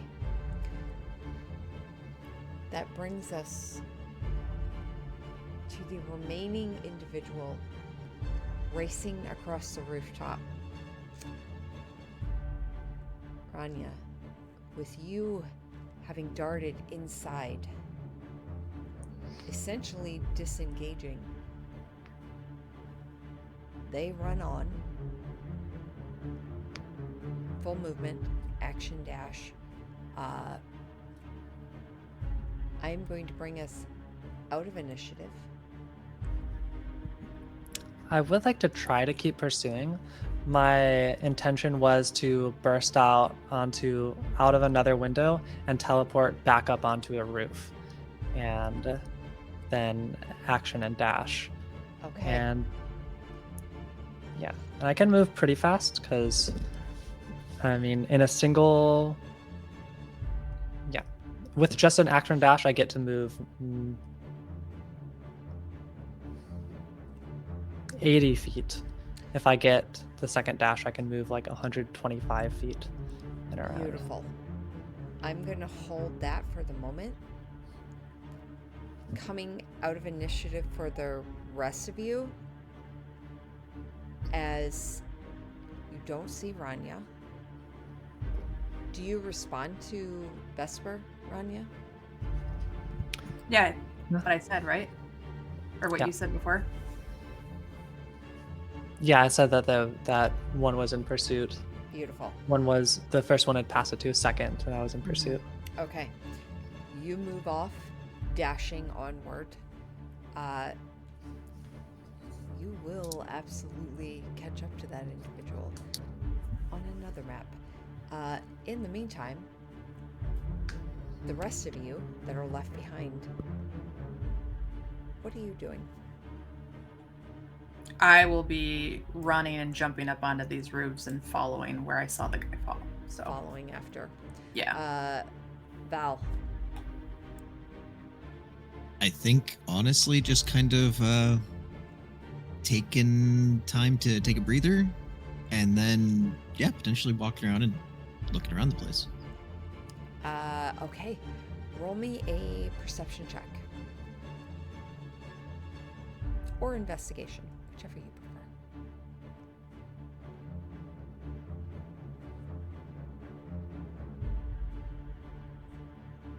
Investigation is much higher for me, so 21 for investigation. Fantastic. Roll me a 1d4. 4. You find immediately on one of the shelves 4 potions of greater healing and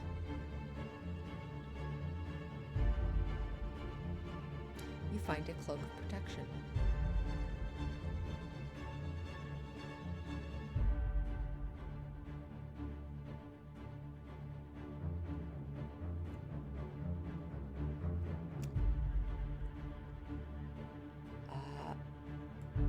Philip, looking around, sword in hand, still looking for enemies.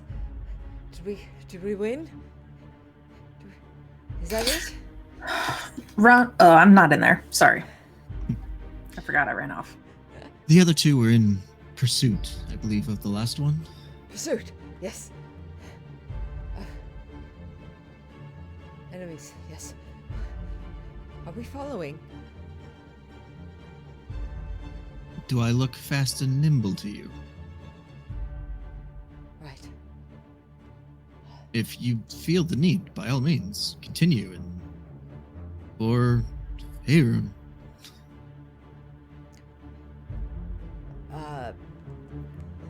I think he probably stays with you. Not knowing exactly, he only sees one person of the group that he needed to protect, and you're the only one before him, so he's going to stick with you for the moment. The rest of you, and I don't even need to do that. Here we go. Can I also please drink my healing potion as I'm running along the way? Do you want to use your next action or a bonus action? I guess an action, because either one of those I can use to dash equally. So- Okay. So, an action, you can utilize the full amount. Okay. What are you It's healing potion? 2d4 plus 4, so you would get 12 HP back. Awesome. At least that's what the item in my inventory says.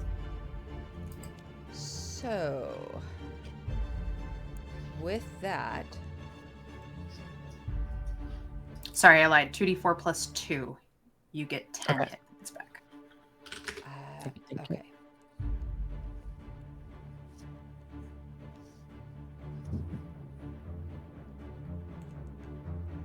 We are going to skip to this other map in a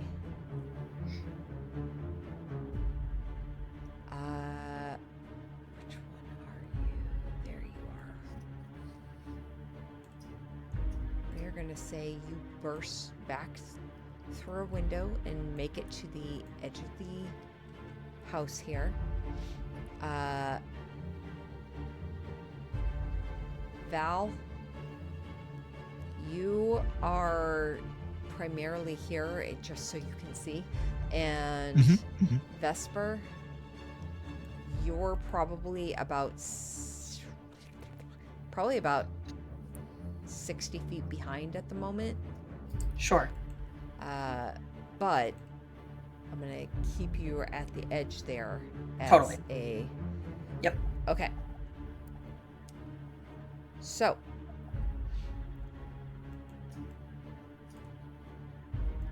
Allow me to roll these guys in here.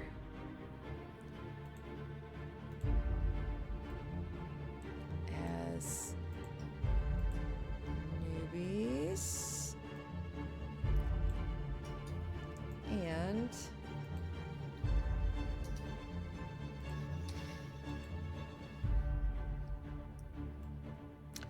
okay.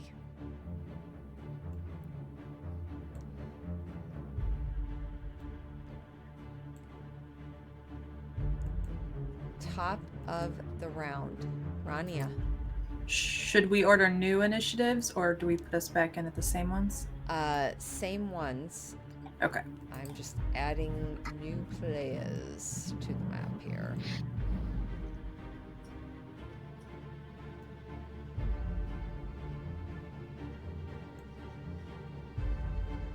Starting with Rania. Okay.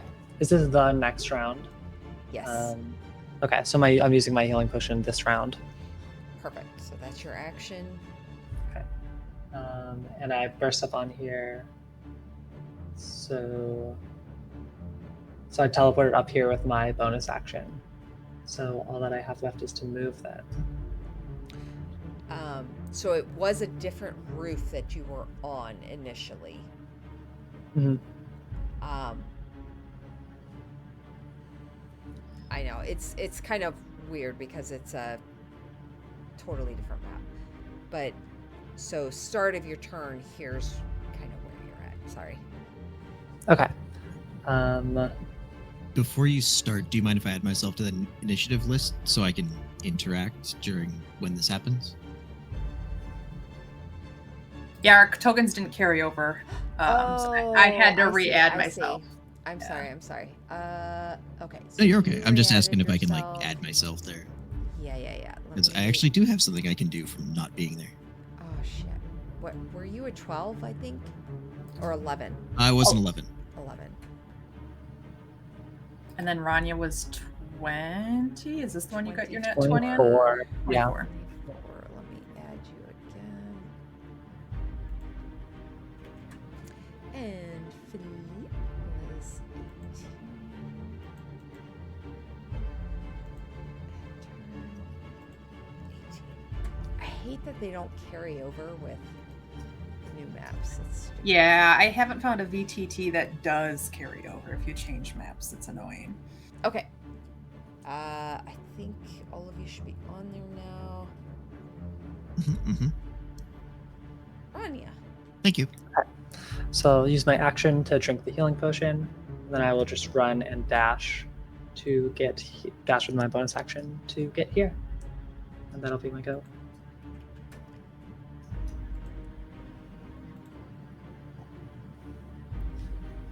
Okay. Philip is with you. Vesper. I will take my movement, which is 30 feet. I will dash as an action, which gives me another 30 feet. And then I will use my bonus action rabbit hop to gain another 15 feet. So 75 feet. You said I was 60 behind. Yes. So I think I kind of just like land here on the roof, jumping over from the other one, and that'll be my turn.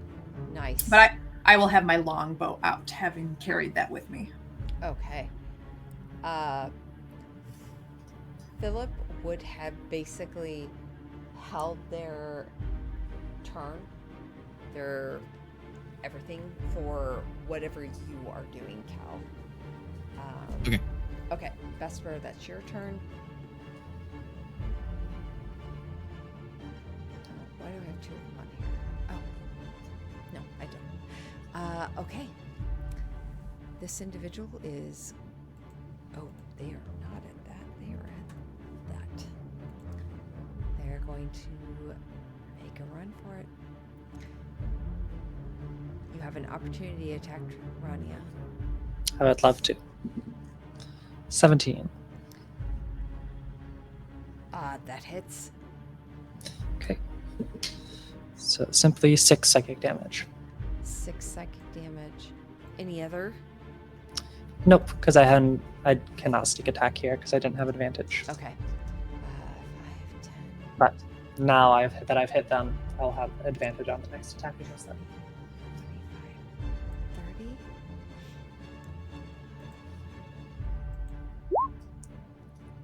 Okay, yep. They are able to leap across the roof. They make it across, and they're going to use their dash action.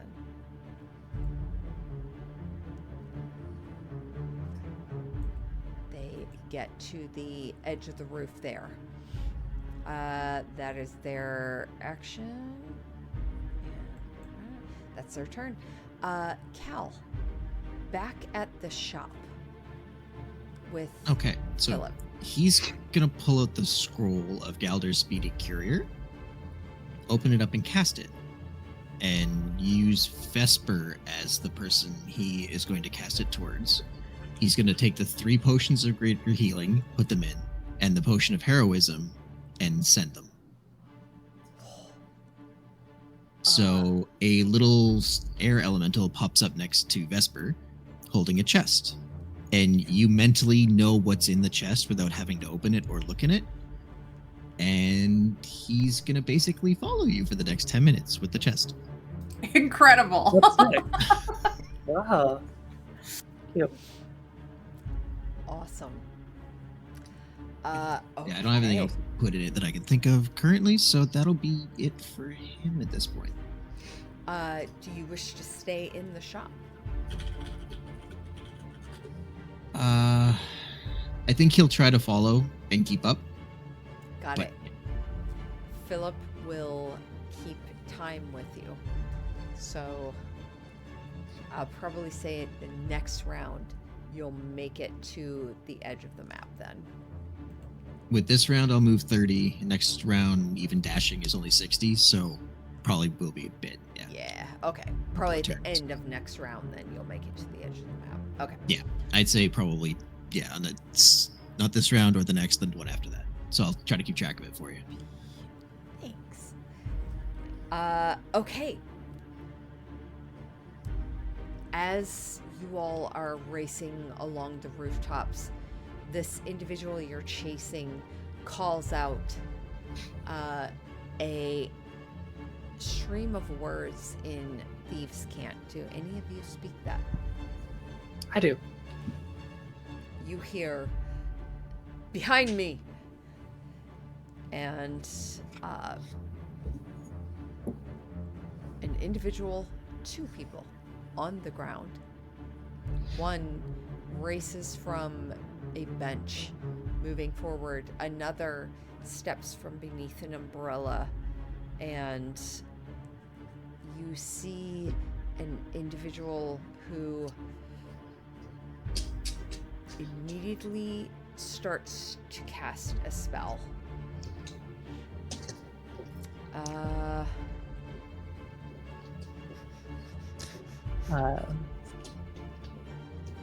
Vesper and Cal will hear. They've got a couple friends down below. Um,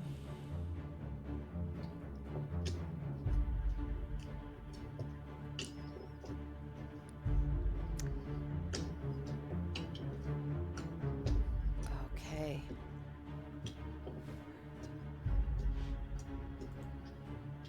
They are going to cast a spell.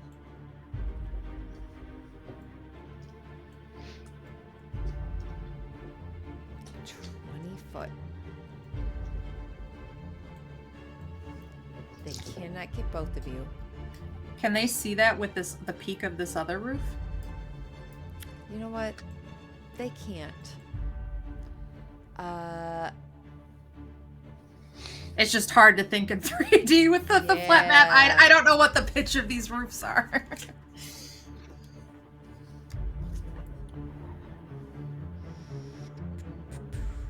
But they could ready it until they see us, maybe?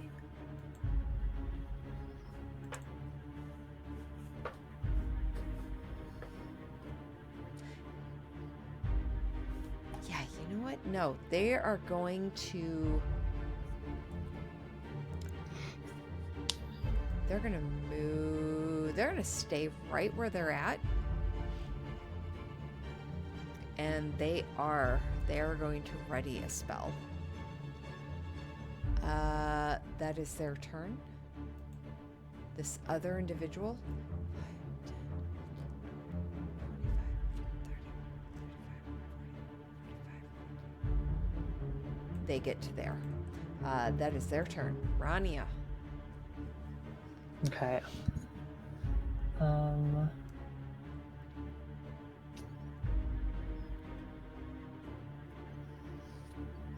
scared. Now I'm gonna move. So 5, 10, jump across this. 20. I have to bonus action dash.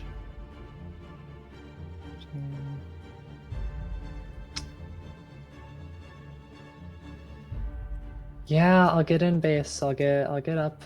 I'll get right up to him. Okay. You're still just enough out of range that this person holding a spell can't see you. That's fantastic. I love to hear that. I will now attack the person with the container of unknown something. Threat level 7. 15. That hits. Okay. Phew. So since that was advantage, I get to sneak attack, normal, and I was charging. So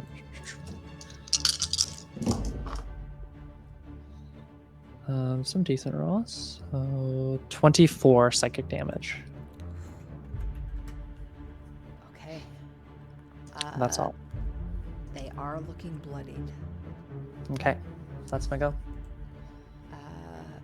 Philip running alongside you. Val. Vesper. Okay. My echo would have been running along with me. So it is going to just be here, but I will have it move its 30 feet onto the ground. Because there's no way that I can catch up with Rania to see over the pitch of this roof either. But I saw this guy run down here. So it's on the ground. And I will use my bonus action to teleport into it.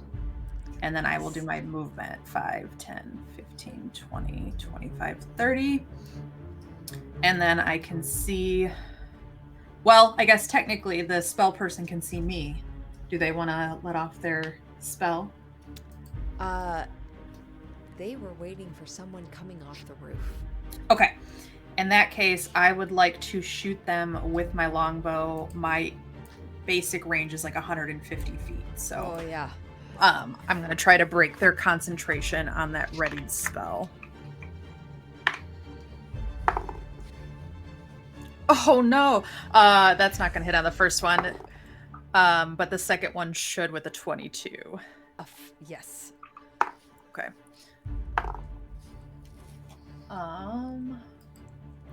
6 plus 5 is 11. Nice. Just out of curiosity, what was the first one? 7. Okay. Yeah. I was like, even a regular spellcaster's not that low. No, it was a natural 2 on the die. So. Oh wait, hold on. No, it only would have been a 10. I'm using my longbow, not the longsword. It's an 8. But okay. So yeah, 7 piercing to the spellcaster, and my aim is to try to knock their concentration on the readied spell that they were preparing. Oh, okay. I don't know if that's actually mechanically a thing. You can rule it otherwise, but that was the aim. I will allow it.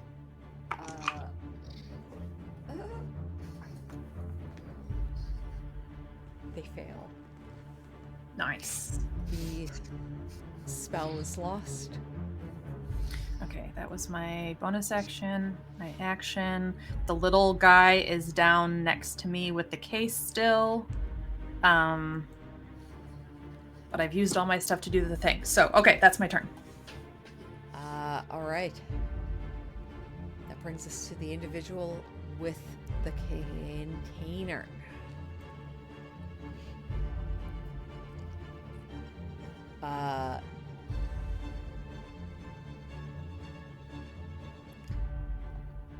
He stands at the edge of the roof and turns and looks back at you, Rania.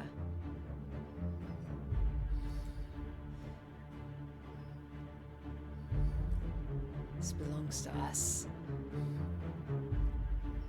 We stole it fair and square.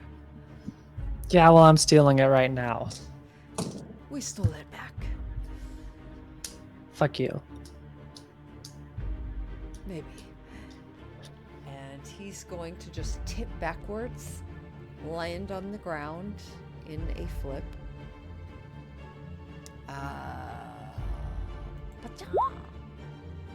Oh no, he rolled a natural 1 on his Hell yeah, he crushes his skull. How embarrassing. Talking all shit and tough. Mhm. Rolls a 1, tips backwards. His foot catches. This roof has not been properly attended to in the last year. And the tile crumbles beneath as he actually falls forward, catches his own chin on it, and he does sustain 1 bludgeoning. as one of his teeth cracks and just bursts out of his mouth in like slow motion as he falls to the ground. Oh, but he does also fall to the ground for an additional 5 bludgeoning. But he keeps his arms safely encased around that as he rolls, and he will use, so that's 20. He will use 15. He has, great. He gets to there. That is his turn. Cal. Full movement. Yep. Okay. This individual, this magic user, they have utilized that spell. Unfortunately, it was lost at the start of their turn. They now see you, Vesper.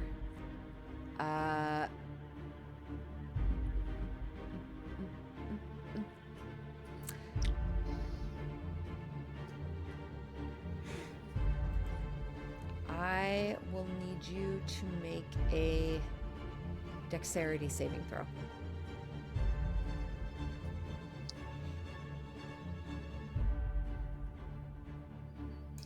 That is a 22, and if it's a failure, I can add something. No, that is a success. Okay.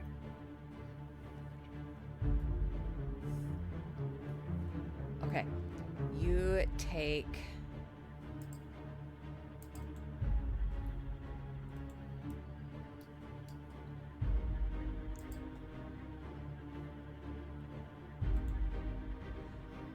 uh,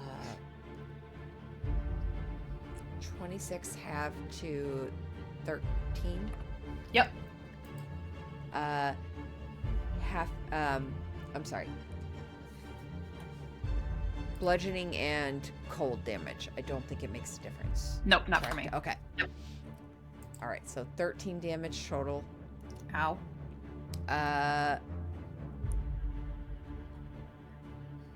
As they unleash a spell, and with no clouds in sight, all of a sudden a hailstones just drop from the sky and scatter along the ground as you're trying to dart around them. Pieces of shards scatter against you, cutting you. Okay. That is their turn. This individual, they're going to run past.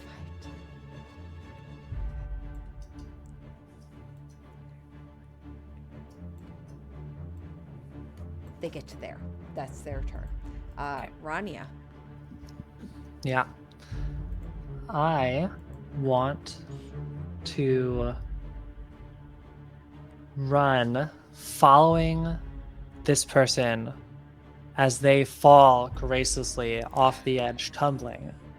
I'm going to leap after them, and in midair, I'm going to use my bonus action to use another one of my Goliath racial features to become large. And I grow in size, a size category, swelling from 7.5 to 8, 9, 10, 11, 12 feet tall. Just the entire proportions of my body growing, thick, muscles bulging, mid-air as I'm falling. And I want to land on this person. Land on him. Acrobatics. Yeah.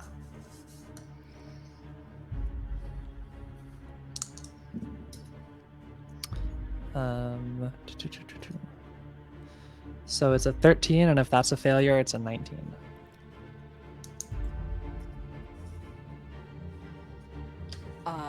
Okay. A 19, 100%. You drop directly on them. Large. Your feet slamming against the ground, just either side of their head, and standing over them, their chin with one tooth missing, like your crotch like hits them and throws their head against the ground again. Yeah. And then I'll attack.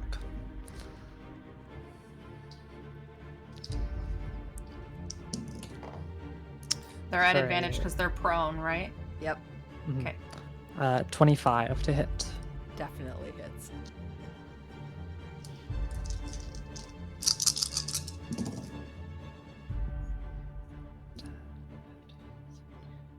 Uh, 21 more psychic damage. 21. Looking rough. Okay. But that's my go.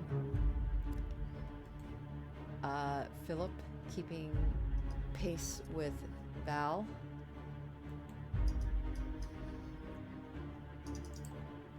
Vesper. Okay.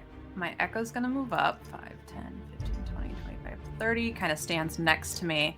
So both of us have like longbows drawn, trying to kind of trick this guy into thinking that there are two of me. I will move 5, 10, 15, 20, 25, 30 this way, though, and take another 2 longbow shots at the spellcaster. Yeah, that's a 23 to hit on the first. For Definitely. nice. For 9 piercing Okay. and a 17 on the second Yes. for 10 piercing. 10 piercing. And then I will use my bonus action to take one of the potions of greater healing that is in the chest that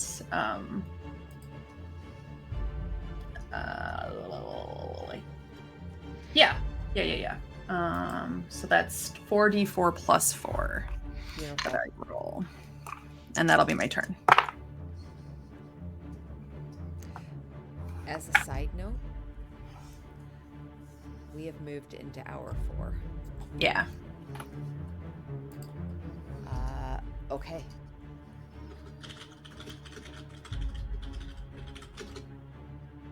This individual currently prone on the ground, embarrassed and now looking very rough.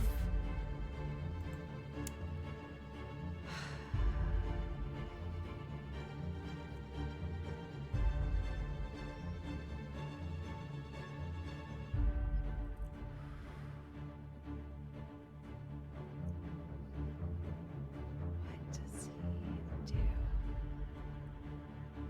He pulls out a short sword and he's going to make 2 attacks at you. Okay. He's going to use half his movement to stand.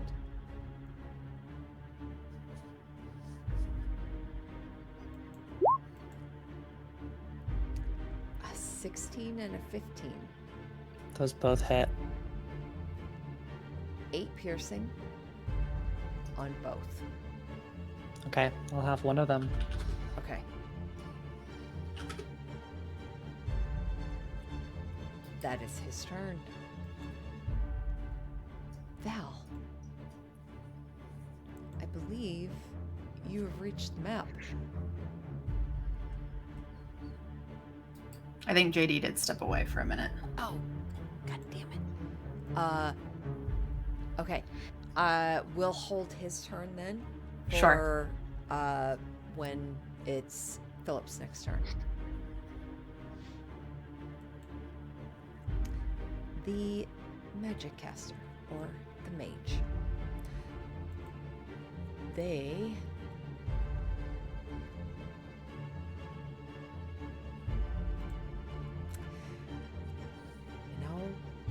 they're gonna bring it. They're gonna cast Fireball.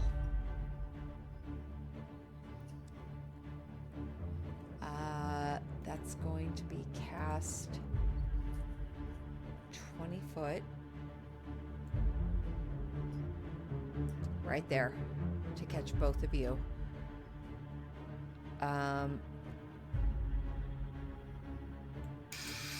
Dex save throw, I think. Dex saving throw. Dirty 20. It doesn't matter for my echo. It only has 1 HP, so it will disappear. It that's a save. So okay, the echo does disappear. However, you will take half damage. I'm gonna throw your echo in the bushes. 86. 2. Oh, low. Here's the balance with 3 ones on those rolls. That is 22 fire damage halved to 11. Thank God I drank one of those healing potions. Okay. Just so you know, Cal, you're on the map. You'll just act on Philip's turn if you didn't. Okay, cool. Okay. That is their turn. They're gonna stay where they are, but that'll bring us to this individual. The echo disappearing confuses them momentarily before they lay eyes on. Hold. I want to see how far they are. 25. Nope. Yeah, they're gonna go for you, Vesper. Sure, makes sense. Get to there, and they will make their attacks. 2. Oh, a 9 and 11. Both miss. As they come running towards you, swinging wildly, you are able to duck under both of them. Rania. Yeah, I'll attack this person. Now, in my large form, the blue blade manifesting now reaches like 24 inches long, and still is like a dagger in my massive hand. Okay. 24 to hit. That hits.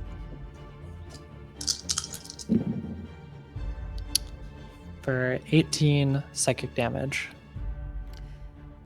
How do you dispatch this Shadow Thieves assassin? Yeah, the like shimmering blue blade. I kind of flip it around and bring it straight down in a stab that goes right into the top of the shoulder, and the blade in my large size is now long enough that you just see it pierce all the way through and emerge on the other side down here. And I bring it back out, and this person falls. No visible wounds. The container still in there, held close. The hand just kind of loosens, and the container slowly starts to kind of slide off of their chest. Yeah, which I will scoop up, now fitting probably pretty comfortably in my hand. It is a box about this Okay.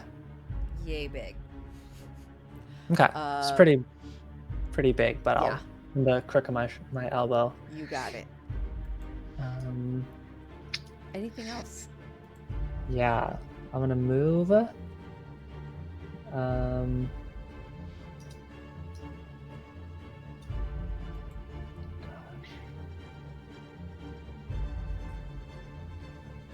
Can you make it back here and like hide out of sight from this caster or something? Maybe I am big, but You are big. You're large, aren't you? Yeah, technically four of these squares. Yeah. yeah, thank you. Um,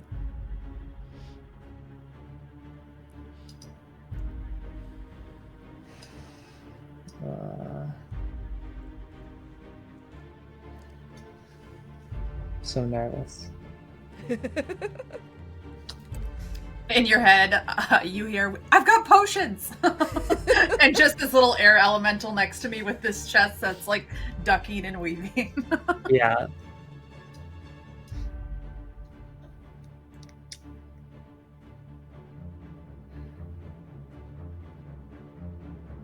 Yeah, I think I'll move 35, and then I'll just dash. And if I do this, I'll be able to reach you and move. Yeah, I'm gonna run all the. Oops. Lost it.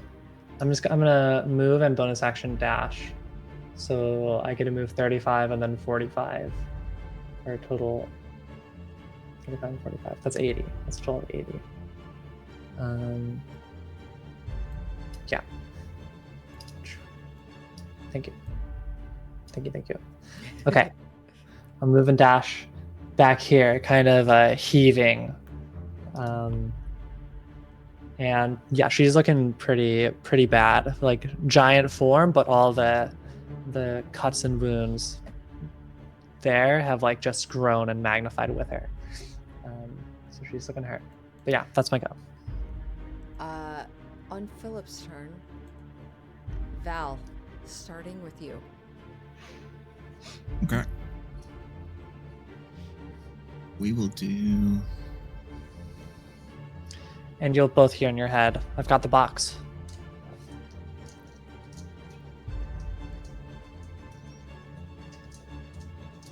So he'll kind of take like a second to kind of assess the field. From this distance, am I able? I guess would I be able to register that far one as a magic caster? 125 feet. Let's make it a perception. Should be No. 100. Yes, I'm not even. They gonna, cast fireball. They while cast you are on the mat. fireball on Vesper. Yeah. The Okay. turn before, you saw that occur. I would say you know they're a magic caster. Okay. So he will see that. He'll take a step forward, reach his hand out again, and he will cast Chill Touch. And that skeletal hand will just reach out and grab for them again. Nice. That one is. Yeah, that's a hit. Yeah. 'Cause So you- 13, 6, 19 to hit. That hits.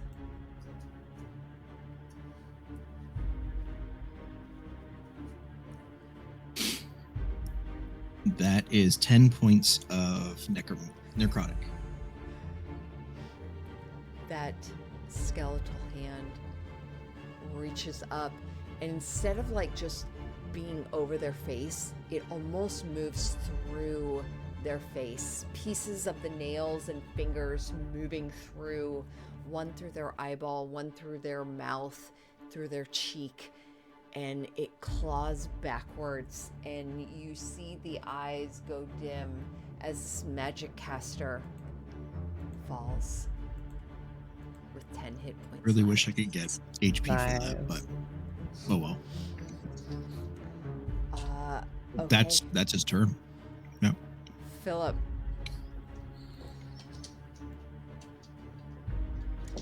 Oh, look at that. He is going to run and dash and get to there. Unfortunately, that is his full movement and action. That's okay. He's still going to be helpful and be my advantage. Vesper. I will dance around this guy. And it does look like dancing. I think he's literally like tucking his bow and pulling out his longsword as he kind of like spins around this guy. And I will take 2 attacks at advantage with my longsword.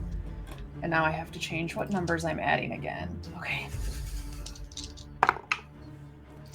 That is a 21 to hit on the first one. That hits. Another low roll damage, though. That's only 4 slashing. Second attack is even higher. Another 4 slashing. So 8 slashing total, and then I will use my bonus action to take 1 more of the greater healing, leaving 1 for Rania in the little air elemental. Nice. Okay. And that'll be my turn. Excellent. All right. He is one more. Val, back to you.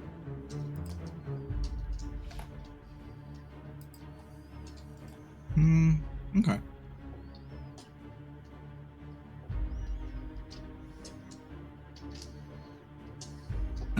I think this time he'll just see the person in between Vesper and Philip, and he will kind of reach out again and twirl his hand, and those same purple, like little wisps, will start rotating around his head, and he'll cast Toll of Dead. So I need a Wisdom saving throw.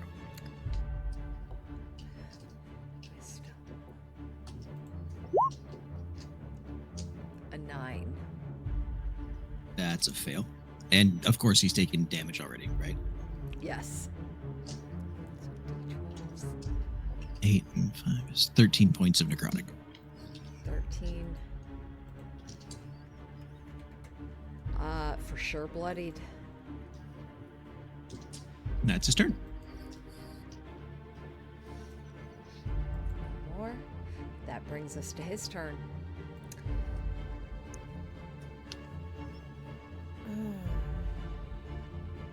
Two attacks. Hold on. I don't remember. There we go. Okay. I had to remember what Philip was at. Okay. They're going to take one attack at Philip and one at you, Vesper. First at Philip. 16, which misses. And the second attack at you, Vesper, is a 6. Definitely misses. Feeling fatigued, they are swinging wildly and missing hardcore. Rania. Okay. Glancing, seeing the cavalry arrive. Glancing back, seeing the magic user dead as well. I'll skid and run and attack this fellow. So, a 14. That hits. That hits. Okay. Awesome. That's great. So I charged. I had advantage from flanking, so I can sneak attack.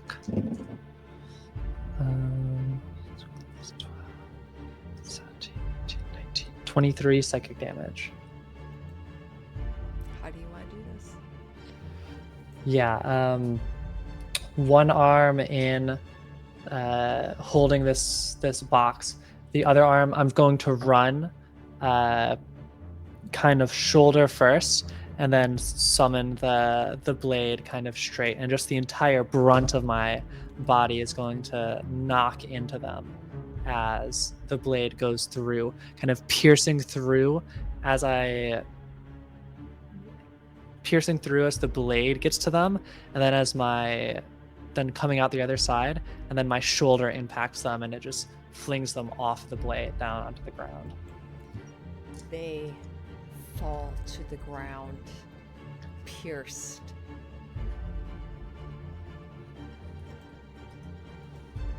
And we come out of initiative. I heard you were selling potions. I would like to buy one. Courtesy of Kyle. Thank you. And it's Yeah, 4d4 plus 4. I'll use an action to drink it to get the full healing. Okay. You are out of initiative. As you stand in this long court area along the high road.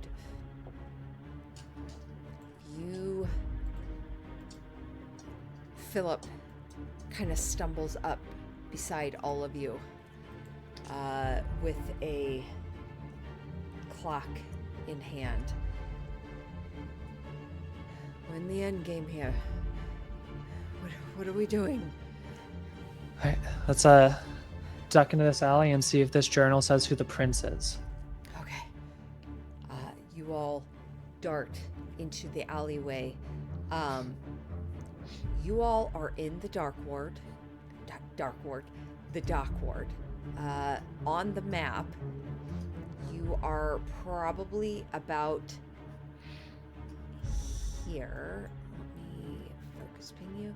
So, not far from the Way of the Dragon, the main road that goes down, aside from the high road. But you're in an alleyway just off to the end. You have a container. You have a journal. What do you do? Oh yeah, someone see what the hell this thing is that we're risking the world on. Yeah, I'd like to start investigating and perceiving and taking a look at this container before I open it, but would like to start doing that. Okay. Um, No, go for it. Go for it. I'm just going to shrink back to sides, and then as she's doing that, I'm flipping through the journal, looking for any relevant information, but especially who the prince is and how we can get this to them. Okay. Gal's probably just gonna slump against a wall and close his eyes and meditate for as long as he can. All right. Starting with the journal, as you set down the container, and Vesper, you go for the container to start investigating that. Rania, you start flipping through this journal. You see research notes. This is Niall's research notes. Reading it. Based on where the orb was stashed, I believe it to be strategically placed. If I were a betting man, of which I'm not, I'd put my money on there being more stashed within the city. I've marked locations on a map, the most logical points of impact for widest range of significant destruction. Considering what Molly has said about the growing concern in the Desert Valley, the attacks, the weakening, the newly formed Council of the Realms, and the gathered armies camped just north of Golden Fields, I would be remiss not to mention my growing suspicions. More than a gut feeling, mind you. I am a learned student of Candledeep. I know how to deduce conclusions and calculated outcomes based on math, sciences, logical reasonings. I don't believe this to be a planned offensive on a singular city. These cultists have been exceedingly clever in their assaults. I worry more of these orbs may be stashed away in cities across Faerun and beyond. You turn the page. I believe this orb to have elements of Earth within it. If this were to detonate along with the other theoretical orbs stashed about, powerful earthquakes would rip outward in a mile radii. Building structures would topple, chances of a resulting tsunami high. Stuffed between the pages, you find a folded map, which you throw out, and Philip actually unfolds it, and you see marked locations on this map of Waterdeep. You turn the page. I took a big risk today. Some might say unnecessary, but the results of my perceived imprudence cannot be denied. something irked at the back of my mind about this orb. Granted, I have only read about them during my time at Candlekeep. I've never laid eyes on one until now. However, something about this one didn't align with what I know with these wondrous items. Historically, devastation orbs detonate without warning. They're volatile, giving no outward signs of how much time remains before discharging. Containers like this one, this orb residing, are inscribed on the underside of the lid with the rune of the orb's element. This specifically made container prevents the orb from detonation. If the container is open, the orb will definitively detonate in less And I Don't definitely, open that. Yeah, I'm purposely not opening it. Yeah, Rania, you call that out, and like Vesper, hands almost opening up. It's a bomb that causes earthquakes, Cool. and there are more on these points on the map, and maybe in all the cities. That is going to be bad for the economy. Bad for the bakery. No more cookie sales. No more croissants. Reading onward. The orb would definitively detonate in less than a minute. Continuing that sentence. But why place numerous orbs throughout if they are not set to discharge at the same time?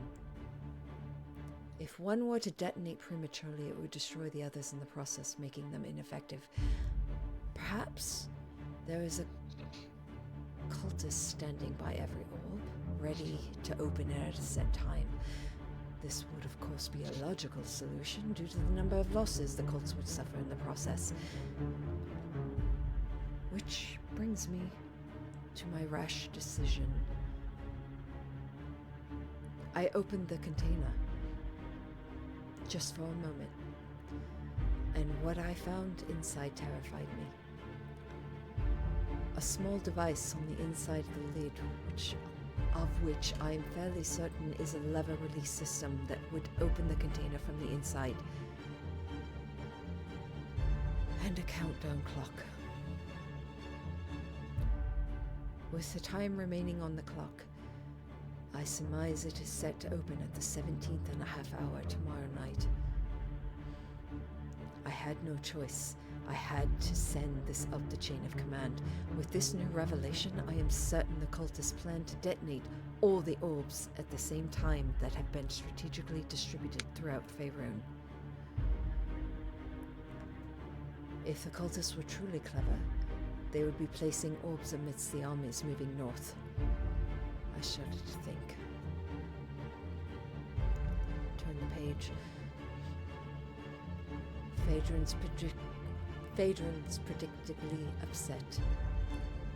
Molly's giving him the order to hand over the orb and my research on it to the prince. Odd alliance, if you ask me. The Zentrum are not known for working amiably alongside other criminal networks.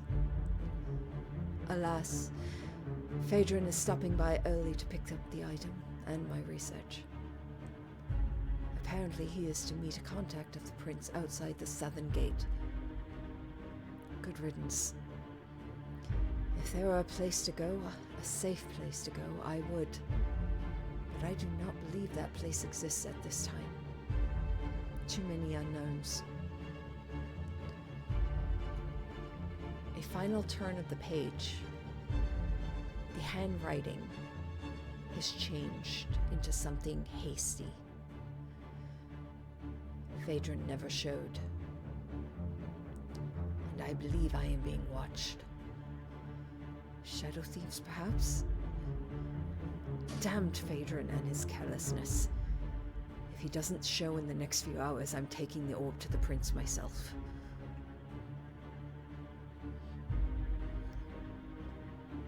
We are now entering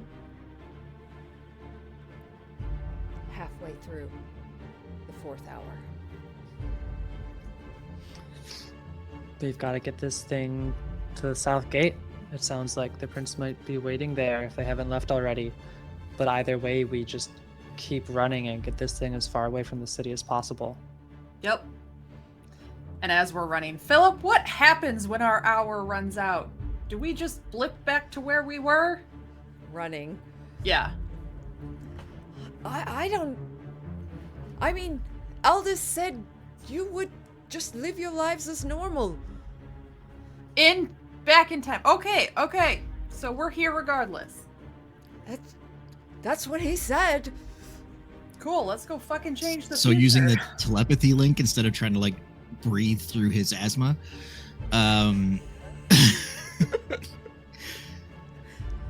What exactly is the prince gonna do? I don't know. Hear me out. This is insane. And I don't know why I'm saying it semi out loud.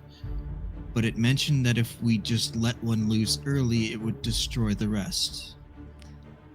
I'm hearing you. I heard that. I feel like an earthquake in a mile radius sounds pretty bad by itself. But if there are dozens of these in the city,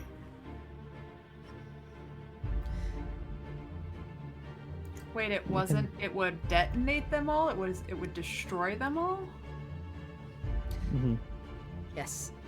Roll Yeah. me an intelligence. Which one of us? All of you. Natural 20 for a 20. Nice. 21. 11. Natural 20 and 21. The notes spoke of these orbs of destruction placed throughout Faerun. Not just Waterdeep. The gravity of these orbs placed, the possibility of them placed within the area of the encampment of the army, as Niall's notes spoke. I shudder to think. You have no idea as to how many of these orbs have been placed, how many have been distributed, where they still remain, how many exist. You gather any devastation orb that still exists is on this countdown timer. However, could that save Waterdeep if one went off in a mile radius? Destruction in 1 mile, possibly destroying others in the process. Yeah. I think I look to Cal as you said that and also just say, no life without death, right? Life over limb. Okay, maybe we try and get these notes in the right hands first. Yeah. I agree. It was a thought. I thought I'd share it. I think we Not a run as crazy far one. as we can out to town. Yeah. Mhm. So you are continuing forward then? Yeah. Because a mile radius would be all of Waterdeep, pretty much, right? It's probably about half of it. About half? Okay. Yeah, I think if we can try to get as south as possible, maybe, unless we want to try to get as north as possible. I don't care which direction we go, but You all, with a half hour left, can absolutely, at full run, I would like just to determine, I would like a athletics or acrobatics to see how well you run to ensure that there's no hiccups. 16. Leave me for behind. An 18 or 25, if that's a failure, acrobatics. Okay, Leave me behind. I got a 2. you are left behind. Philip? Also, can I really quick? I'm sorry. Oh yeah. Just above table, it mentioned tsunamis possible. If a mile is only half of water deep, could we actually, and we're kind of split the difference, can we actually aim for the river gate and try to make it at least a little bit further from the water to see if we can't like reduce the tsunami? We think the chances? prince is at the south gate, though. Oh, but we're detonating this, right? Like, does it matter if we Yeah. get to the prince? So you Might want to get the were... research notes to the prince. Oh, you're right. Yeah. Okay, Southgate. Never mind. Okay. With that, Oh, poor Philip. Philip rolled a 1. He is trailing behind, probably even further than you, Val. The many wounds and the stress of everything, he is doing his best to keep up, but trips, falls, and falls significantly behind. Rania, Vesper, 2 of you are able to make it to the south gate. You run out. You see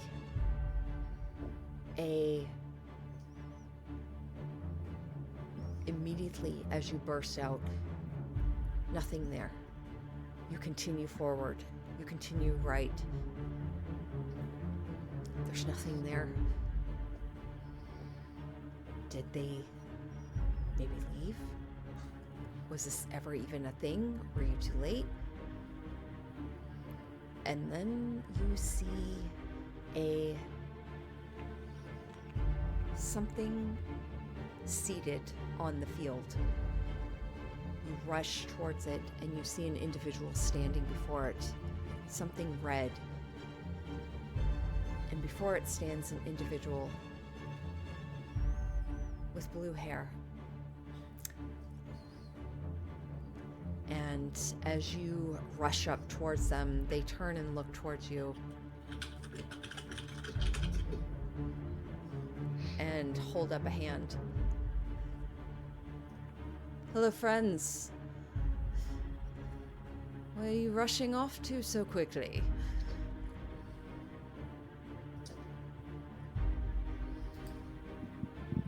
Prince, I presume? God damn it. Catch! And we just toss in the notes. The notes come tumbling towards him, and he catches them. What is this? You've got about 5 minutes to read that. Fuck me. And he starts speed reading, catches on some of it, eyes lift, see the container in your arm.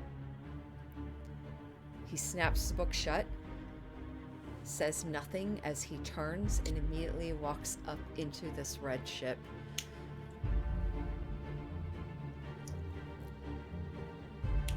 Minutes pass.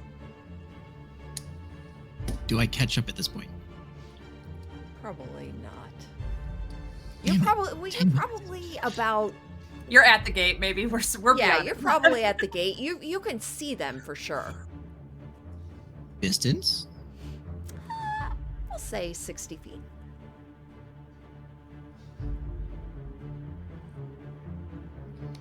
Above table, you guys okay if I just do something stupid? Yeah, I think we're Yeah, about to okay. blow ourselves up with this orb, right? Is that not? Mm-hmm. He stops, sees them within range, and he kind of just fuck it, and he reaches out and he speaks in Infernal and casts Summon Undead right where the box is. I knew he was a ghostly necromancer. that grabs the box and has a flight speed, and he sends it straight in the air Straight for as there. many minutes as he can, for as many rounds and turns as we have. What's the flight speed? The flight speed of this guy is loaded. Come on. There we go. 40 feet. So with dash, it'll be 80 per turn. So in a minute, he'll go 800 feet. With the prince disappearing within, and 10 minutes later, this undead disappearing high into the air. The group of you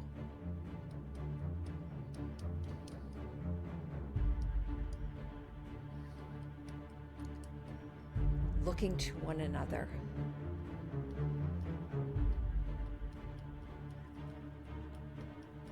Time ticking down.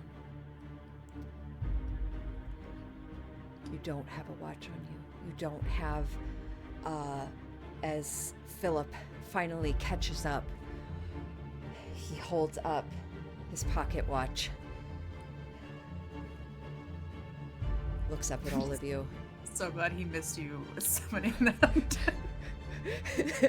He said he could do it. He just said he doesn't. Shows it 17 and a half. Your vision whites out.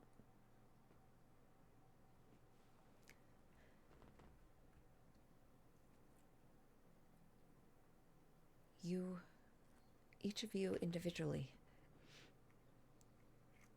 awakens.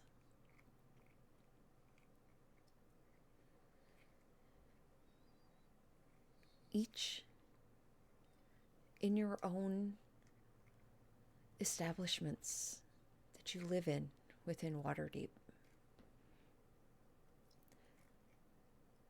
You hear the sounds of movement outside.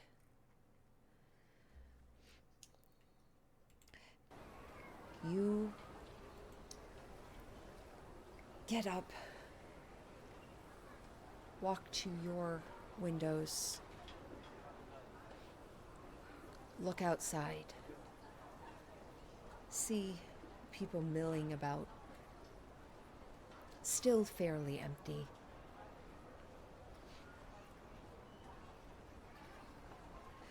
Vesper,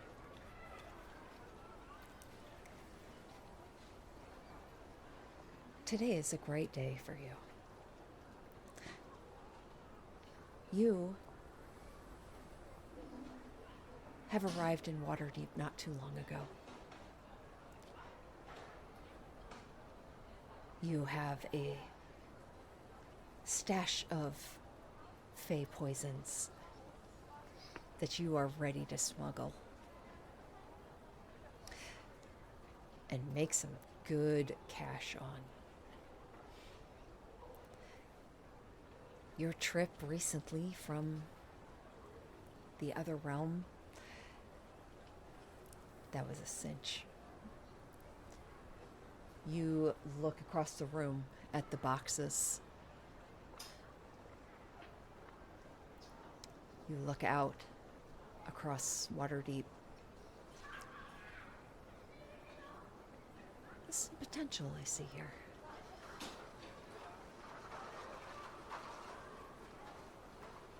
Rania,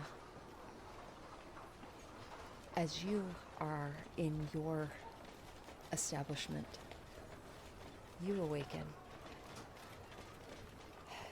walk to your window. You peel back the curtain just slightly, looking out, looking for any dangers. Let it fall back. You look around your room. You look at your desk where you see a contract. The next job. Next mark. You won't have any problems with this one. Nobles are easy to get to.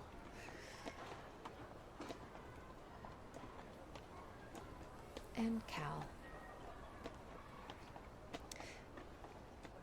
you awaken in your establishment. An odd one, to be sure. You have taken up residence as a caretaker amongst the city of the dead, the vast graveyard within Waterdeep. Here you find comfort. But the individual lying on the table before you, you're missing parts.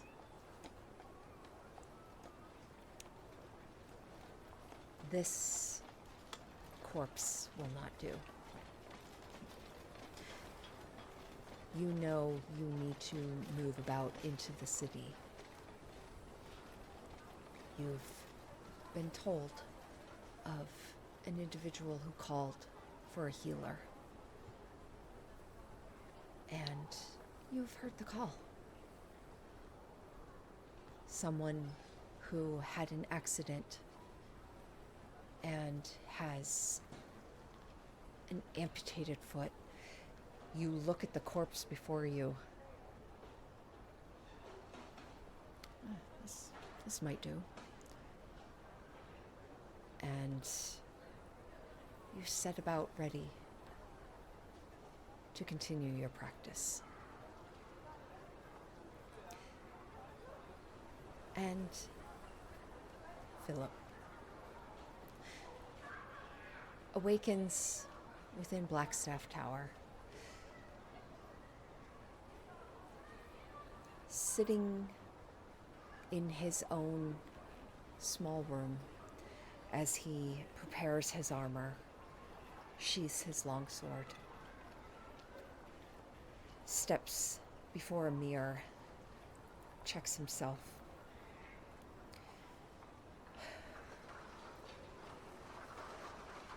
Another day in service. And he gives a nod to the mirror, steps outside the door, and heads down to the dungeon below. As we end the story, each of your characters waking up in their own time.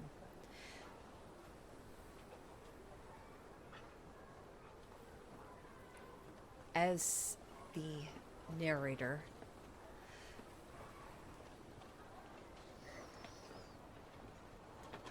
your characters, their future selves, as they disintegrate, the spell of the time that the Lady of Pain cast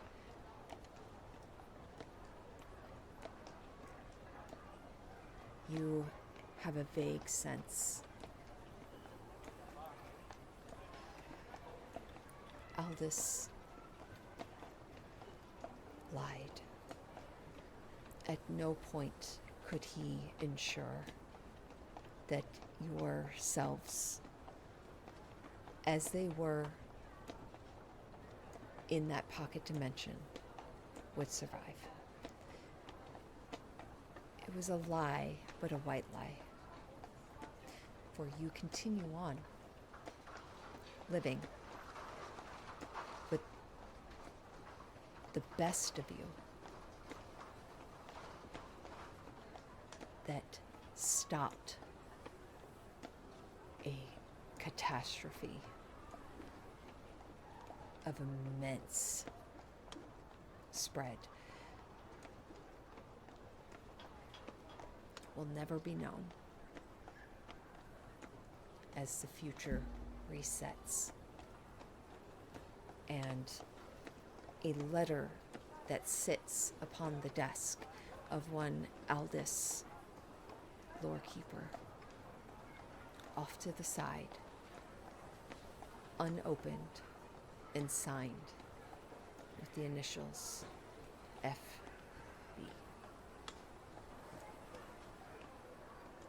And that is where we will end our session.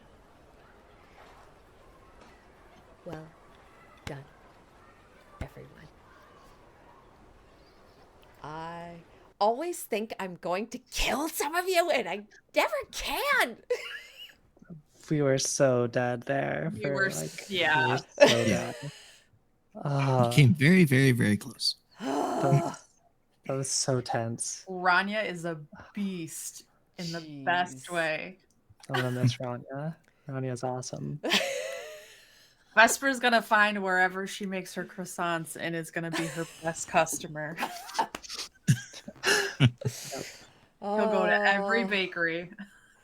I was gonna say I used every spell slot I had for that one, except for one innate one that I could use still. But other than that, that was everything I had.